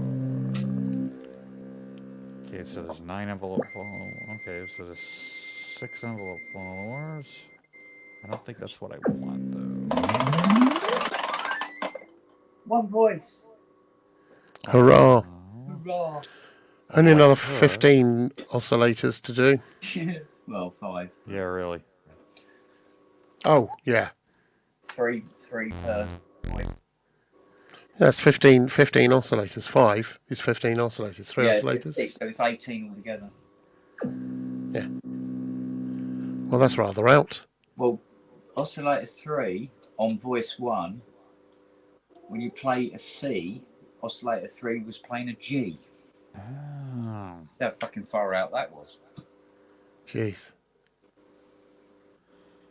Okay, so I'm looking at the destinations, and I do not see under the ANX parameters you have control over all oscillators. You don't have control over individual ones. So you've got OSC frequency, wave, pitch LFO, pulse width EEG, pulse width LFO, sync pitch, sync EG, sync LFO. So there is no way to take just the third oscillator and send it to an envelope. So there is if you go into the if you go to the selected part, in selected part, yeah, you can select the part you want. So part 1, and then you can do either common or oscillator 1, 2, or 3, and then that you can do that with the pitch envelope generator. Okay, so let me see. So I'm in part. I need to be in. Let me see. All right, here we go. Okay, oscillator, tune EG LFO.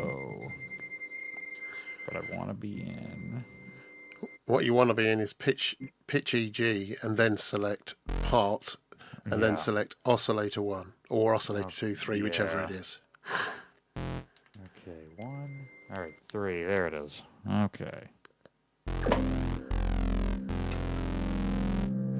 So there's my EG. There's. Okay.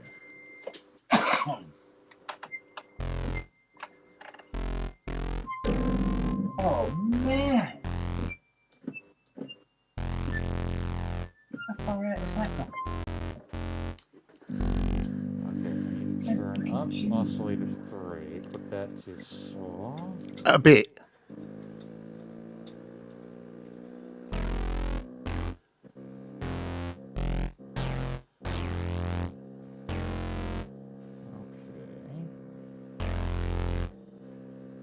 Got that.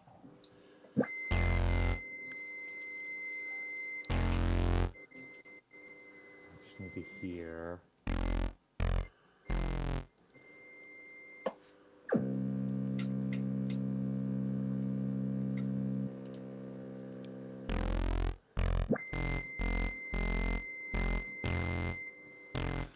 Yeah, but that's not the oscillator. That's the...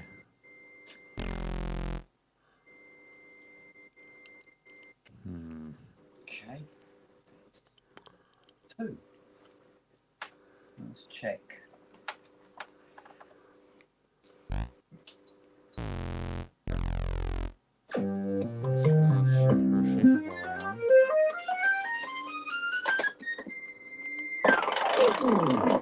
Nice.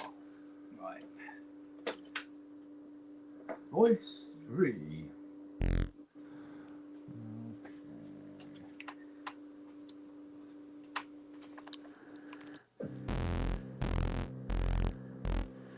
Okay, so oscillator EG depth.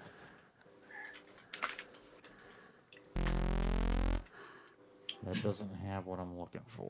I want that to be a pitch EG, but it's not giving it to me.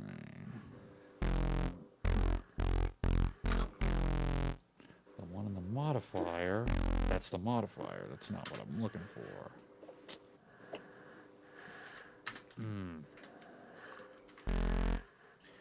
What are we going to do?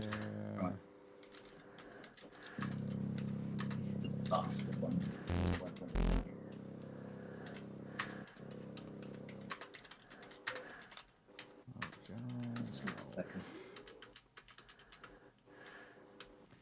So oscillator tune EG LFO, oscillator 3. That's selected.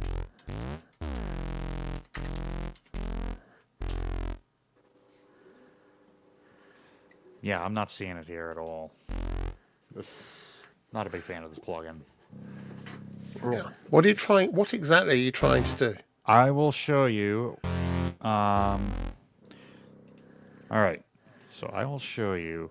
So this drone I have right here. Yeah. What's gonna happen is, and I can do it on the M8X itself. But what is gonna happen is there's gonna be an octave or a 2 octave. So it's gonna start 2 octaves up, and that second octave up is gonna sweep down to meet that lower octave. Gotcha. Like I said, I've done it. I can do it on the M8X. So why are you doing it in the plugin? Oh, just to demonstrate the sound I'm trying to make here. All right. Okay. So yeah. why don't you? Oh, you haven't got the M8X there, have you? Yeah. No, the M8X is downstairs. Well, you could always just upload it, just sync it, do it on the M8X and sync it, because you've got the rest of it sorted out now. I could, yeah, I do. I got this part, I got this part. Now we got this. That. So what happens is I use, the quick way to do it is to have one of the parts stay that low F. The other part comes up 2 octaves. It starts there, and then I use the pitch EG to then sweep right the way down. Yeah, I get it. Yeah, you know what I mean. But yeah, you get the idea. But it's not doing that. I don't have it set up to do that yet. Okay, because I'm not liking the interface on this plugin. So you need to be in the actual the part itself, rather than in the the wider menu, the performance menu, as it were. You need to be in the part itself, and then if you should then see. Yes, exactly. Okay, so I'm here in the part. So once you're in part, then you go down general edit, pitch. Yep. And then pitch EG LFO. That's the one. Yep. Okay, there's my depth. Okay, pitch there EG it is. is what you want. Yeah. Pitch, EG.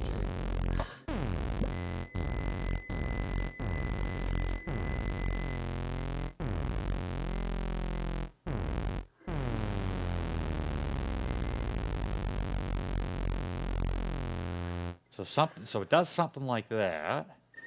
Now you want to take it up so it's 2 octaves. Yep. But the other thing that I have it do is I have it hold for a little bit, and then, which I don't see a way to do on this plugin, I can do it on the M8X. Is I can hold that pitchy key before it sweeps down. But you get the idea. So this is what it is. I do.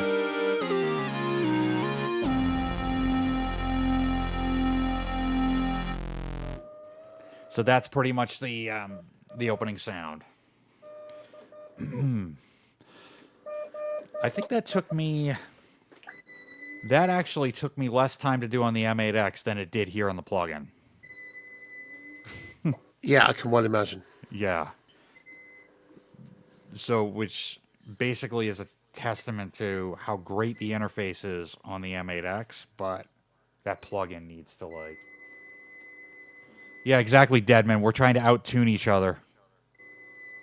It wouldn't be so bad if this one actually stayed in one place by itself. Well, with I haven't Lily seen it around, it's probably not going to happen. I haven't seen it get up and go down the shop for 20 Rothmans. No, this is going all over the place by itself. Yeah. You're That's because it's a memory moog. The fuck are you talking about? Of course it is. It's moving about all over the place. I can hear. Yeah. Right. What we'll do is we'll leave that for a minute and have a look at the second one. Yeah, Steve, I'm not a fan of that UI at all. That and it just sucks so much CPU. Like, it's the only plugin I've got running in this session, and right now it's sitting at about 25% CPU usage. And I'm on an i9 12900K, which should be a pretty powerful processor. Meanwhile, if I run something like Superior Drummer 3, 25% is probably, it won't even hit that. You know, and when I've got Superior Drummer going, like, full tilt, I'd probably get maybe about 9 or 10%.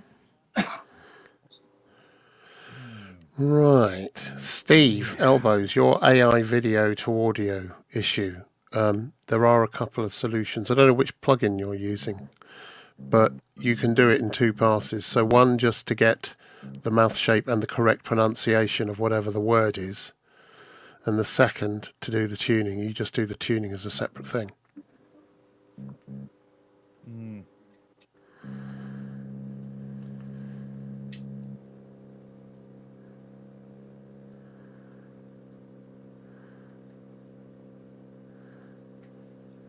I could tell you about something that would help, but I'd have to kill you. So I can't tell you about something. Yeah.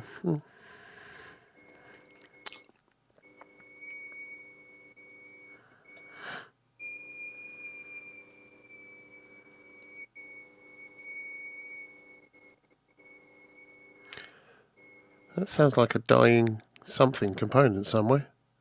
That's not a happy voice at all. Right, So basically, there's more wrong with it than just the upgrade. The upgrade can only do so much. The voice has to be working correctly. At least. Gotcha, Steve. Understand. Understood. We'll get round to it. Let's move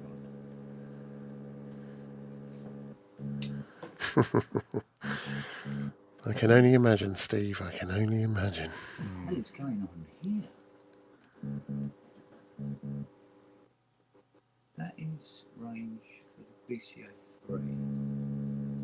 It's not doing anything. No, it's not doing anything. That's not doing anything. Where's that? It can't be that. Somewhere around here. Really? Okay. Yeah, mosquito crash landing. That's VCO 3. But VCO 1's trimmers are moving it and the others don't. Ooh. What a fair. So it doesn't matter what you do, you only get VCO 1 sounding no matter what's selected on the front panel. on that. Interesting. The fuck? You have to ask. It's a memory mode. Yeah. I know they like throwing these curveballs at you, but bloody hell. Why? Why would you do that? There's no reason in hell why. This is a curveball if there ever was one. Could it be, Kemp, because it's broken? No, Yeah, I it's- was gonna suggest that. It's It not could be. broken. But If you at the same time, do you know Synth Tech? no. Oh. Siri, Yeah, me neither. do this. Sort this out for me, will you? I'm going to bed. Go and have a sleep. You fix it. Steve, you're so Yeah, right. exactly. You are so right. This is the Why inside of is that. this doing that? Why? Where's how? Memory No. mode. Die, motherfuckers. But I'm gonna. We're gonna move on to voice 4. We'll ignore voice 3 for now. Because it wants to be a dick. C 0 5. There you go. Right. It was right, wasn't it? For fuck's sake, hang on. C 0 enter 5 enter.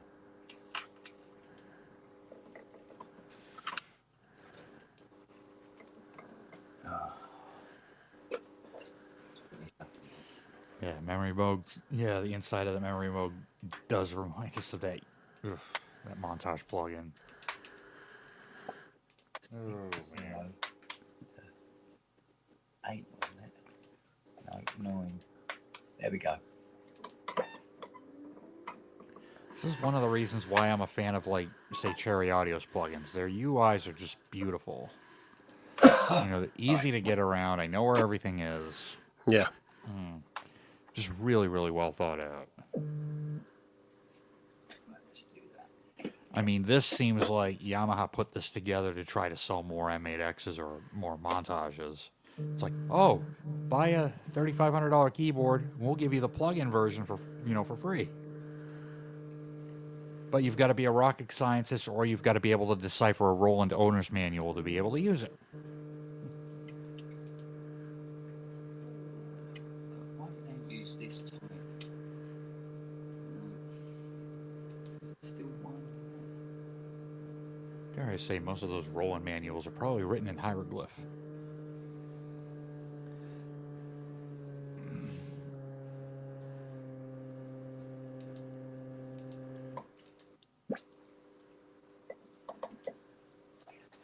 Oh, what owner's manual? The D110 that I had about maybe 15 years ago that I never ever used because I could never figure the thing out.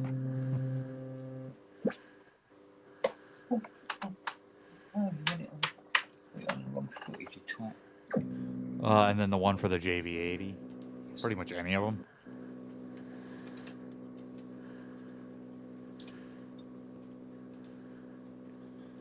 I will say some of the Yamaha ones, like for their mixers and stuff, aren't really any better. There's quite a bit of broken English in them. Oh, I see. Oh, okay. So regardless of whether the volume's turned up or down, only VCO 1 comes through on that card. Interesting. It's probably a 4016's blown its pants. Right. Let's move on to card 4. I'll come back to the What manual? Exactly. I could say what Behringer manual too. Like, imagine me doing a review of the Odyssey, trying to decipher the sequencer that's on it, like in real time, while looking at the manual. Oof. Because there's too many hidden functions in that you have to know how to do in order to use that sequencer.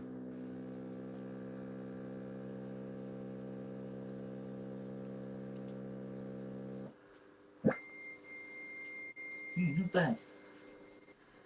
Closest one out the bloody lot so far.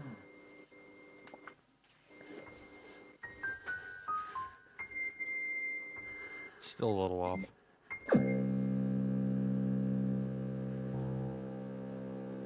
Oh, that's pretty on.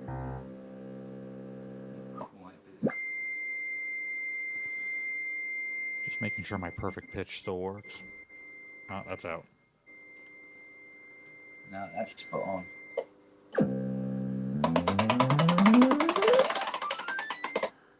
That's okay. Yeah.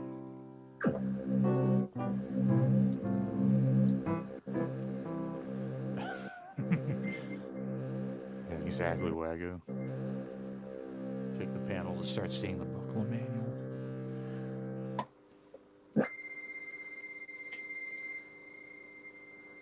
Oh yeah, there's that classic Moog sound.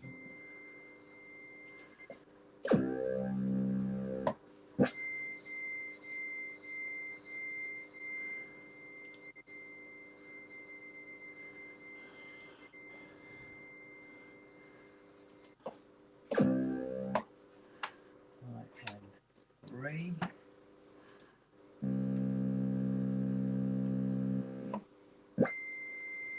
Okay, now. Hmm? That one needs almost no adjustment whatsoever. Just a tiny bit flat.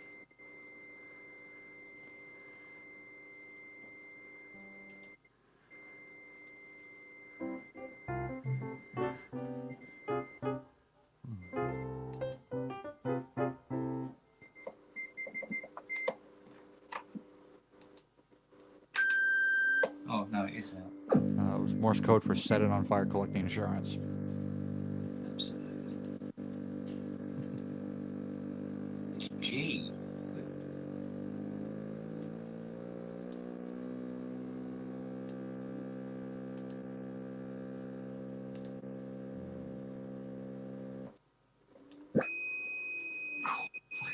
Wow. D sharp. I prefer E flat.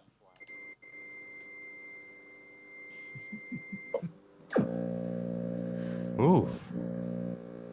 Yeah, move one, it moves the other. Yeah. Bounce them until you get that gap right. That's why I'm dreading calibrating the Model D. It's A. There you go. That's all. Oh.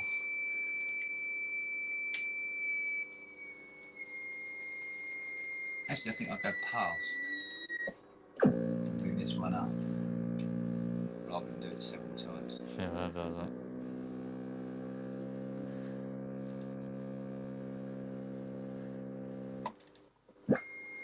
Yeah, that's what There you go. Stupid little screws you've got to try and get onto.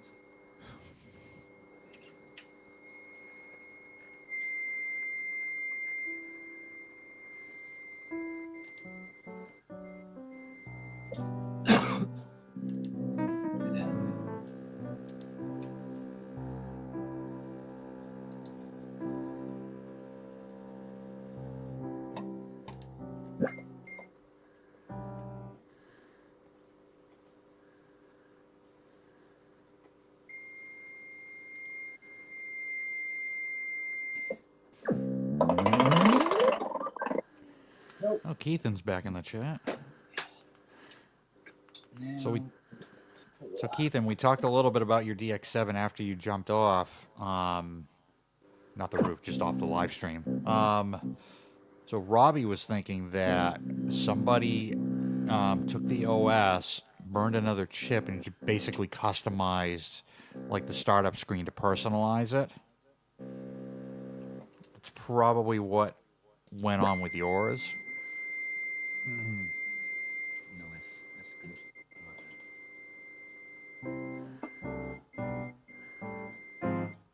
Well, I'm glad we fixed it. Beautiful. That's nice. Right, now 2. But I think other than that, it seems like it's a stock OS.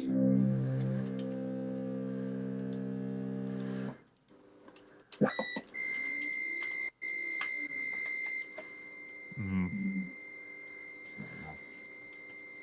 Damn it.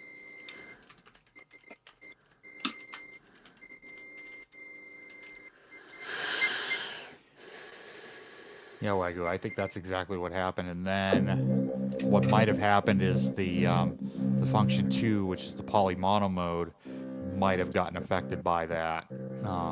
But it still works. You just have to change the value slider, and then it'll show back up again.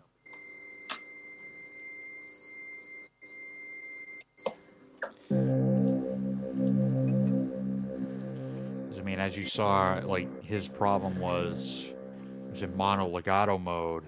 Weren't sure why, but that's just the way the DX7 behaves.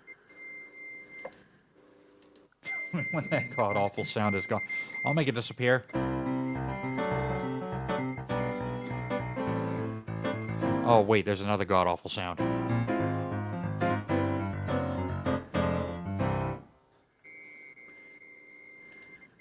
And then here's another one in Ty's case.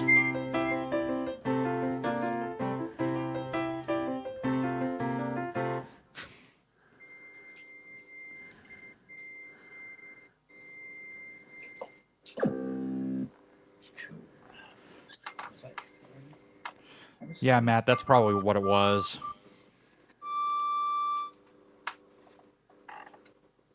And again, I think maybe one other part of the code got, like, messed with, you know, a little bit. Oh, James is in chat.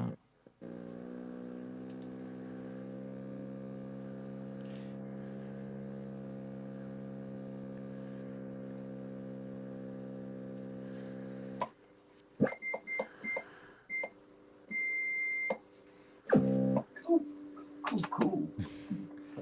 In Exhibit A, we find one cat squad attempting to tame an animal, a beastly animal, known as a memory. Okay, so that's 5. And now the last one. Well, before we have to deal with 3, that is. Mm. Yeah, the little moo that is. Yeah, I don't know what's going on there. We might have to change the location of the VCO so I can just work on it. Yeah. Ah, right. So 1.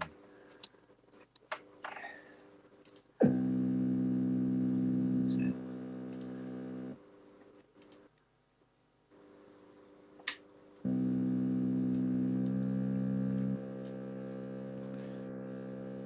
Yeah, right, James. The light sounds of repairing a memory moog. It's counting lucky stars. It's not a CS80, but you're Yeah. doing all some 16. Yeah.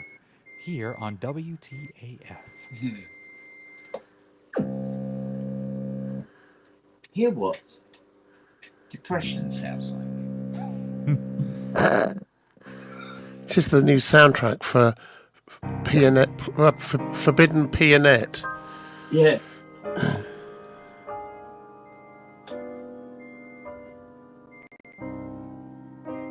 I am programmed to respond to the name fuck knuckle. Whoa.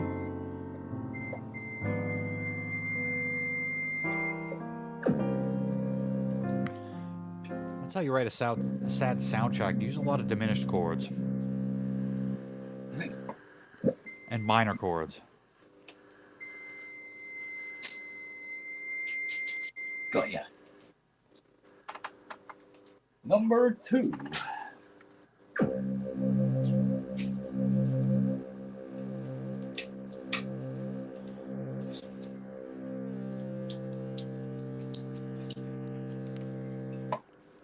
Oh, and on that fart noise that doesn't belong to Ramsey's modular, I've got to go get lunch and get ready to do a nursing home ministry with my church that I got to fill in for.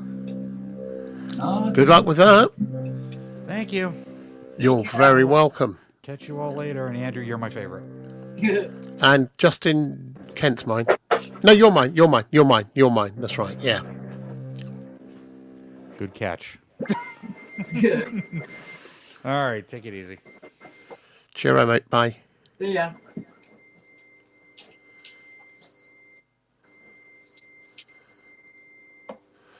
So did you say that you'd identified that Voice 3 has got a failed component? Has a plethora of problems. 2 VCOs don't work at all, and VCO 1 wobbles about by itself.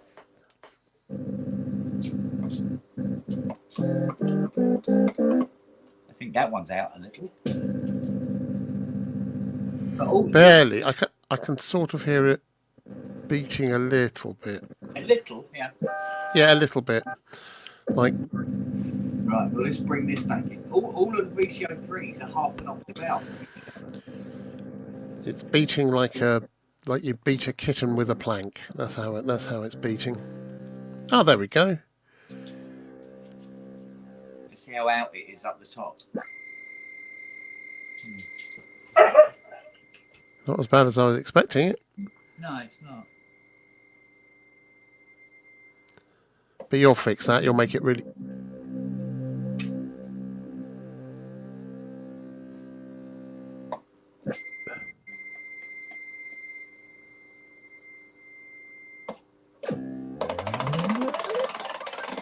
Right, all 3 of them in.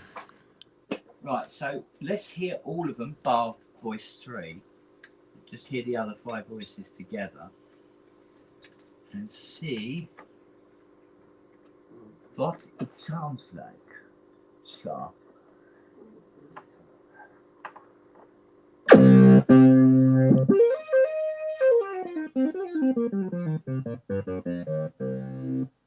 okay. You hit the auto tune and see what it comes back with. It's better say 5 tunes or I'm going to start kicking this. It won't take long, he said.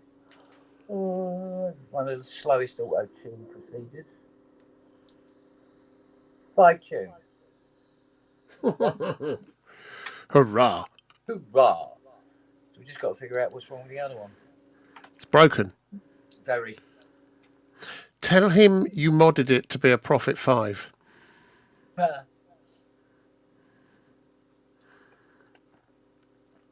let's have a look at one of the presets.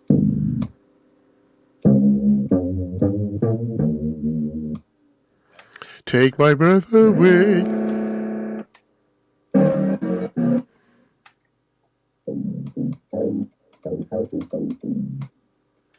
Do you think he's created presets? Do you think presets have been created whilst it was uncalibrated? Yes, and not only that, I think somebody's messed around with the common analog board.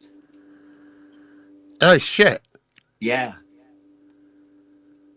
So that means I need to do a calibration on it that starts with the Demux board. I've got to recalibrate the DAC. Oh, do you know what? Fuck it. We'll start at the power supply. We'll go to the DAC on the computer. We'll go to the common analog board and set that all up and then calibrate these voice clips. Because somebody's been in here and gone, oh, I wonder if that does anything.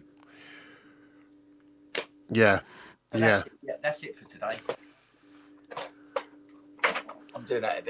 That's a long job. Long job. And what about voice 3? What are you going to do with that?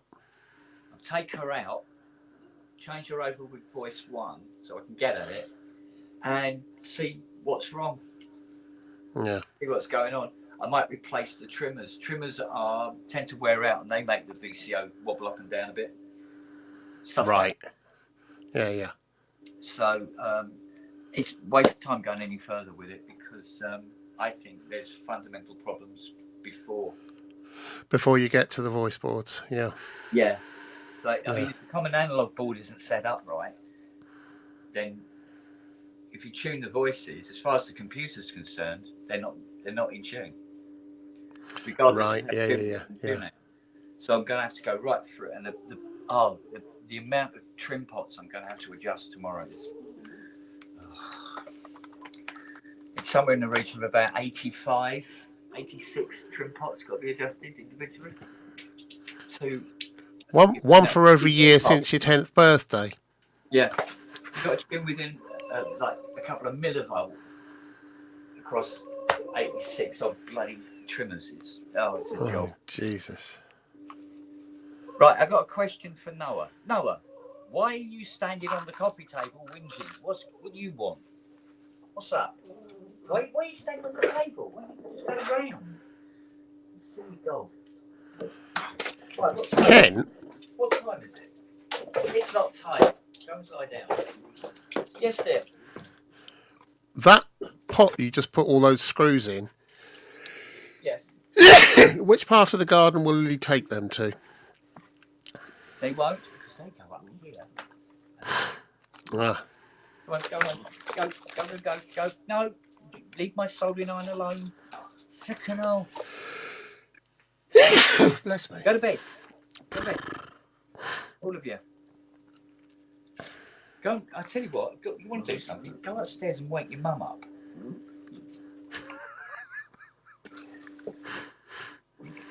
She stays up all night watching box, and she sleeps most of the day. Jeepers weepers. Where'd you get them peepers? Oh, mate. She's trying to get out of the habit, but so far this week she's failed dismally.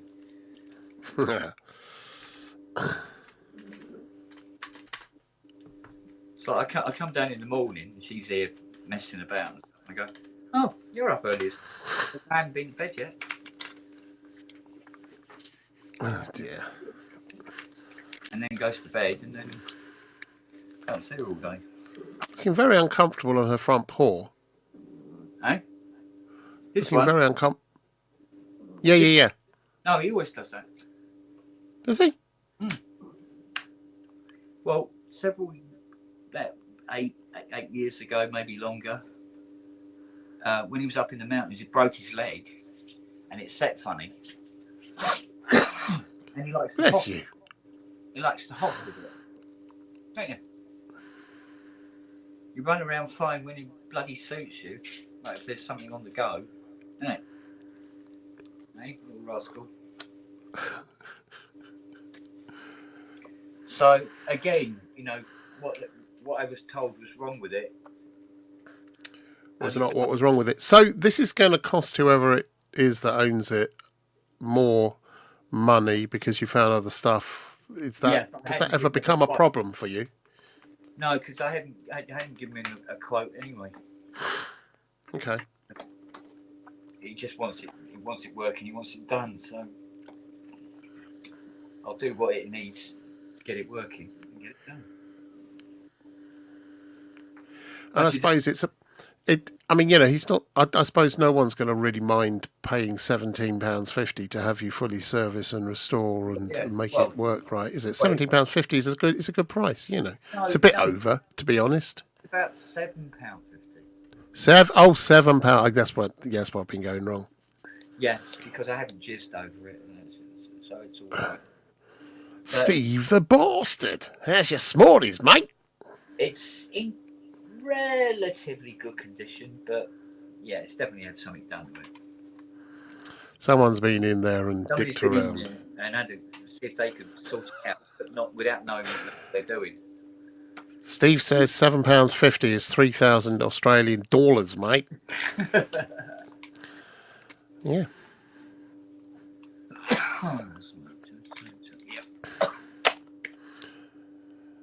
Oh, I don't know. These dogs think I've got something, and I haven't. So, get this up. That's it then for today. After all that, look at that lazy dog. Look. Bloody hell, there's space somewhere in your house that hasn't got a synthesizer and it's got a dog on it. Yeah. Oh, there we go. Hey, Charlie.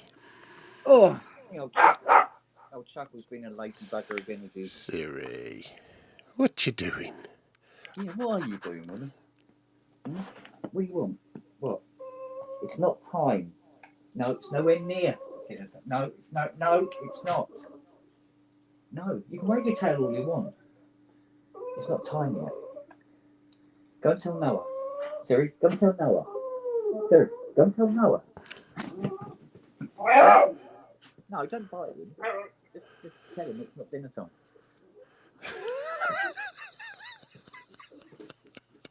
Yeah, I have that with Mr. Evans. Here we go. He sits on me and starts biting me when it's time to be fed. And the time to be fed is when he sees the tiniest glimmer of the bottom of the bowl at any point, where I've put his food in. If there's the tiniest glimmer, then it has to be filled up to 6 feet above. Otherwise, it's not full. Yeah, no, this one has a very accurate internal clock. It's not that accurate because sometimes it kicks off at about 4 o'clock when he starts whinging for heat. Are we talking memory moogs here or dogs? Dogs. Yeah. He starts doing these about 4 o'clock, and it's like, mate, you've got 2 hours to go. And then instead of going, all right, I'll wait, he'll just totally whinge and bitch and moan for the next 2 hours, hoping to wear me down, aren't you? You're right, then, Miss. Oh. This is her favourite spot. Yeah. Isn't it? All the time. You're there. Oh, Mum, she's actually sitting on my back. I've got this hairy backpack that I have. Isn't it? Mm.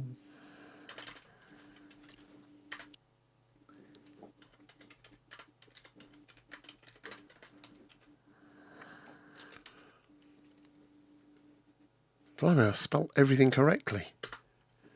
Bloody hell. I'm just messaging someone. Steady. Yeah, I know.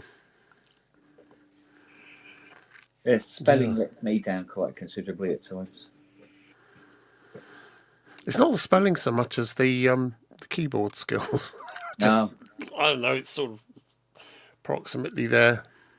I think the killer is where you spell in a word and autocorrect thinks you mean something else completely different.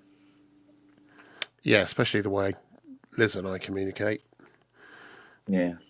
We have our own language. Egypt, I call it fluent Egypt. Yeah. I've checked your giraffe and it needs a new transformer. It needs a new trans brother. Yeah. Yeah. Oh, I don't know. Yeah. So that PS3200 has gone out the door, been picked up? No. It's being picked up next week now. So it's just out of the way. And nothing clunks it on the way by. You know when people come and pick stuff up? Yeah, if they ever do. Yeah. Do you stand there and go, money? No, they've normally paid beforehand. Really? Yeah. Normally why transferred the money beforehand? In the ideal situation. Sometimes people want to pay in cash. That's up to them. I don't mind. Apart from the fact that any cash that comes into the house automatically goes into Fiona's purse. I remember that. Straight up. Yeah. Any cash, in the purse it goes.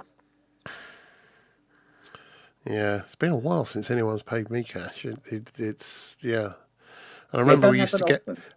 Occasionally we'd get cash and it would just get stuck in a drawer. Either that, I used to put it straight into the bank account, the company bank account, if that's what it was.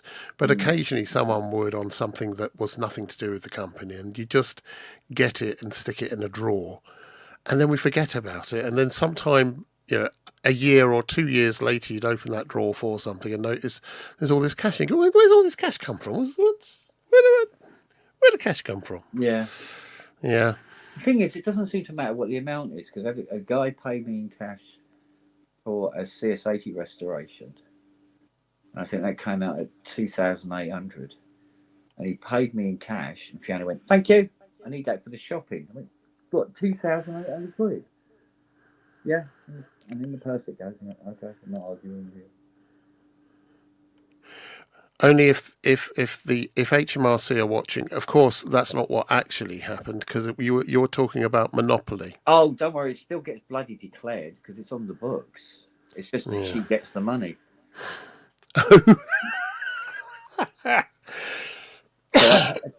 Of course, you don't charge VAT, do you? No, but I still have to declare it because the customer normally is doing it through his company. And so it will show up. So I still declare it, but I don't necessarily get to see it. Do you know what I mean? Yeah. So what's this? Steve the Bastard. Look at that, elbows testing. Go on, show us.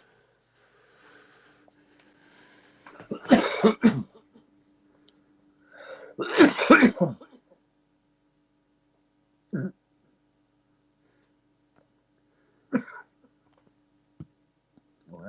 To be honest, I've seen worse videos. It's all right I'm now. rather liking this.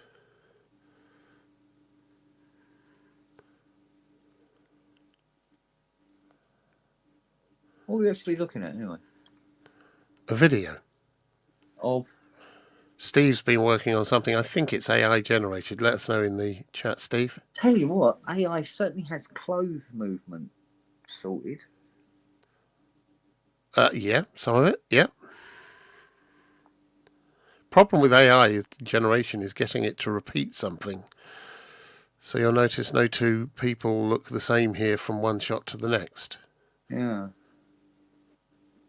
And there's lots Very of different clever. stylisation. I mean, it's very good. As long as you don't look too closely at the keyboards.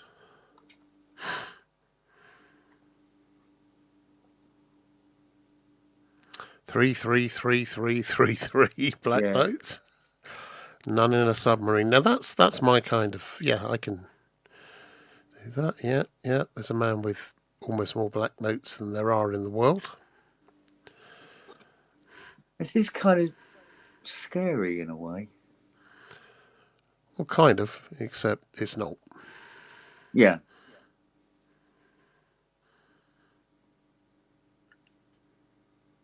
If all of these were things one intended and one was able to repeat each one, then it would be scary. But there's still, AI hallucinates. You can end up with wonderful shots, wonderful clips. Look at those mistakes there. But they're one-offs. Each one's a one-off. And it's very difficult to then string them together as something good. But I think it looks great. I mean, as a thing, if you're putting some of your own music to it, Steve, you're doing something like that, that's kind of fun. It's the kind of thing you expect film people to do with, that thing when you see bands on, rock and roll bands or whatever, music bands in feature films, and they always look like they're not playing, and they've got their hands in the wrong position, or they're going.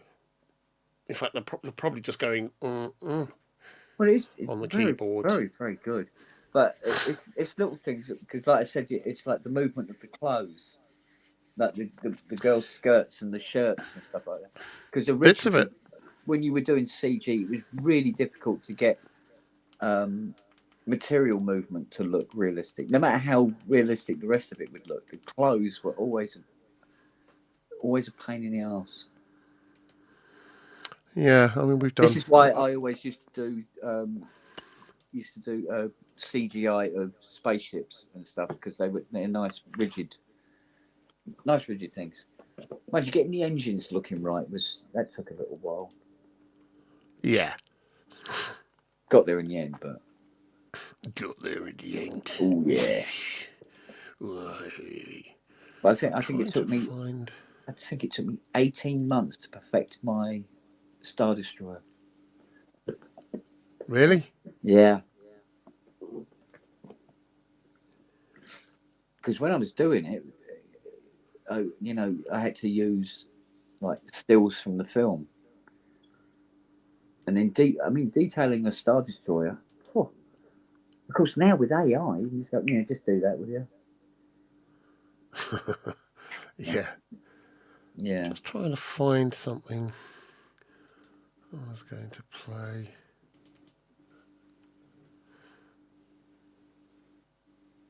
And then doing a flyby using the what was it? What camera did I emulate? I think I used to use the Panaflex 75mm. Yeah. The cinematic camera.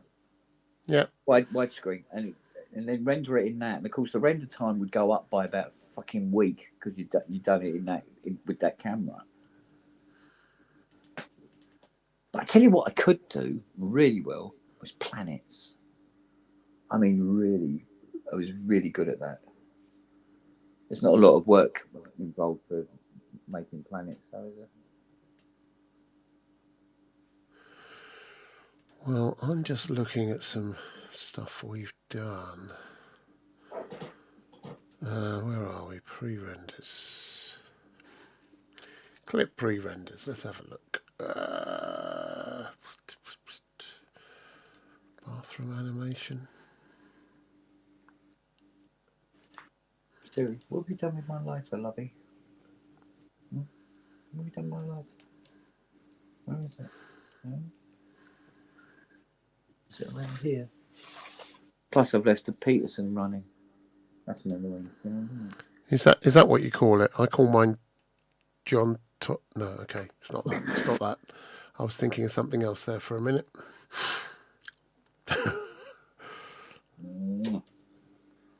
Siri, go and get my lighter. Can you go and get my Zippo for me, please? Where the hell? No, she cannot. I have to go and get it. Oh God! All right. Yeah, don't panic. Just get me lighter. No, you just get me lighter. Put the skirt on. And let's turn off this. Oh, Peterson TV. What an annoying noise. Ah, that's better.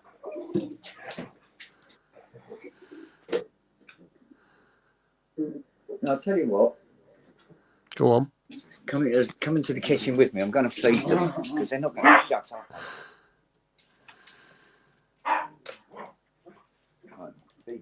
Dinner time.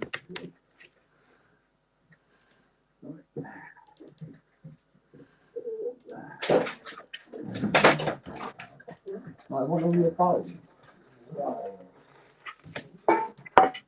2, 3,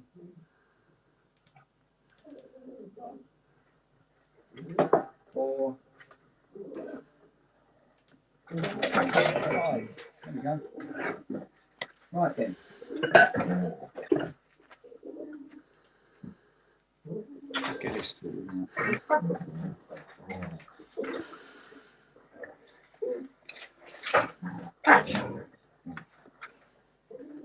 We do Charlie first, yeah?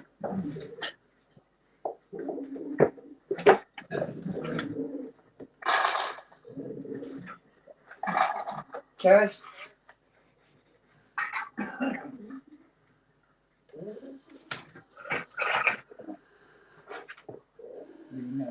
Yeah. Guess in a minute. No.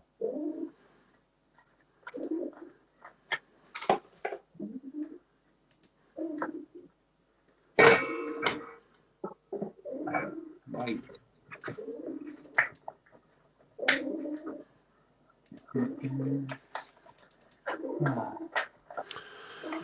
Balls. What is it? I'm trying to find something. I cannot find that bugger anywhere. You know where I put it.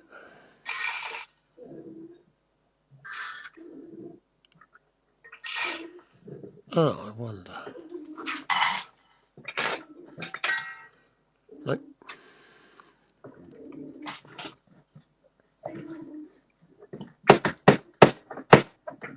Right. Noah? Nelly? You ready, mate? You've been a good girl, haven't you, Nelly? Okay. Lick, lick. Good girl.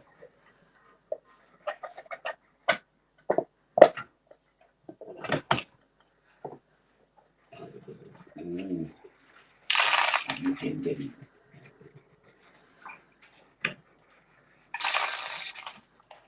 There you go, love. All right. Oh. All right, that's that little chore out of the way.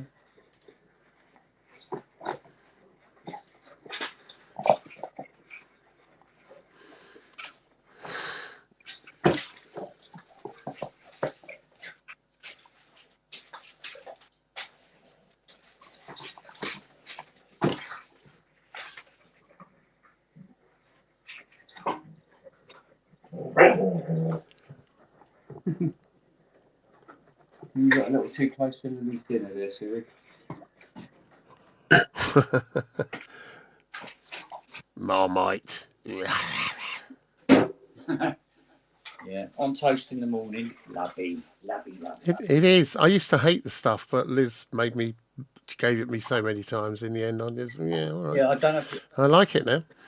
Right, look. I tidied. All right, I'm looking. I tidied the garden Sunday. Right. You want to see what it looks like? Now? Yeah, go on. Yeah.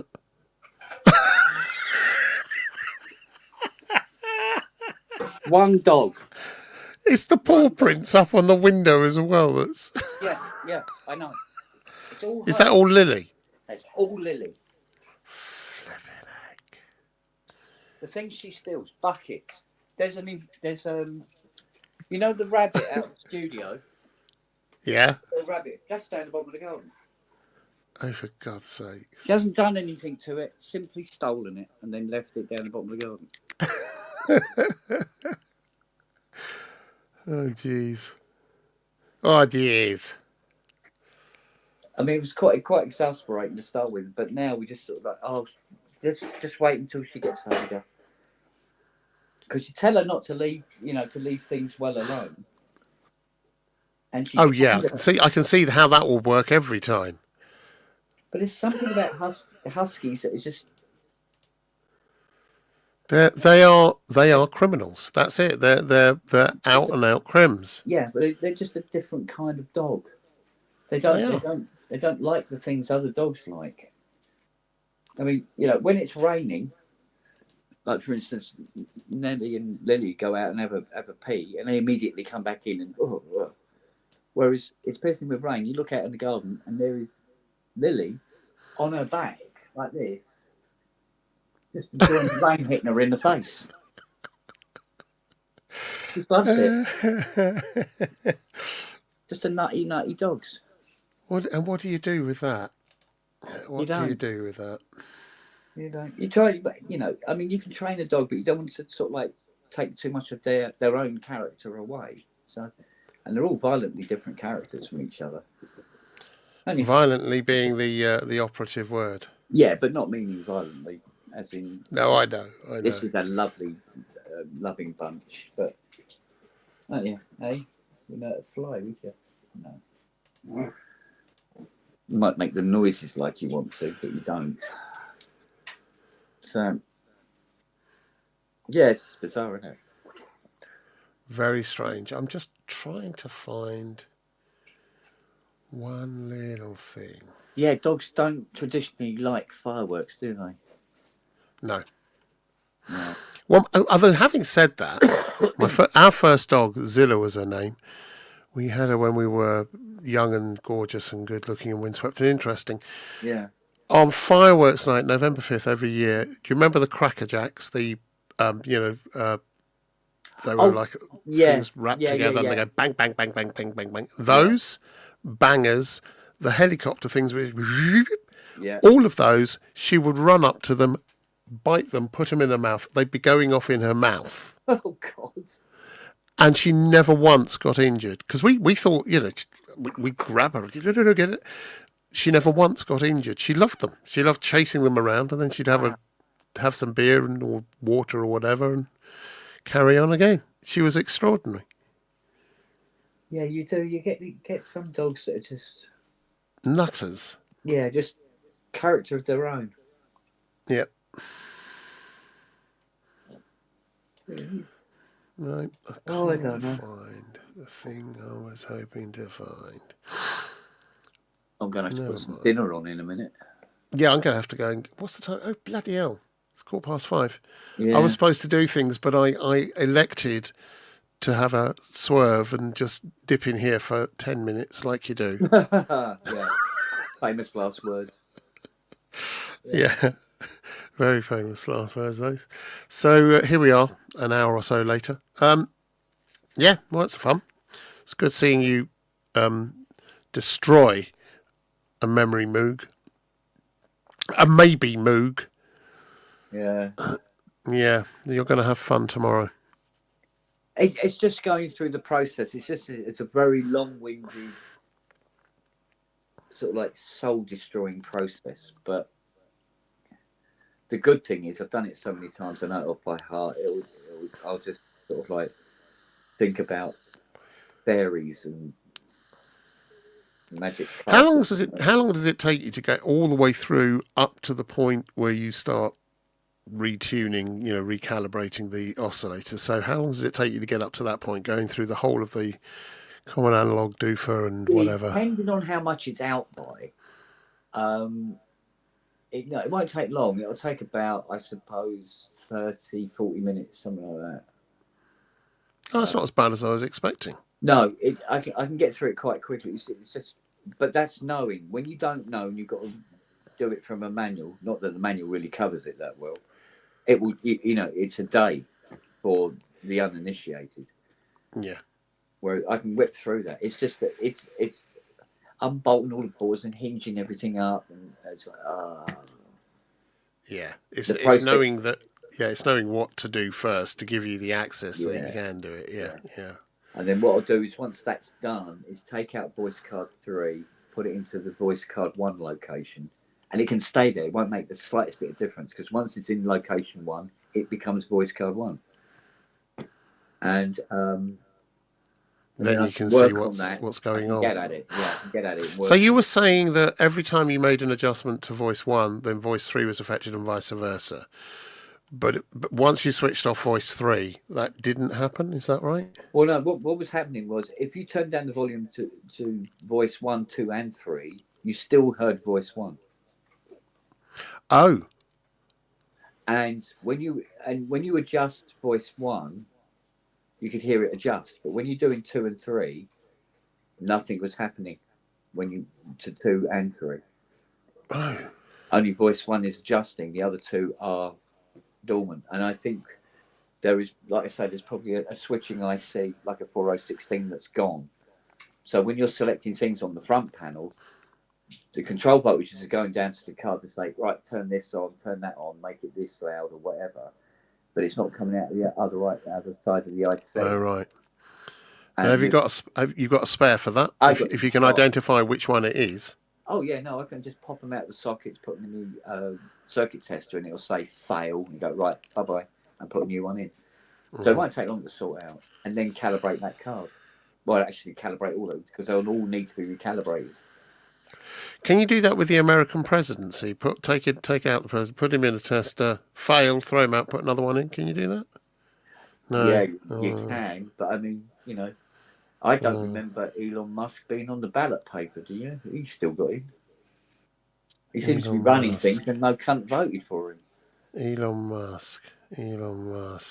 Doesn't ring a bell in the Senate or the legislature. I can't remember him being on the... No. Is he someone we should hear about? I don't remember him being a running mate as such. No. Oh, you mean Adolf Musk? Adolf Musk. God, blimey. Who's this then? Who's this? Elon.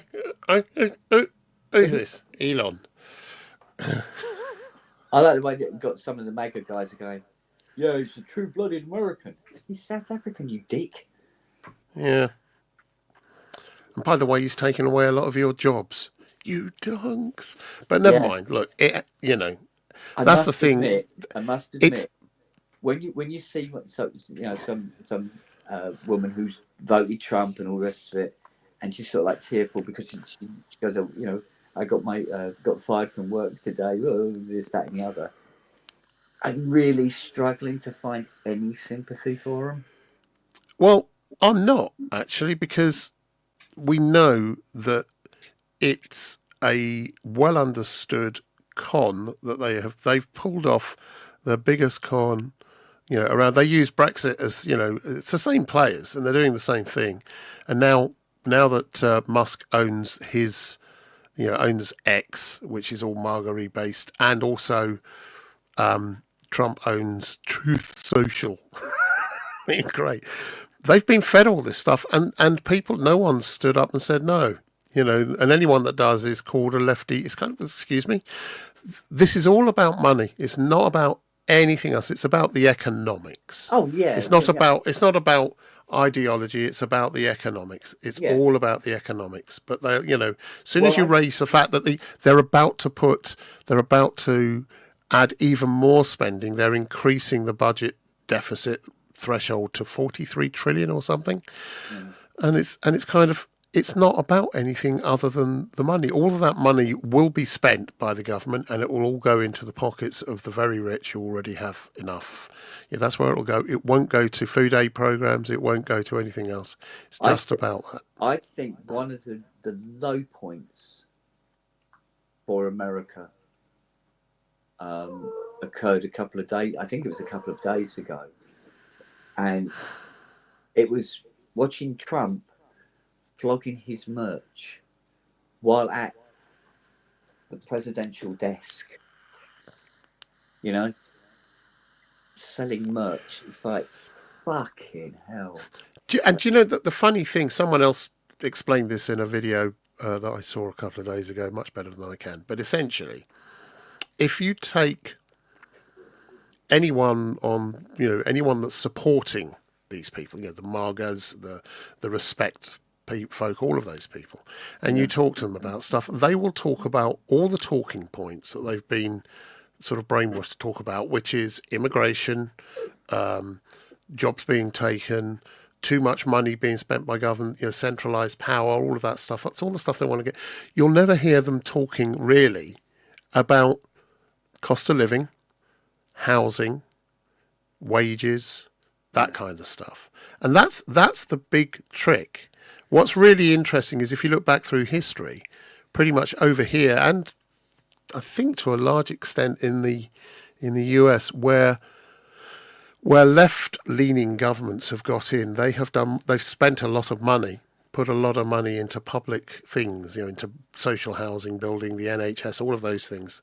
All the really big projects, infrastructure projects, have happened under predominantly left-wing governments, and that's spread it out so that the whole of society benefits. Under the right wing, the more right-leaning governments, it's been the other way. They've taken money out of the public purse and put it into, they've given tax breaks to the rich and all that kind of stuff. And the only one that really works from a societal point of view is the left-wing thing. Now, I'm not, I don't pretend to be, ultra-mad left-wing, and I don't pretend to be ultra-mad right-wing. Capitalism can be, or rather making money can be, a good thing. But there is a point at which it stops being about the money and it's about power and control. And we should be legislating against that. We should be working on that, and we should be investing in social housing. And if you ask, the point I was going to make was, if you ask the MAGAs and the Respect folks what they really think, what's really concerning them, they'll trot out the usual stuff, and then you say, well, what else? Well, it's money. I need more money in my. I want my children to be able to go to college or whatever. Or I would like to be able to get my health fixed. And it's the same on the left or the right. They all have the same concerns. It's actually a very narrow band of concerns. It's really, most people are here. They all worry about the same things. It's just what they've been persuaded to believe.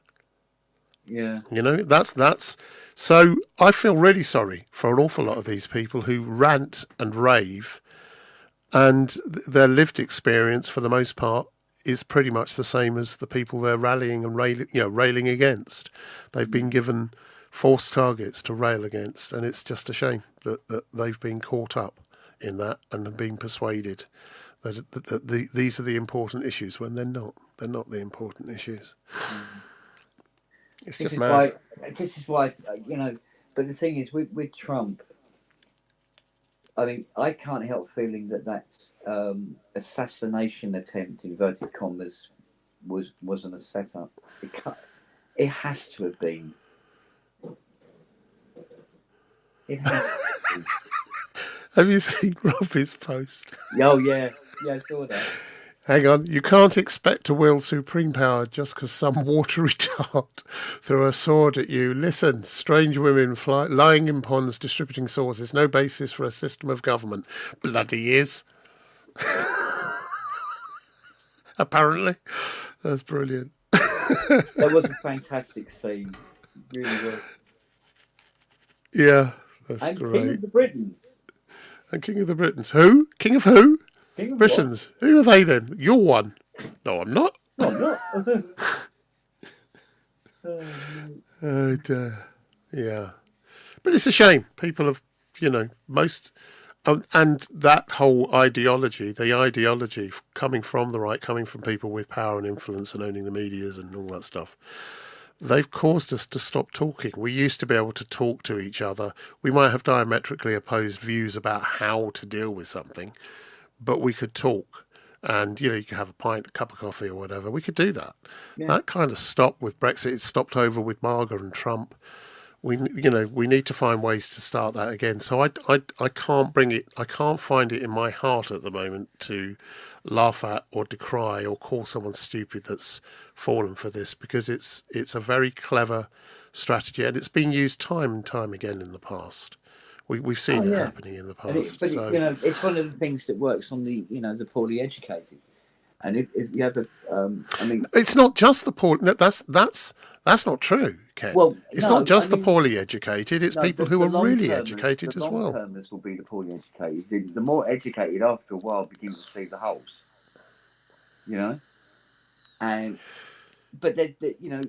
It's like, for instance, it's one of these things. If this particular maggot thing is that it got to me, because, like, for instance, I don't believe in God and all that sort of thing, right? And people who do, fine. Yeah. I don't find with that. And there's no, even though we're kind of diametrically opposed to each other's views, but that's fine. And you work around that, and you can get on with things. But when it comes to I don't know what it is, but when it comes to the MAGA thing, it's just sort of like, ugh. Well, Margaret, like with most of these things, we all want to belong. And when things are going wrong, and clearly they have been for some while in the economies around the world, so, the banking crisis, all of that, going back 2008, 7, 8, we were all a part of that. We all had credit cards and were spending money we didn't have and getting mortgages we couldn't afford if mortgage rates went up, because they gave them to us. And we were trapped and ensnared by it. So it's not like we don't know and we weren't part of it. But it's been going on for a long, long time. It's been going on for a long, long time, this whole thing, engineering people into believing that their lot in life would somehow be better if something changed. And it's all about government, and it's all about conspiracy and all that shit, Steve the Bastard identifies as a DBX 160A compressor. Then I will use you, Steve. I love the 160A compressor. Always like that as a compressor. But I mean, it's kind of a sort of like a bigger version of what happened with Brexit, because there was that was the testing ground. Yeah, well, that was the testing ground for it all. It's the same characters and the same actors. A lot of people voting for Brexit. It will stop more brown people from coming into the country in mind, and not considering how it will affect them long term, of leaving the second biggest market on the planet. But there's an awful lot of people who aren't necessarily instinctually racist, but who are anti-authoritarian. They just think that authority is wrong and that the government is wrong and that they don't have to do what people tell them. They don't believe in rules and that. And, we all have that when we're teenagers, right? But you kind of get past it, move on. They've tapped into that. What's Robbie saying? I mean, if I went around saying I was emperor just because some moistured bint had lobbed a scimitar at me, they put me... Some moistured bint did throw a scimitar at you. That was me. I missed. That was a nice car. The scimitar, that was one of the first ones I had. Brilliant car. I did like the scimitar. Lovely car until it rained and the sunroof leaked pissed water in. Jensen Interceptor. Oh, you are being repressed. What's the answer to that? I'm being repressed. No, you're not. How do you know she's a witch? Yeah. I still love that bit where he goes, what else floats on water? Twitches. What fucking twitches? I've got to go and get some things done. So listen, I'm gonna bugger off and leave you to it. People still in the chat. I might come and join you again in a while. Well, I might knock it on the head for now, to be honest. Okay. My ear is giving me fecking shit now. That ear there? Yeah, it's really loud now. Does it get worse as you get tireder, or if you've been concentrating, or what's? I can get days where it's really bad, and days when it's not too bad. And then by the time I'm going to bed and I lay down to go to sleep, it goes really, really quiet to almost the point where you think it's actually stopped, but it hasn't. And so it moves up and down. Out of interest, what happens if you tip your head to one side and nothing? Nothing. No, tried it. I tried filling it up with warm water. You name it. No, it doesn't change. Oh well, I'll come and boot you in the other ear. That way, it'll help. Yeah, try and mash it up. Yeah. Yeah. There's no treble at all. It's only low end. You can only hear low end in it. Have you been? You haven't been to an ENT specialist. You haven't been out to see anyone, have you? Yeah. You need to go and see an ENT specialist, Kent. For fuck's sake. No. I spoke to the online speaking doctor. to someone they can't see what's going on with you and do any proper examination. Like it just come out of nowhere. And try recapping, says ACO. When it goes more the symptoms, like the dizziness and everything like that, it's an infection. And there's medication I can take to lessen the effect, but I have to wait for the infection to pass, and it can take up to a year. So where's the infection at the moment? Is it in the middle ear or in your middle cochlea? ear? It's the middle ear, but it's affecting this ear and not this one. So I just got to wait for it to get better. See, that strikes me as odd. You should be able to get that cleared up. There's the utration tube, is it? You can get stuff. You can get stuff forced up there, which will start treating it. But look at that gorgeous hairy bastard. Thank you. Thank you. Yeah. Right, I'm going to fuck off. Well, I'm going to put some dinner on. I don't know what I'm going to. What should we have? Oh no, you've had yours. I wonder what I'm having. Mind you, you'll probably get some of it as well, greedy bastards. I don't know. I think I might have something light. I don't fancy going mental. Might have some toasted Marmite. Toasted Marmite works. Sandwiches for dinner. That's an idea. I think we've got a cheese bake that Liz does, which is she makes this sauce, which is just a die for. She loads it with garlic and chili and spices and all sorts of stuff. It is the most delicious thing, and it's really unctuous. So I think we're having that today with a big salad. Yeah. Nice. All right then. What was that for when your bollock slipped out and the Oswald Pandan zoomed? Andrew, it was. That's what go. Yeah, no, he's right. Yeah, that's exactly what happened. I went to the doctor about that, and I lifted my bollock up and I put it down. Look, see that? And he started laughing. I said, "Why you can't laugh? Yeah. Makes me feel really bad." I'm going to show so you no, yeah. So I'm not going to show you the big one now. Yeah, right. Anyway, I'm going. Oh no. See you later. Right. See you, Ron. Take care, everyone. See you, Ron, mate. Look after yourselves. Cheers. Bye.